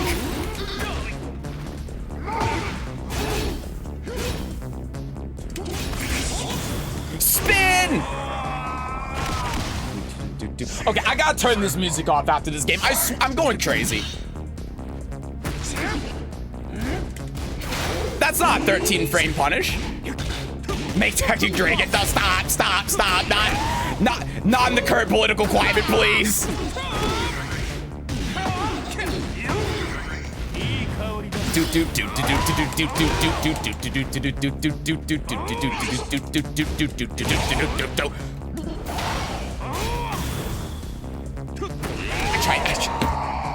I tried to rage as soon as he did that. This guy. Oh, this guy's funny.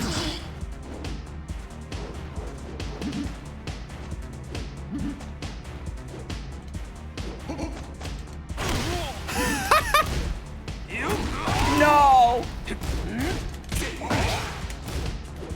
Oh, he ducked it. Nicely done.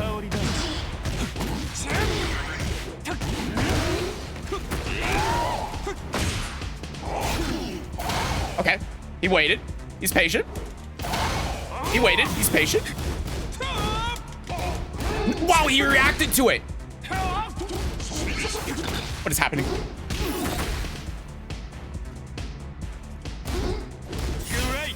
Great. Marvelous.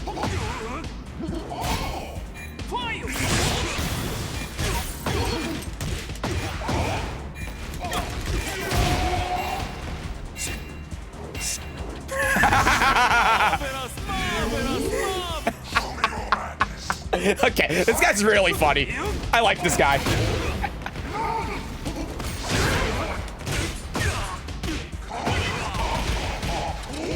Okay, I don't know why my sword didn't get put away, but it's fine.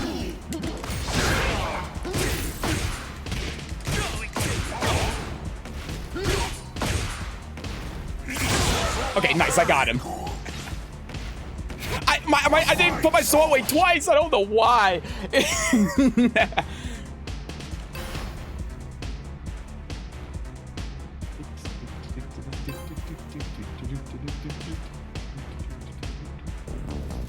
Tekken 3 OST from Tekken N degree 3. I don't know what that means.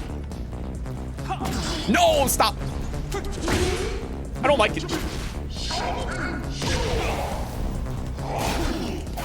Nice. Do it again. No, not the hop kick.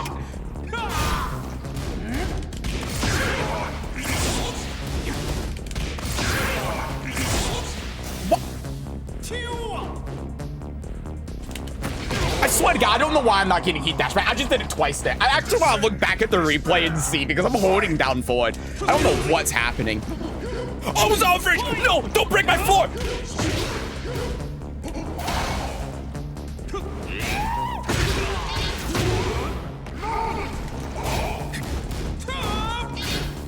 No, why did I do that? Oh, that's why.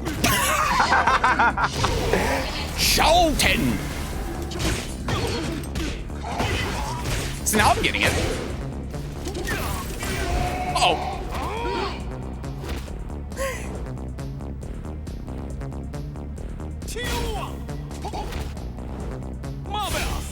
Marvelous.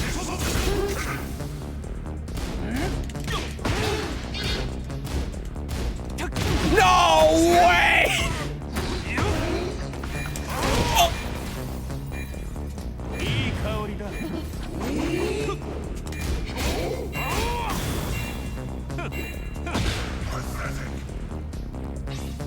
This guy's really funny. I like this guy a lot. This guy's really funny. Oh no! My 4! I needed that! Oh god.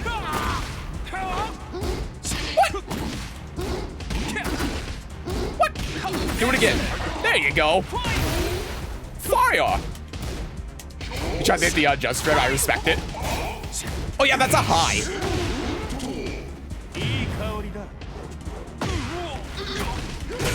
I hit it!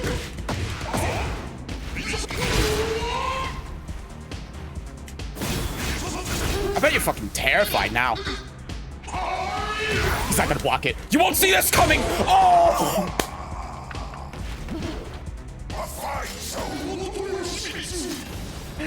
Oh man, I wish you could play outros for your opponent still. I would just let it go after that. GG's, that guy was funny. That was really funny. Man brought the steel chair, but didn't swing it. Absolute coward. I didn't even notice the steel chair. That guy was really funny. Man, it's professional hater. It says professional hater. He hates so much that it's funny. Oh, God. I've been streaming for 5 hours. It's 9 p.m.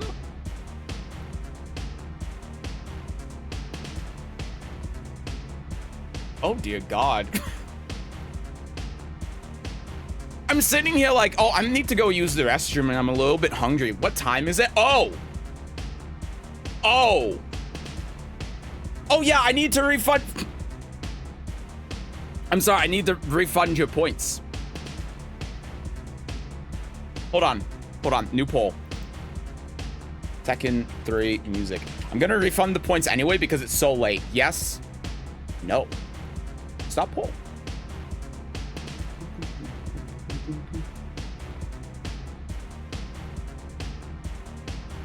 Where is it? Create a poll. Tekken 3 music. Reject. Give him his points back. It's 2 a.m. here. Dear God. You know how little Bandai Namco cares about Digimon? They made a Tekken-ish game with Pokemon, but not with Digimon. You know, you got a good point there.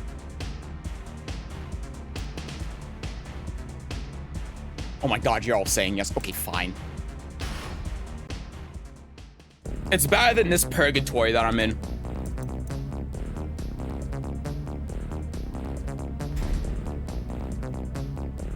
All right. Tekken 3 mix. Do the preset.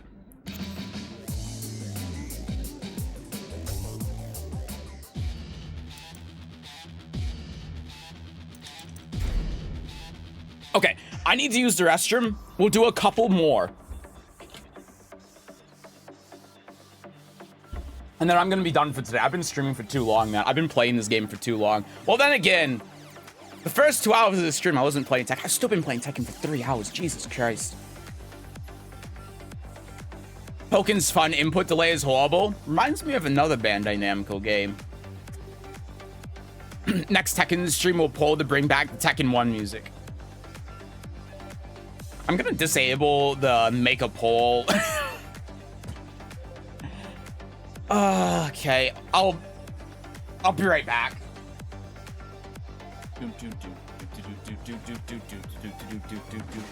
I forgot to pull the YouTube chat back up. I don't know how long I haven't been looking at it. My bad. That's fine. No one said anything in there.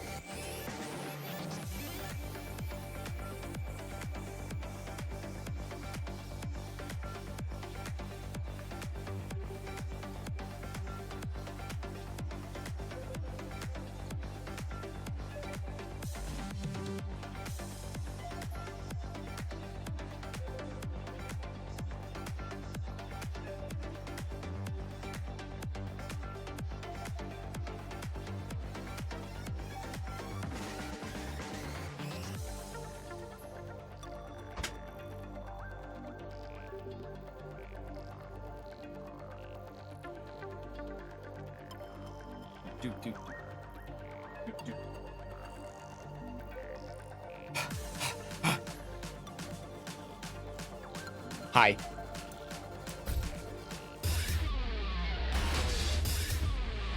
Love how I was able to put music from my folds into the game stages. I was getting with the Boston's from Metal Gear Rising. I mean, you can. You just have to mod it, and that's a lot of work. Take it from me, who's modded this game. Like I said, I made the announcer mod. It was a lot of work, and it was very annoying because when I made it, there were no real resources. So the resources that were available were wrong. The tutorials that were available when I made this mod were wrong.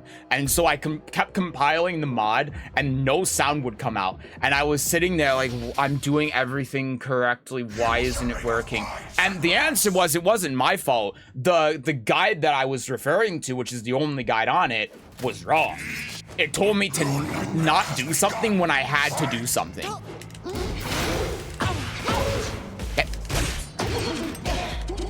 That's not in there. I'm also not tabbed into the game. There we go. Okay. Sure.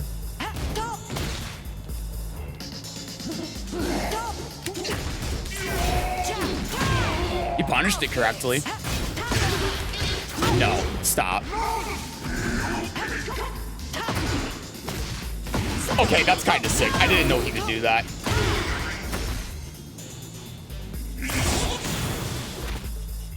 Good break. But now I got you right where I want you. Oh, nice. I thought I just hit him because his back was to the wall, but it did not.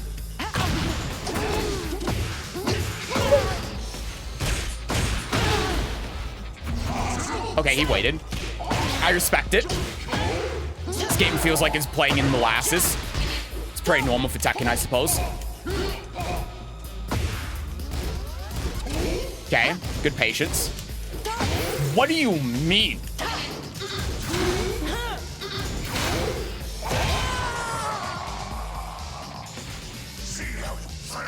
That entire round was tragious. Okay.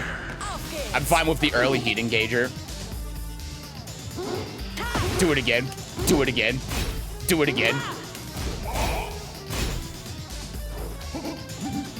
What? What? Excuse me? I pressed 4. Yoshi went into flee. What?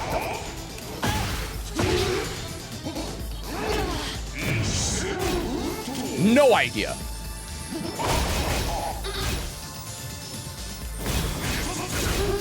Okay.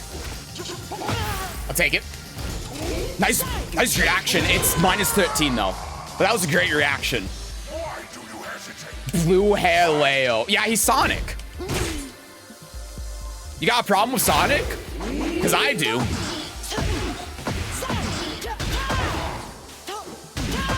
Okay. Nice block. That's fine. I actually don't care. Spit. No punish.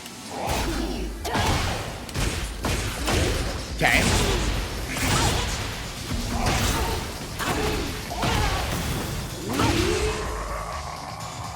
He didn't know what to do there. He's never seen that combo in the heat dash before. And he thought that he was getting combos, so I just got forward 1+2 for free. Even though I shouldn't have. He could have blocked it. He could have just hold back smile. Wow, that's crazy. Okay, that's fine.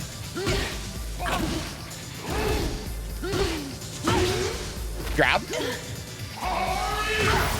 Watch this, watch this.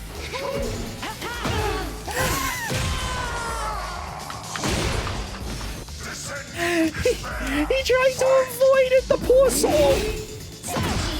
Wow. That was a great hop kick. Oh. That's probably -12. Keeps crouching there. That's fine. That's normal. Okay. Ballsy.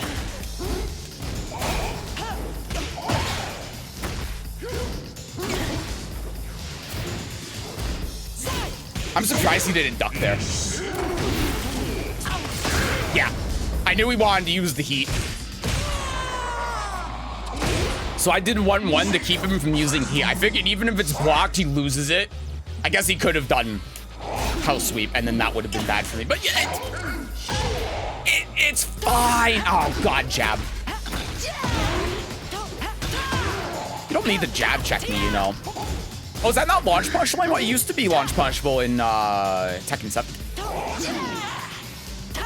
Oh.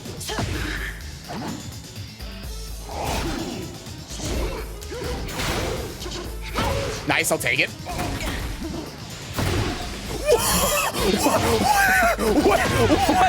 What was that?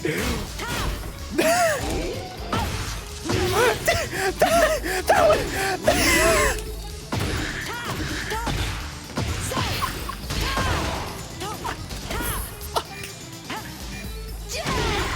I kicked. What was that?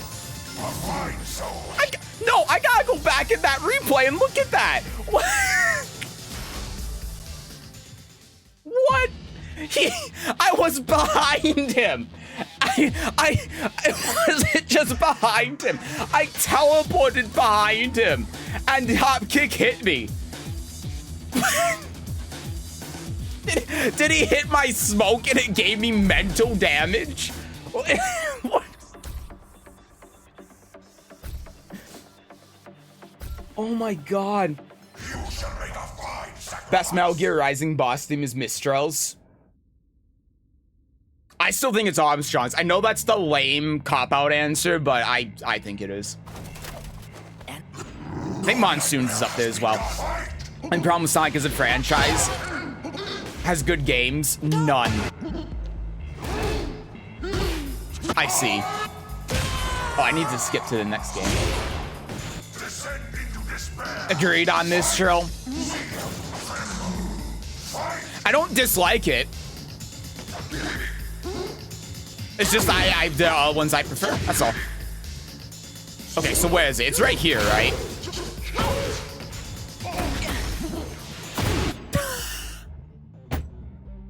What the fuck? Hold on, can we look at this absolutely beautiful hitbox work here?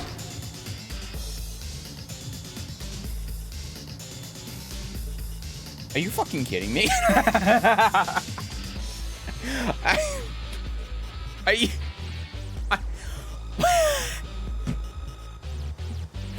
Oh, this game.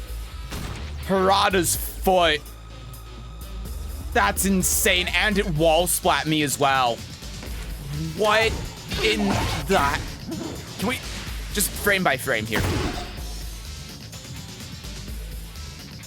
It was actually too good of a teleport. Okay, great. Let's go back. That's probably a clip, huh? That's so funny. Leo needs a little more damage in combo scaling. He has to connect 50 hits to make the same damage that the average character does with 4. That's always been how Leo is, though. I think that's just Leo's thing.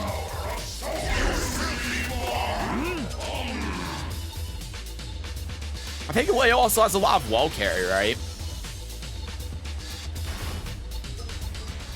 Dark Skies is probably my favorite Metal Gear Rising track overall. To listen to it. I don't know the name of a lot of these songs. Metal Gear Rising, Dark Skies. Leo's got some absurd wall damage. That's true. And Oki.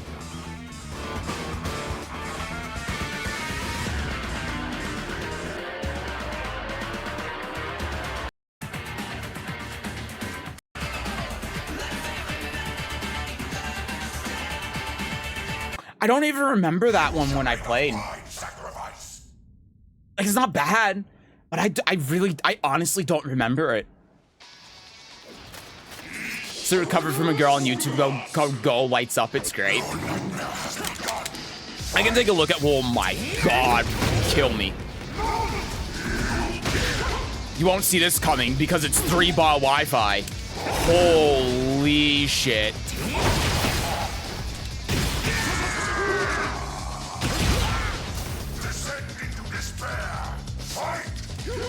I don't think it's a boss theme, it's a general fight theme. Oh, that might be why I don't remember it then. Wow, I didn't think that was gonna hit me. Okay, that was my hot kick. I don't know how that hit him. This game is not real, it's random.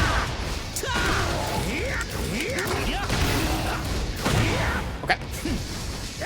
I thought it was gonna go down 3-4. Seemed like the obvious choice. Metal Gear Rising is nothing short than a masterpiece. It is.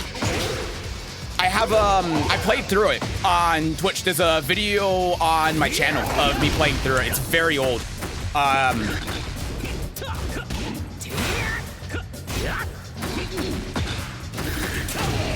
just losing every mix up here. I'm losing every guess. Okay, good.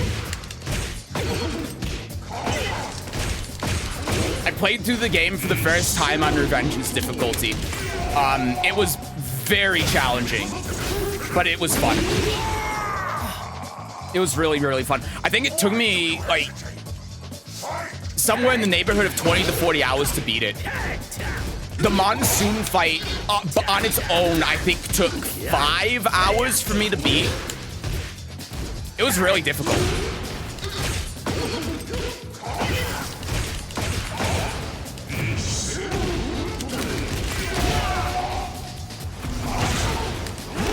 I didn't think that was gonna hit him. I didn't think he was gonna wake up. Don't want to get political, but Senator Armstrong was right. No, I said that at the end too. I was like, you know, he's not wrong. It's the way he's going about it. You shall make a fine But he's not wrong.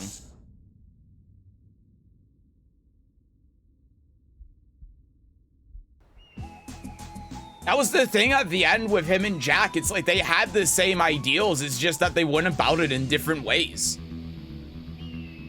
Bro, he was wrong as fuck. Not really. You shall make a fine sacrifice. Ah, welcome back. Welcome to the show.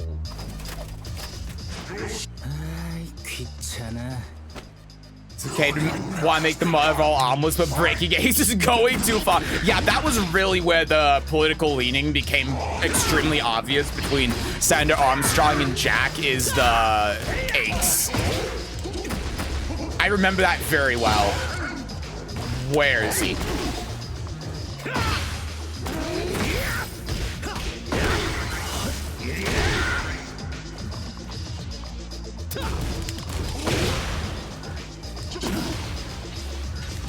He won't see this coming. Nice block. I don't want to deal with this shit. I'm going over here. What? It went through my armor. I did forward 4. The Monsoon achievement doing his fight without taking damage on HUD took me 3 days. Well, here's the thing when you play on Revengeance difficulty. When you play on Revengeance difficulty, if you get hit twice, you die. So I essentially had to do that fight my first time playing the game without taking damage. And it took me forever. Mistral took me the most time. I think Mistral took me it was over the course of multiple days. It was over the course of 2 days. I don't remember exactly how much, but again, it's on YouTube. I have a cut of just when I beat all of the boss, and I have the time on there when I do it. Okay. That's incredible. I can actually launch punish that without fear of getting hit by the second hit. That's crazy.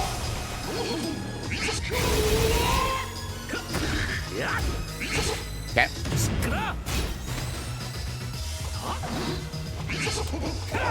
Wow, that almost worked too. Nice block. Okay, nice. Why do you hesitate? Fight! Why do I keep doing that? I think I've been streaming too long. Okay, just do it again.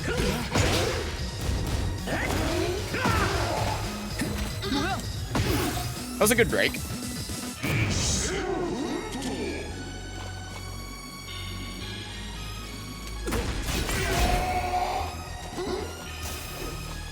Wow. Okay. I did down forward 2+3 thinking it would high crush. Is he gonna rematch now that he's beaten me, or is he going? Points for consistency, I guess. You shall make a fine sacrifice. Yeah, let me try to look for the video real quick. Let's see. Sessagen, Metal Gear Rising Revengeance. Let's see. It has 31 views and it deserves so many more.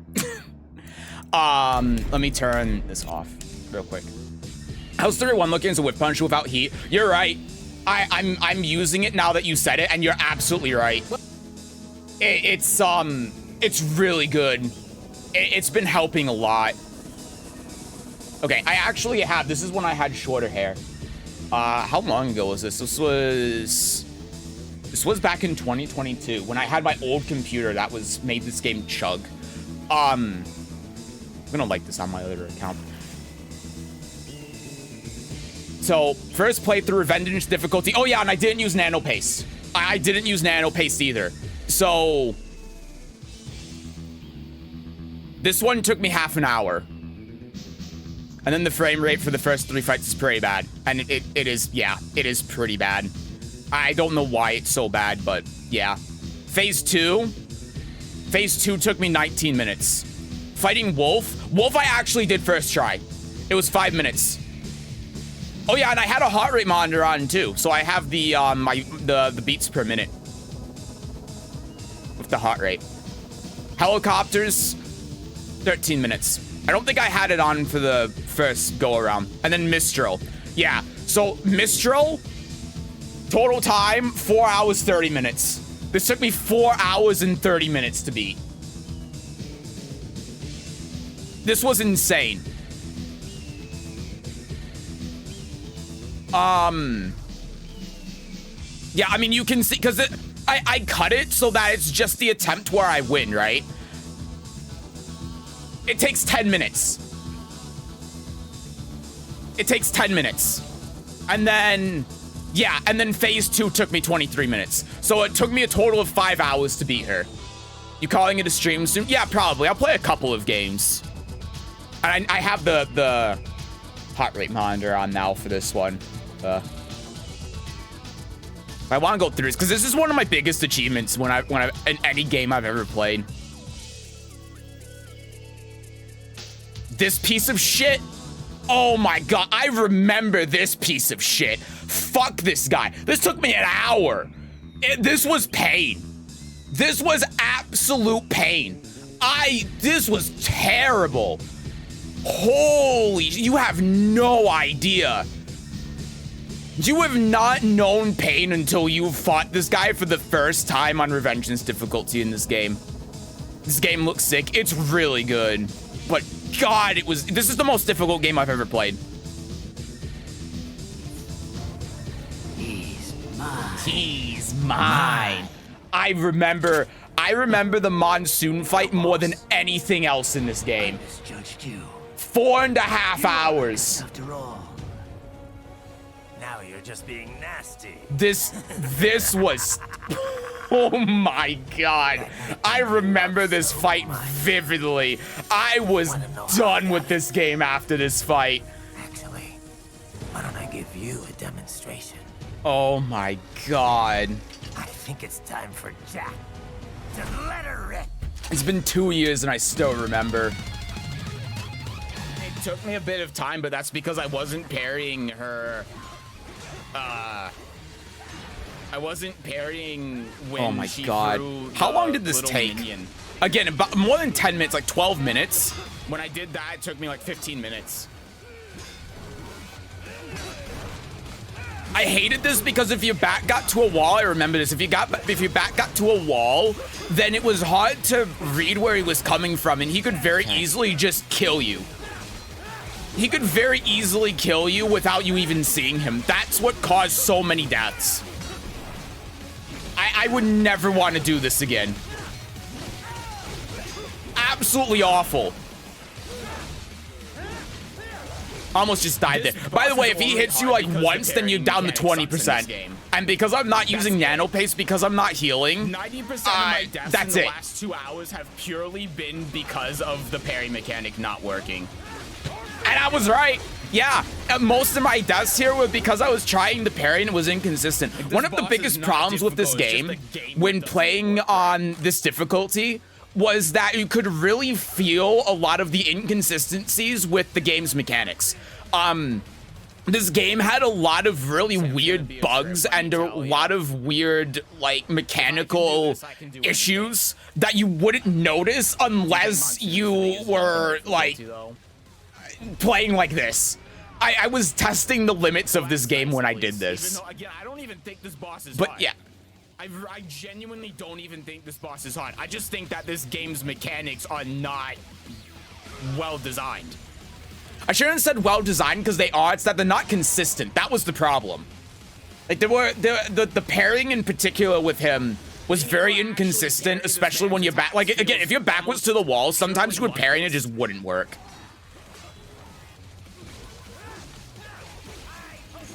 Go and dip. Glad you like with punching 3-1 when you don't have to have fun. Well, thank you for stopping by, Blitz. Have a good night. It's a game that demands perfection a lot of time, but can't provide perfection stuff. Yeah, exactly. Yeah, like this is a situation where you could just die. Completely randomly. That's why you see me running away from the wall here instead of trying to attack him. Because if you're near the wall, he'll just kill you sometimes. Completely randomly. Everybody cheeses the second phase with EM grenade. Even you wrecked the Nintendo There was Virtual Boy. there was a time where I tried did for the that last and it 4 wasn't hours, and I'm working. trying for another 4 It didn't hours. do enough because like you don't.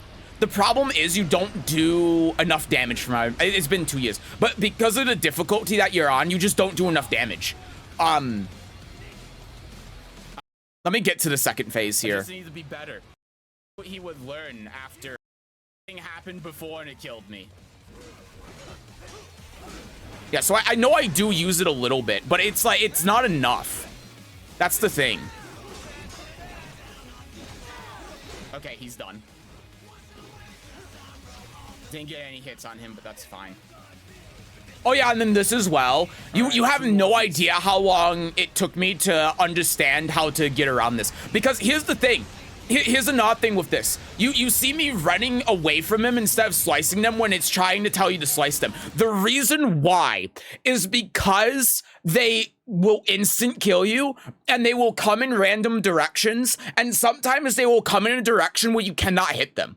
So if you try to go into if you try to slice all of them, there's a random chance you'll just get hit. And because of that, you can't do this consistently if you can't get hit. So what I had to do was just run in a circle. I had to run in a big wide circle. And you have to start exactly here. Yeah, there's the EM grenade. And then you hit him. Right, and you do that. But that's all I can really do with them. Oh yeah, I remember. I had to save the electromagnetic grenade for specifically these moments because you don't have enough time to set it up outside of when he's recovering. And you can see that I don't even do a lot of damage when I do that. No, I don't fear anything anymore. I don't fear you. I do not fear you anymore.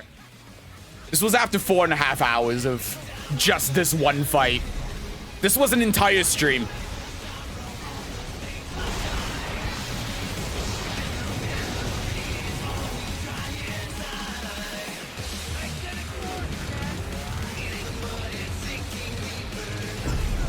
Yeah, again, I have to stand this exact spot, and I have to be very specific with my movement because there's only so many places I can run to. And if I run a little bit off of the path, then I die.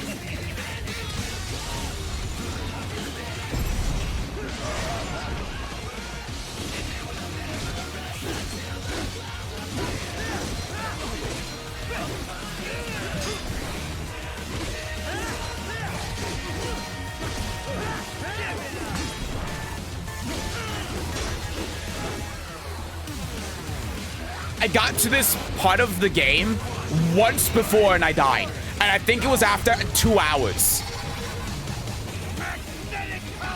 And I didn't understand what to do. So I died instantly to the first one of those.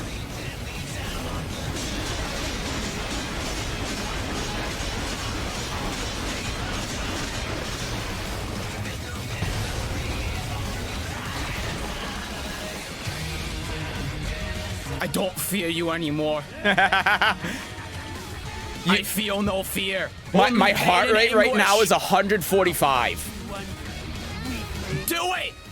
Kill me! I'd never seen this before, by the way, up to this point.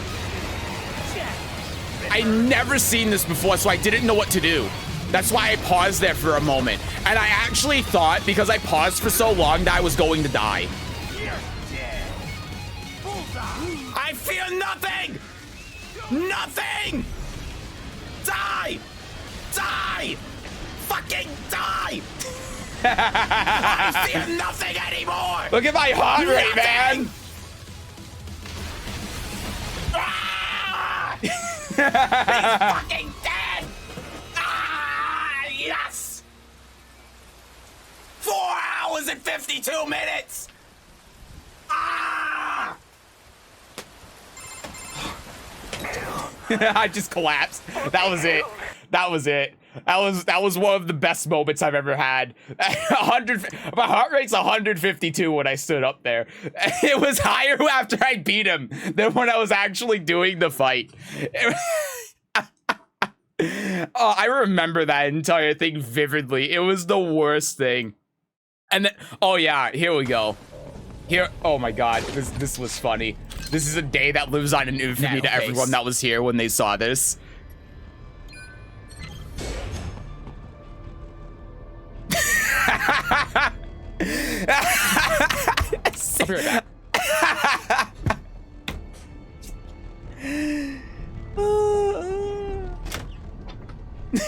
I just leave. Hi, I'm back.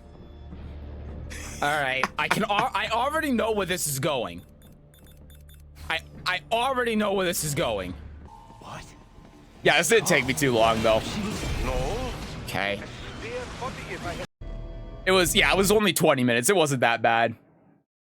Hi, Mosap. Everybody's sleeping now, so I can have internet myself so I can watch this. Welcome back. Wait, what video is this? This is Metal Gear Rising Revengeance. First playthrough, Revengeance difficulty, no nano pace, all bosses. It's a very old video of mine. It's from 2012.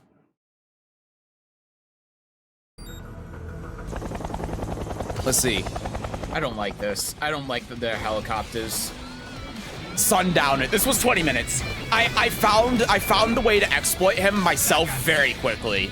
And I just used that instead of actually fighting him. You had the same BRB screen? Yeah. You're so creative. Yeah, I know, right? Yeah, so I just jumped over him constantly, and that was my strategy. And it worked. I didn't even do the fight. Oh yeah, and then Sam. So you say never try to beat Sam without a sword. That's torture. Here's the thing. Sam wasn't hard. It only took me an hour. People say this was the hardest fight in the game. It wasn't that hard. It was the problem with Sam was, again, a consistency problem where I was doing the right thing, but for some reason he would home in on me and hit me. And then I would die. I'd get one shot. I was very mad at the end of this. But it was super easy. Between the light attack button and just dodging it until he doesn't. Oh yeah, the odd thing was I found this fight to be the worst and most boring fight in the game. High-octane gameplay of me running away and then waiting for him to do the same attack over and over again. Yeah. Look at this. Yeah, that's all I did. Very engaging, well-designed fight. Yeah, I hated this fight because that's all this fight was. Because, okay, here I'm remembering now. Here was the reason why I did this. The reason why I ran away from him and waited for him to attack is because if you got next to him, he would do something that could just kill you. I don't remember if it was like parrying or if he could just hit you or what, but there was something that he could do that would just kill you if you were trying to fight him and you couldn't deal with him when he was hitting you up close. So the only way that I could really fight him was just running away and then jumping over him. And then that like lariat attack that he's doing, there's no reason to parry it because you get a bigger punish if you jump over it and hit him while he's recovering. So I was just mad at this fight because it was so boring and it took me so long because I was dying to the dumbest things. Yeah, I hated this fight. This was the worst fight. Voices grown in exactly 0% ratio. Literally the same voice. Yeah. Try to check your YouTube channel and the Wi-Fi. I got fucked again. Image that explains the recent popularity of this game using a quote of the game. Let's see. Memes, the DNA of the soul. Yeah. So I remember it was the second phase. The second phase is what was really bad about this fight.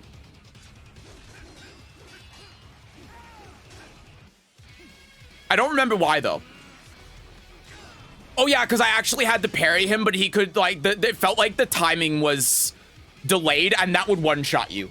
So if I didn't get the parry right when he did that, I died instantly. And then I had to do the entire thing over again. But I think I only got to this, I think it only took me 3 tries on this part of the fight.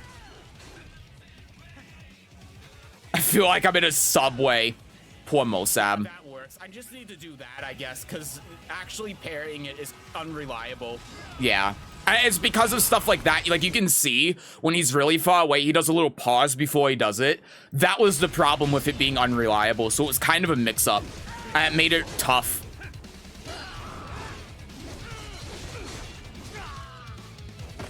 And then you get full combo here.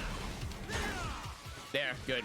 So, yeah, that was the thing. So when he jumps up in the air and comes down, you can parry it. But parrying just didn't work sometimes. So the better thing to do is do the move that has the built-in sidestep, because he's doing a vertical. So I'm doing basically the same timing as a parry, but instead I'm doing that attack just because the parry doesn't work for some reason sometimes. 14%.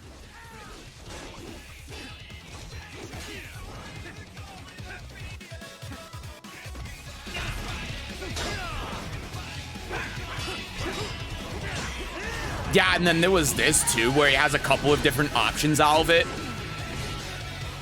Full combo. Have to do it one more time. And I really don't want to do it one more time.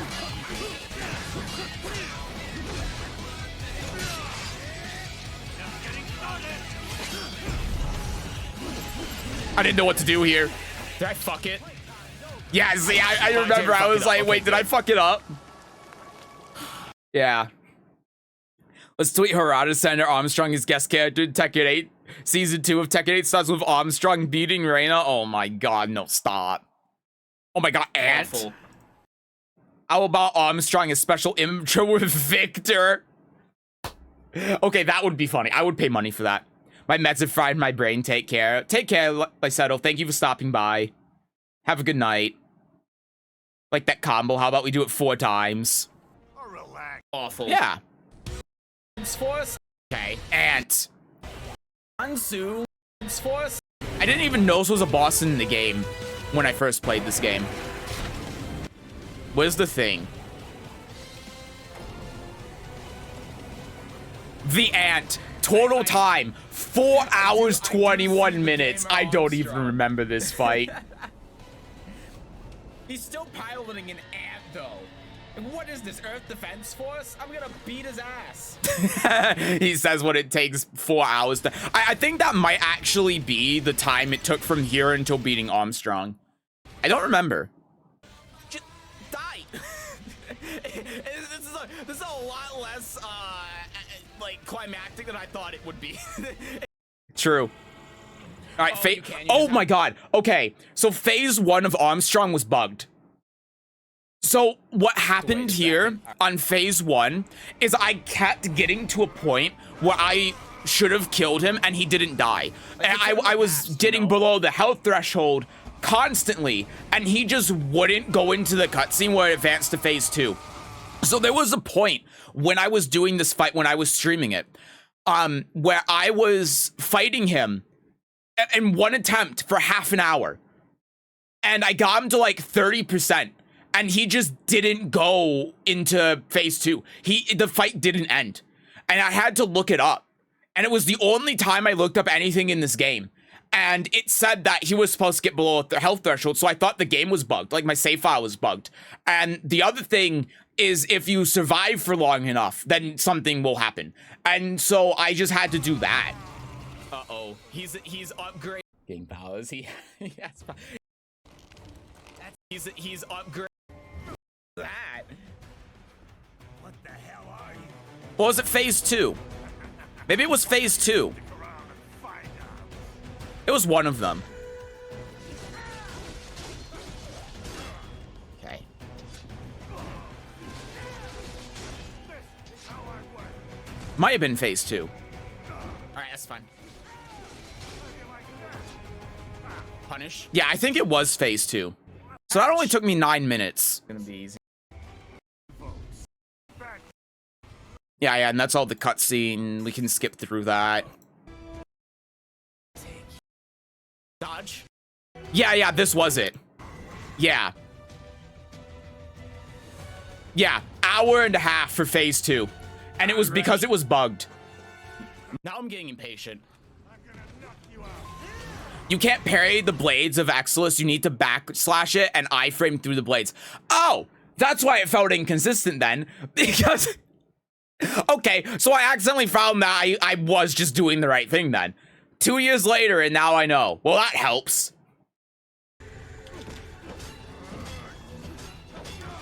There we go. Yeah, maybe I did. I remember getting him down to like 70%. Maybe it wasn't 30, but it was like 70. It was a significant amount.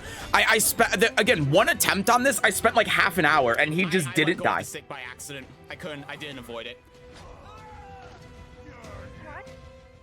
Just dodge. Just dodge. Stop jumping. My fighting game brain is like he's doing command grab, so you jump. It's true. That's not what you do against him. Yeah, so I think I might have had one of these attempts in here to show that was bugged. Yeah, like 95, 94%, 93%. And he just, I think it said, maybe it was that one. Was it 90%? I can't remember. I went from like 30 to 90. But like you can see he's at 93% and he's not supposed to still be in this phase at 93%. So that's when I had to look it up. And then I found that if you just wait it out, then it'll eventually go. So that's why I ended up having to do. So I just didn't attack him anymore and I just waited. It's the only thing I could do to advance the fight. All right, so the game's bugged. Nanomachine, son. Yeah, and so I had a timer as well. I had a timer to time if he was going to go. I think it was at the 7-minute mark. And it didn't, and that's why I was saying this. And I did use nano paste in this fight because I had already technically beaten it and it was bugged, so I had to wait, and I wasn't going to spend that much time just waiting for it and relying on not dying to him. When I had technically already beaten the fight, so I think Armstrong was going to die because you win. No. I didn't. No, how it was supposed to work in this fight in phase 2 was once he got below 95%, it was supposed to trigger this cutscene. But I would consistently get him to like 92, 93%, and it wouldn't happen. It never happened. And the only way that I was able to actually advance the cutscene was by waiting for 7 minutes, I think it was. It's under 90 to go to next phase. I did get below 90. Well, I remember looking it up and seeing, I don't remember what exactly it was, but I do remember getting below 90. Punch him. I explicitly remember getting below 90 and it didn't work. Because I remember looking it up and reading it, and I don't remember what it was, but I remember reading it and thinking I got there already. I don't think you did a very good job of beating the shit out of him like I asked, Raiden. Yeah, and then final fight. The final fight was funny. Extremely lucky. The final fight was extremely lucky. 2 hours, 11 minutes. Highest BPM was at 170. Oh my god, this was so funny because it was so anticlimactic. Okay. I thought you said this video was in 2011. No, it's 2022. It was 2 years ago. Game by Raiden. I agree. It's okay. That run was fucked anyway because it was. He didn't do the late attack. Yeah, it was. It was kind of RNG heavy. This entire thing. This was only in 720p. Oh man, I was only streaming in 720p back then. I forgot to go into Reaper mode. In New Game Plus, you can upgrade Sam's sword to the damage you can do with it is insane. I have seen that, but I was playing with first playthrough, no New Game Plus.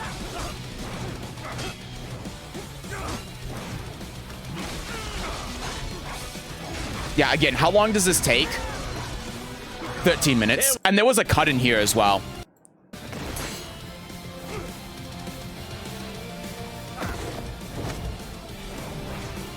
That's the low damage one, but that's fine. Yeah, so this was RNG, so there were two different things he could do, and one of them did more damage than that. I hate him. Just like every other boss in this game. I hate him. Just like I'm playing Sam Show. Okay, cool, he bugged. I'll take it. Me watching stream currently on 160p. Oh my god, no. Yeah, the L when you break his jaw. Yeah, and it does a lot more. It almost instantly gets him to phase 2. So here's the funny thing about this thing. You can't avoid this. you can't beat this. So That's the way you avoid it, is you run up to him and it just whiffs. It's the only way. If you don't do that on like this difficulty about the new game plus and everything, you literally can't beat that. You just die instantly on the spot there. I had to look that up too, and I couldn't find any answers on it because no one's ever done this before. Actually, one person's done this before. And I had to figure it out myself.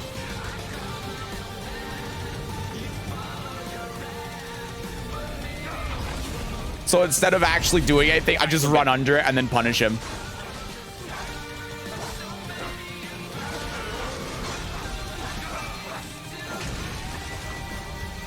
This might hurt. Didn't hurt.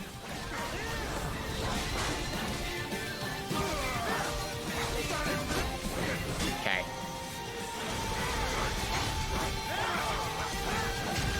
I can turn myself off so you can see past me. Back when I had shorter hair. I need to get a haircut.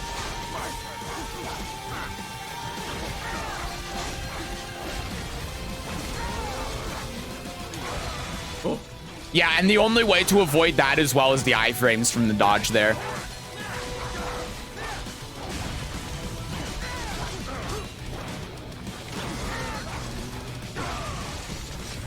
You can also back up, but it's really risky and unreliable. Nice. Full combo. Stab.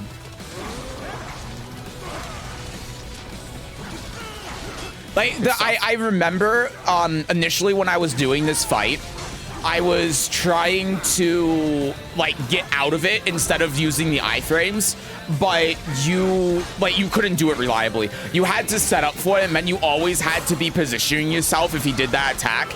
And I got to a point where it just wasn't consistent enough, and I wasn't doing enough damage. So I had to rely on the iframes from the dodge and hope that I got the timing right. Back when Tekken didn't ruin this, man. No. Why do you think I'm playing Metal Gear Rising right now and not Tekken 7? This is good. The iframe's not working on me ruined one run for no damage against him when he was at 23%. And you can imagine how many times that same kind of thing happened for me with how long these fights take.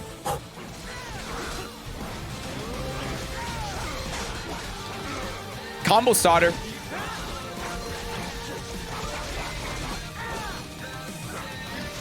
We got him below 100. Incredible progress. Incredible progress. Yeah, I think I had only gotten here once or twice before. Oh yeah, as a character, I only got to... As a character, he's great. As a boss fight, fuck him like everyone else. Yeah, true. I think I only got to phase 2 a couple of times here before this moment. So a lot of this was new to me. I didn't get the combo starter. Real sad.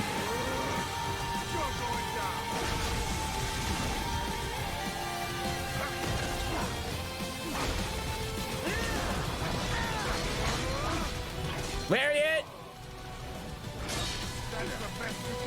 Yeah, when he does the lariat, this is a not RNG thing, but when he does the lariat, you do a lot of damage to him. So this was good RNG.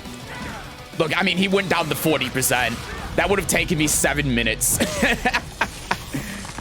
Oh my god, yeah, he went down to 13. Oh my god, look at my face right now. Look at my face right now. Look at my BP. I'm at 160. I was like, wait a second, this could be it. Because remember, I only got into this phase a couple of times. I have never seen this before, so I didn't know what was happening. And you think, yeah, this is the end of the fight, right? I didn't know.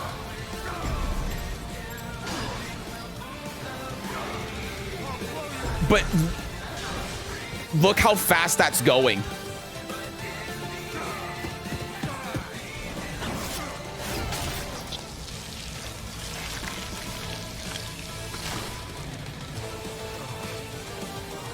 I thought it was over. I thought I won here. I got tricked. I thought I won.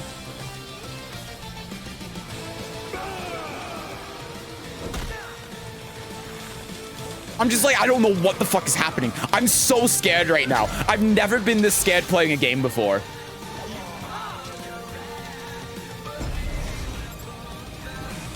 No, what? I had it. I had it, and then I didn't hit the button because I didn't realize how fast this was draining. So I had to do this I don't know how many times because that was the best opportunity I had. That was the best opportunity I had to kill him there. And so every subsequent time you can see just how close this is getting. Every time I get one of his limbs. And I know every time if I fuck it up, then I'm dead. Like, if I screw this up once, I'm dead. So I'm terrified right now. I know what I have to do now. I have to hit his heart. I was just being careful because I didn't want to screw something up. But here's the thing.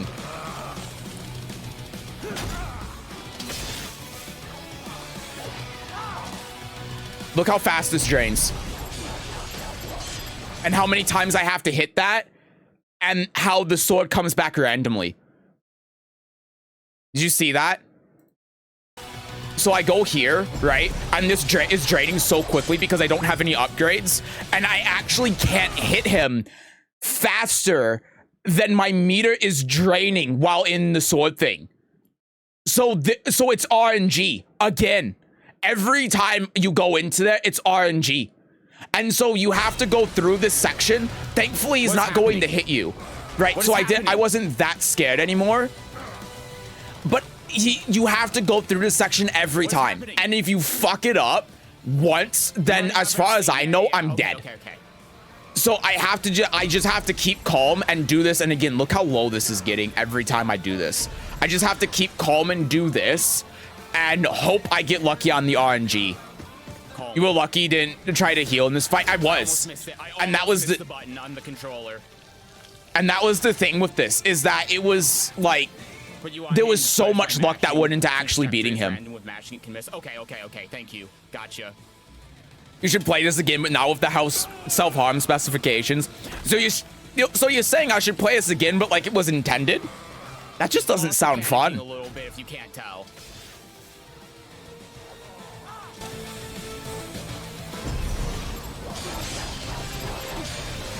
Yeah, I mean, you can see, like, I have to line it up in the beginning, but because of the randomness of it, I just don't have the time.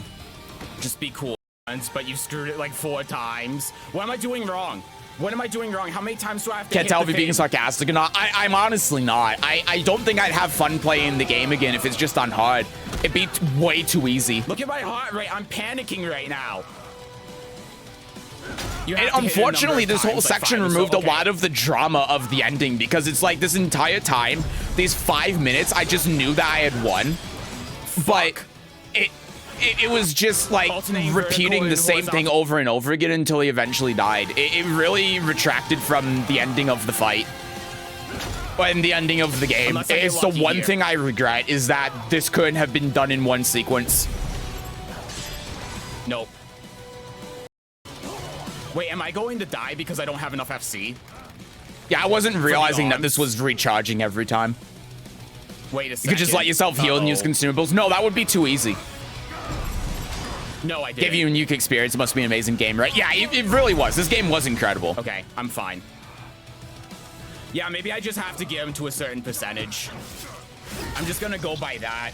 I'm not scared of this anymore, even though I'm like really nervous, of course. Like, why wouldn't I be? You have no idea how much I was shaking during this, by the way. At all. Yeah, and that was the problem. Like, because I wasn't nervous about it at this point, it took away all of the tension. Because I had already know that I'd beaten the game in the fight. But because I kept having to do this on repeat because of the FC being drained, just made it so difficult. So I tried to increase my FC, I think, but I don't think I had any consumables to do it. Yes! We're done here! It took 32 hours to beat the game. Revenge's difficulty, first playthrough with no nano paste! Ah! They said it couldn't be done! He's dead! He's fucking dead! Ah, yes! He's dead! Fuck you, Armstrong, you son of a bitch! Yeah. Anyway, that was a tangent on Metal Gear. It's done. You guaranteed. Yeah. Anyway, if you want to watch the full video, it's on my YouTube channel. I think the VOD is also in my Twitch VODs channel. I think. I'm not sure. I think it is. But yeah. That was a tangent. That was a lot. But yeah, it took 32 hours. Really fun game. Really hard. Hardest game I've ever played.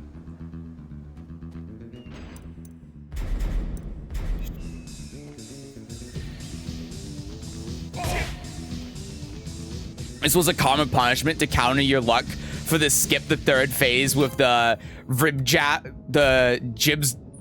jab RNG. Why is it karma for me Fine sacrifice. when I wasn't the one that chose to skip it? How dare you say that to Armstrong?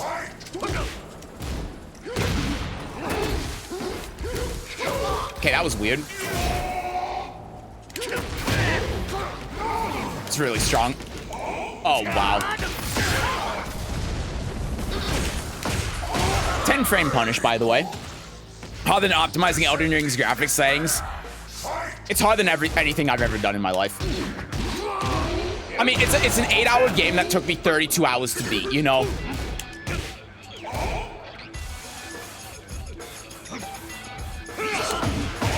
Nice.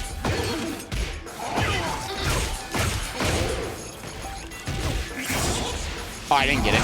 It's fine. He tried to grab me. That's cool. Armstrong did nothing wrong. Neither did Jin and Tekken 6. The world needed World War III. That is the plot, isn't it? I didn't get a break. Okay. Oh, I knew he was gonna go low. I thought I could hot kick.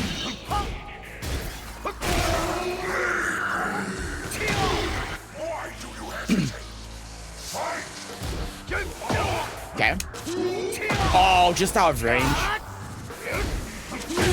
Okay. Okay. He didn't even try baiting it. He just didn't want to deal with my shit.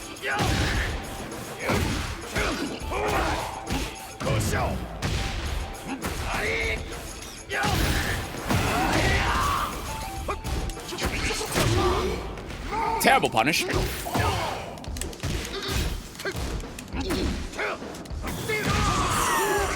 Okay, whatever. That was fish hook, fish hook, fish hook, fish hook. But for real, Armstrong as a guest character would make more sense than Negan. Yeah, it would. I mean, Armstrong would actually be an interesting guest character, I think. But it's also Konami, so that's not going to happen. Because we know how Konami is. Oh, God. Oh, God. I fat-fingered forward. My bad. Wow. Oh, out of range. Nice punish. I spun the wrong way. Great, the graphic settings are gonna get changed. Okay. Nice. Let's do it again. Out of range. Nice block. Okay, flashbang.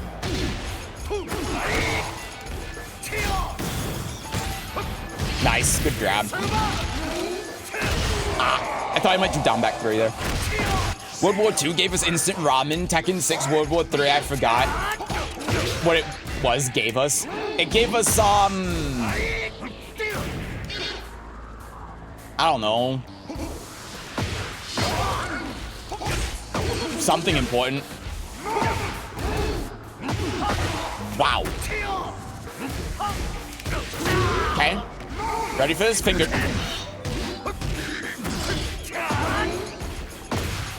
He was ready for it, which is very sad.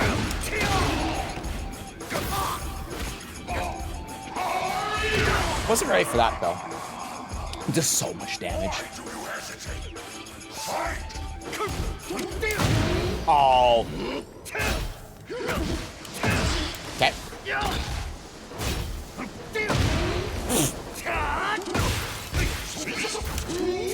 Wow. I'm surprised he dunked there. Okay. That hit me for some reason. Daisu.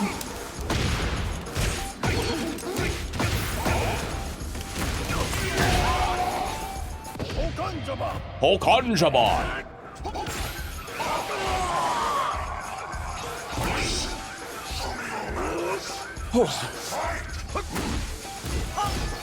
I almost hit a button there.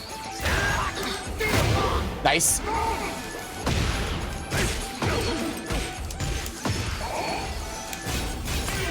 I've been playing him like a goddamn fiddle with that.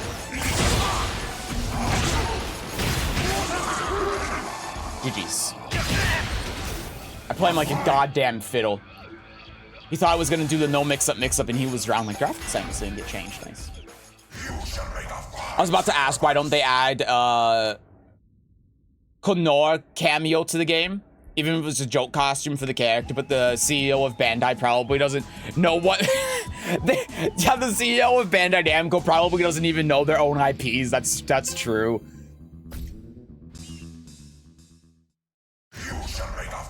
It gave us new technology-based Tekken City. It gave us like new big flat screen TVs or something.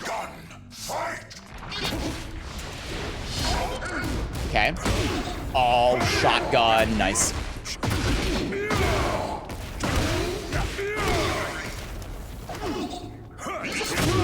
Nice. Okay. Late on the punish. Now this is a song.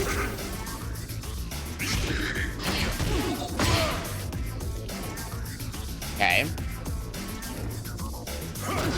Oh no, I didn't want backflip.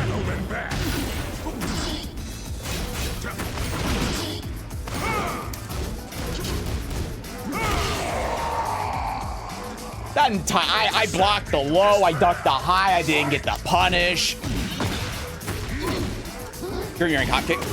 Green ring hop kick. Green ring hop kick.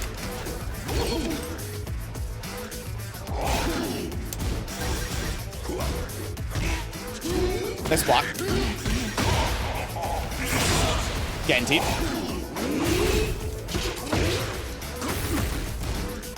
Hey, he didn't fall for it. Okay.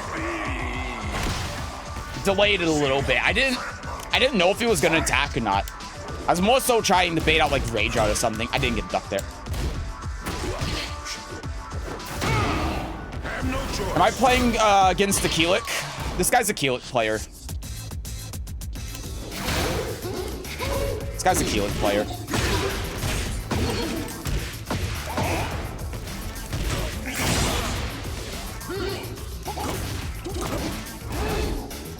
Okay. Wow. That's my fault. No counter hit. No punish. No one knows that's punishable. Okay. Stab him. That didn't kill. Oop.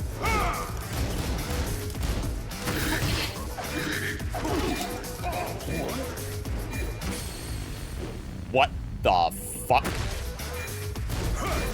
No, that's no. Don't even try with that. Don't even try with the it's my round bender bullshit. Don't even. Oh no, my floor. I needed that. Oh, he didn't break the floor. Cool.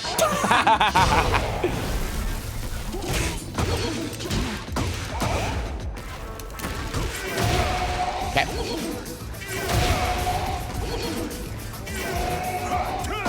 Why did I think that was a high? I suck. Oh, he finished it.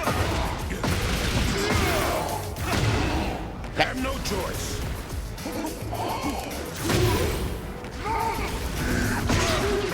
I should have just done poison breath.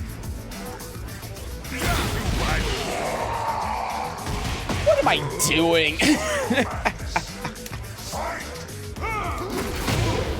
Okay.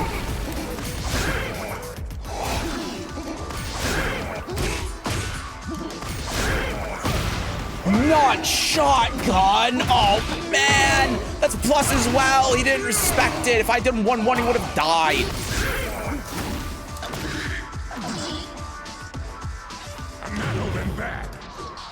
Okay. Shit. All right, fair enough. He baited me. I thought Spring Kick was going to reach there, and it didn't. And I thought it would punish him going into Hermit, and obviously it didn't.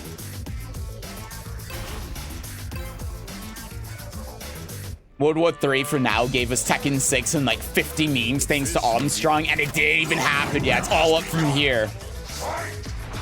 What's wrong with Keelik's fan bounce character? Keelik players are known for GIing when they're punishable. So like if they do a move that's -12, they parry. Every time. Because they know they can because of how bad Tekken's netcode is.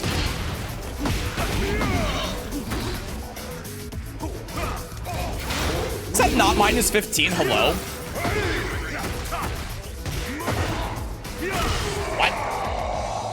How did that beat Flash?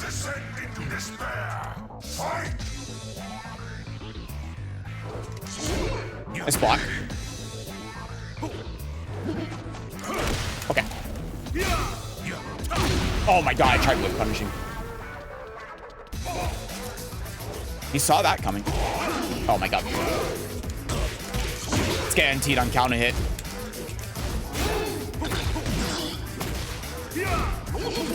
Okay. Dude, I dashed. I mean, he did it because I didn't punish it last time because my 15 frame move didn't hit him.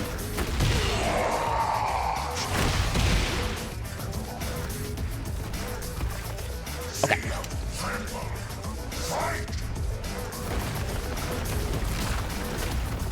Good break. And what about this one? Oh, no.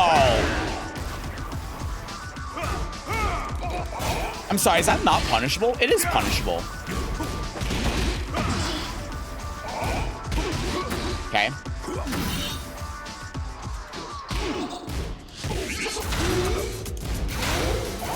Okay, good. Wow.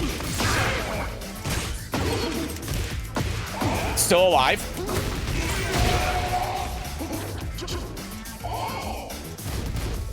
Oh my god, I'm ducking.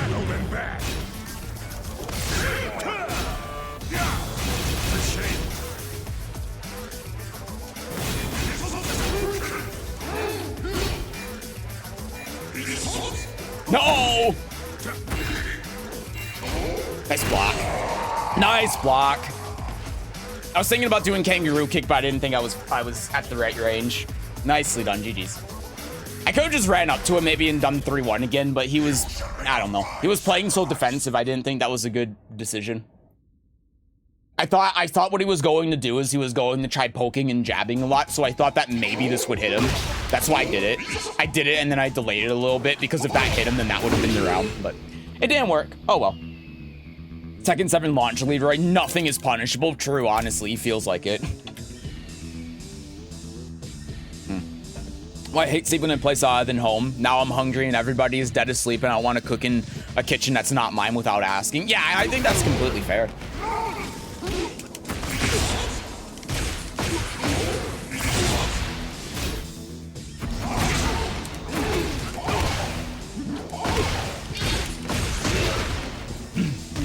I can't say I've run into that issue though, so I can't relate. But I get you.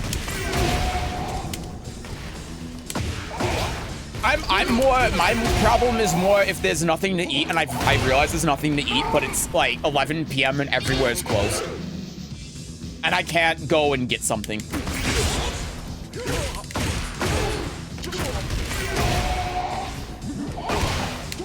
Okay, let's do one more. Let's do one more game. That's why you always have to have with you cookies when you sleep somewhere else. wrong.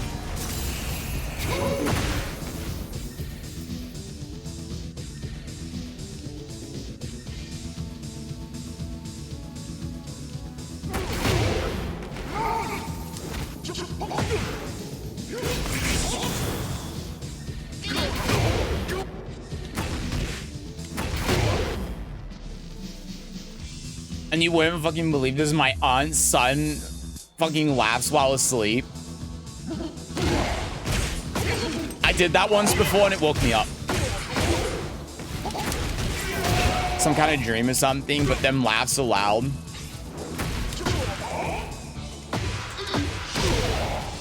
Yeah, like I said, I've only done it once before and it woke me up.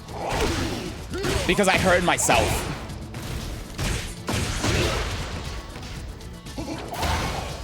Okay, matchmaking's broken, great. I'm going to sleep, it's late as shit, bye-bye. Thank you for stopping by, Dragoon. Have a good night. If I can't find an opponent here quickly, then I'm probably gonna call it as well. Okay, last one, last one.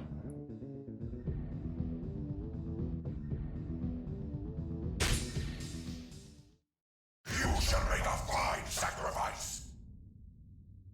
Okay, so we're bullying red rings. All right. Don't miss me. But you have to neutralize it. What is, Mozap, what is up with you and neutralization?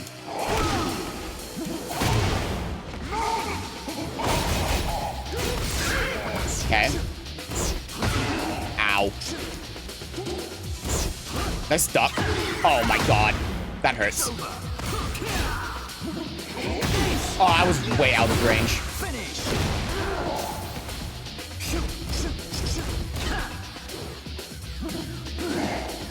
Okay.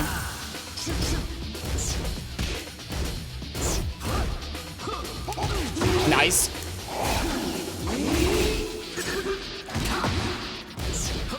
Oh, what the? There's no way I tried force punching that. He did 2 jabs. Okay.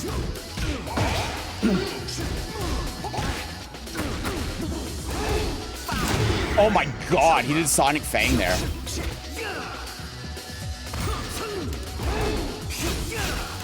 Okay.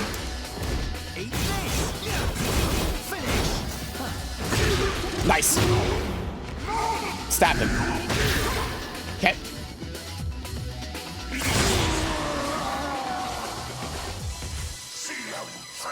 So I neutralize people, I'm slowly making Tekken 6 canon so I can fight Azazel.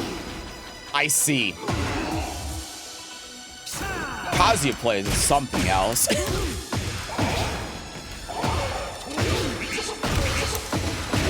Okay.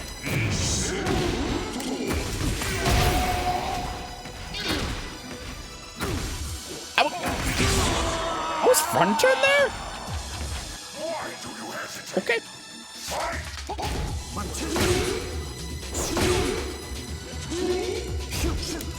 There you go.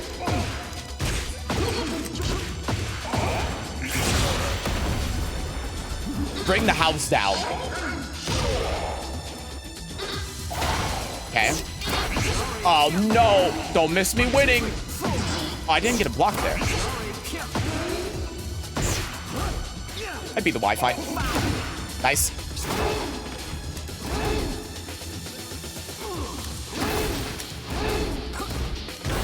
Oh. I mean, nice conversion.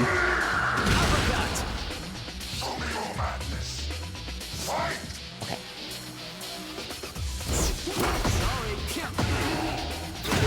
Oh my god, mid. Okay.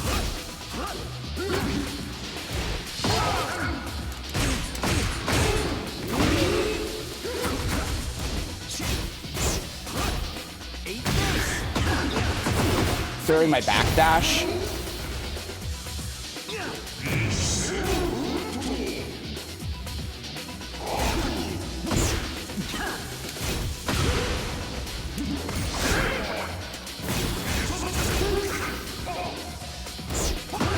Oh my god, dude, I keep... Nice. Oh my god. I tried to do Rage Art there and I got just 1+2. Okay. Alright. This guy got me. Holy shit. Nicely done. Well played. You know, I could do with Azazel's Orb. I can make Devil Sack.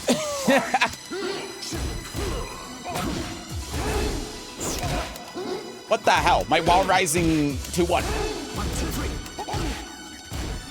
Okay. Oh, no, not... Stab. Okay. I'll take it.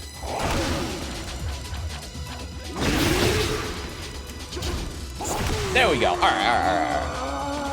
What would Devil Seth even look like?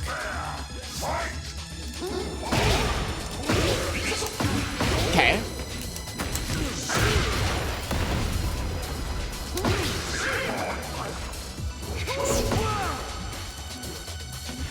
Wow. Well, that's interesting. Ow. Nice. Windmill.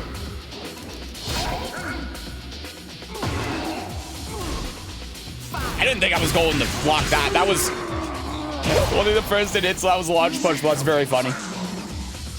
Why that many down forward ones? Because down forward one's a good move.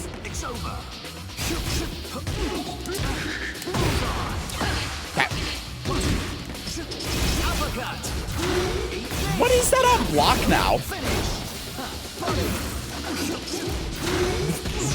He was in the middle of a move. I just want to point that. He was in the middle of a move and he blocked there.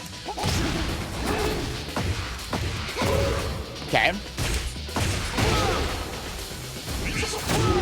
Nice. Unblockable.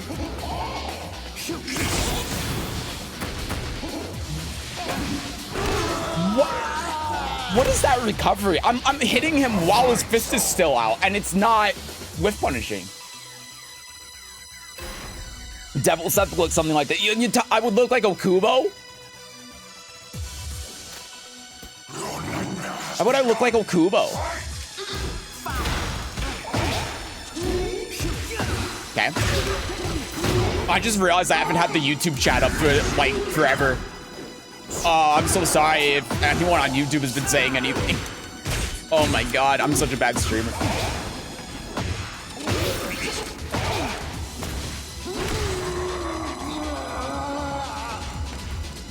Okay, no one has. Phew.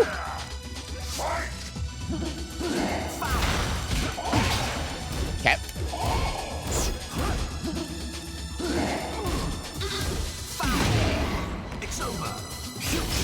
I didn't think that hit me, so I tried doing 2. I could have flashed probably there. That's fine. I don't care.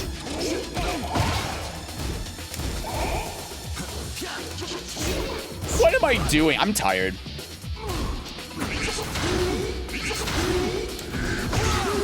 Okay.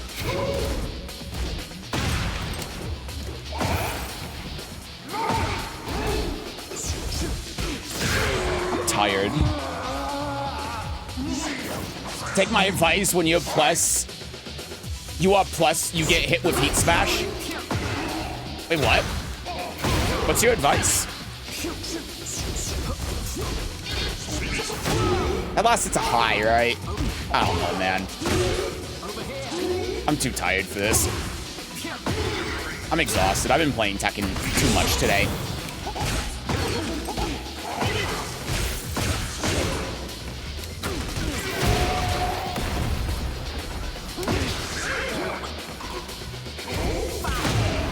Wow.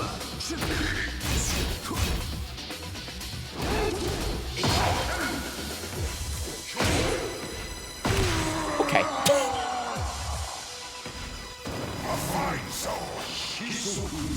Shikizoku Zeku. All right. That's it for me for today.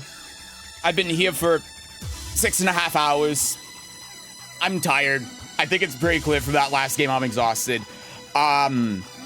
I'm done. Was this guy? Yeah, this guy's just Tenryu. He has 64 defense. This is someone that has never played ranked, I think, because that guy was not Tenryu. Like, he punished back 2-2.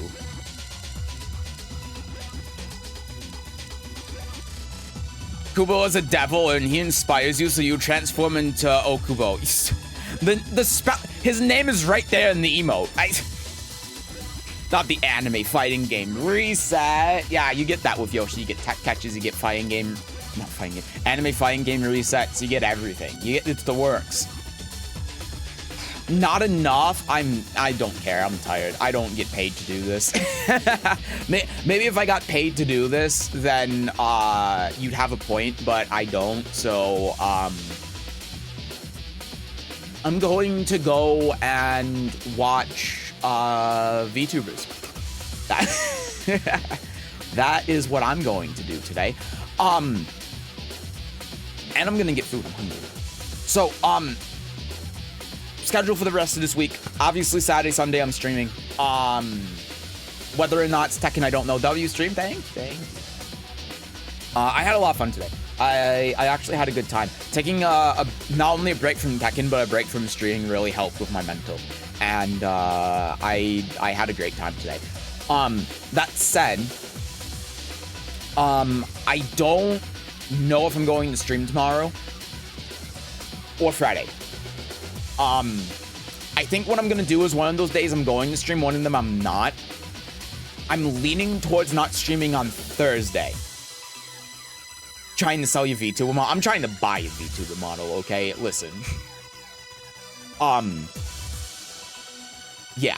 So I think what I'm going to do is I'm not going to stream tomorrow. I'm going to stream something on Friday, and then we'll have the normal Saturday, Sunday stream. I don't know what that's going to be. For those of you on YouTube or watching the YouTube, I have a Yoshimitsu beginner guide that I'm putting together. I have it all recorded before I had like most of it recorded. I have it all recorded now. I just have to edit it. It's pretty long, so I don't know how long it's going to take. But I know some of you on YouTube have asked for a Yoshi guide. So I've made one. I just need to edit it and upload it. And like I said, it's an hour long, so it just takes a while.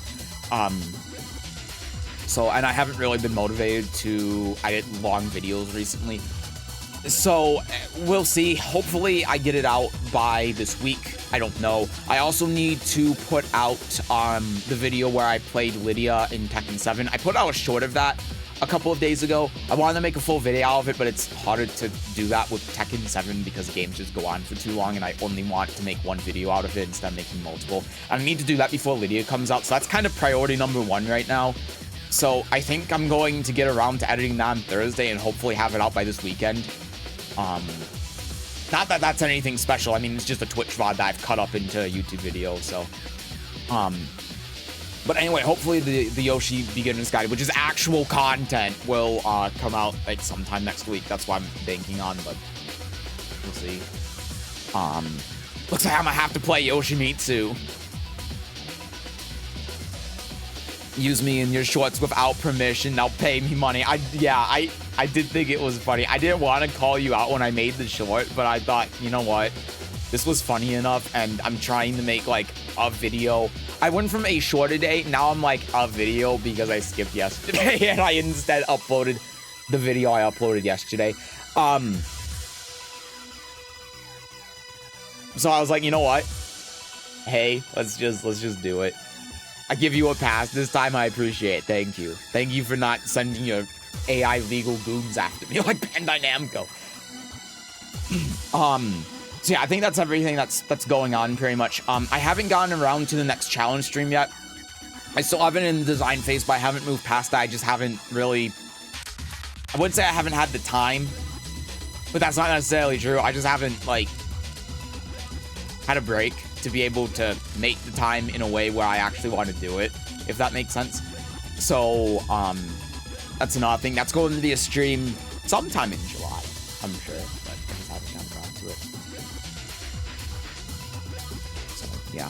Hello, Hyper Bear. And hello, I'm not sure what you're talking about here, but I'm only here to root for the bear. I'm sorry you came right at the end of the stream. I'm ending stream. I'm exhausted. I got my ass kicked by a Tenryu, Steve, and I'm out of it right now. There was unfortunately no bears today either, so if you want me to skim the VOD for bears, I'm sorry, there's no bears. No bear, understandable. Have a good day. I apologize. Hey, if you look back in the Tekken 7 VOD that I had about a month ago where I was playing Lydia, there was a very long set with a panda that was pretty fun. If you want a bear, I mean, there's that. But I got nothing else. I'm sorry. There were no bears today in the entire stream. I'm sorry. Next challenge stream, I don't know.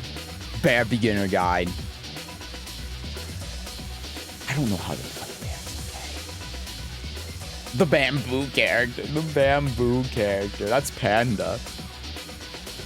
I don't think Kuma is a bamboo character. I don't think Kuma has any association with bamboo. Freer, I was here the other day and you said you're not a fan of bears having 10-frame jab, and it lit up a switch for me. I don't think I said that. I think I said, I may have said something wrong, because I think I said, it was when I was playing Jack, right? I didn't like playing bears because they don't have a 10-frame jab. I think that's what I said, and I'm wrong about that because they do. And it's Jack that doesn't, but for some reason in my mind I was like, bears also don't have a 10-frame move. I don't know why I said that, but I think that's why I said. So I might have missaid something, but that's what I meant to say. I didn't mean to say that I'm not a fan of bears having a 10-frame jab. I meant to say that I didn't like playing bears because they didn't have a 10-frame jab when they actually do, and I'm just stupid. Flip a switch for me climbing ranks and said, hell yeah, that's awesome. Hell yeah, you keep going, man. Mind washed. Listen. Yes, but that's normal for me. We all know that.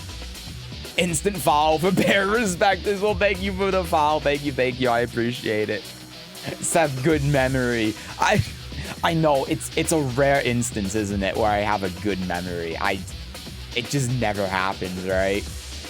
Oh, I'm getting stuck in the just chatting vortex. Okay, I'm gonna go. I wanna eat dinner. I've been here for 6.5 hours. My shift's done. I'm clocking out. Seth, brainy amoebas would die out of hunger inside your head. Listen, I haven't been to Disney World in 13 years, okay? The brainy amoebas, I'm safe from them. I'm not anywhere near them, okay? I haven't seen a crocodile in I don't know how long. It's fine. Actually, I went there in 2009. Yeah, it's been 15 years. I haven't been to Disney World in 15 years, okay? But you're right, the brainy amoebas, I have nothing in here. Like, I tap, it's hollow. It's... and that's why I play Yoshi. Now we all know. Okay, I'm gonna hit the stop streaming button now. Thank you all for stopping by tonight. Thank you for all the follows today. Like I said, I'll be back on Friday. I don't know what I'm going to be doing on Friday. I'm sure I'll have a Tekken stream sometime this week. I gotta prepare for my locals, because my locals are restarting again on the 12th after 4 years, so I need to get practice in. So I'm sure I'll have a Tekken stream this week. 2 other streams are probably going to be something else, so yeah. Anyway, yeah, bye. Take care for the 3rd time. Bye, Mosab. Yeah, have a good night, everyone. I will see you probably on Friday. Probably. If not Friday and Saturday. Bye-bye. And the most boosted character.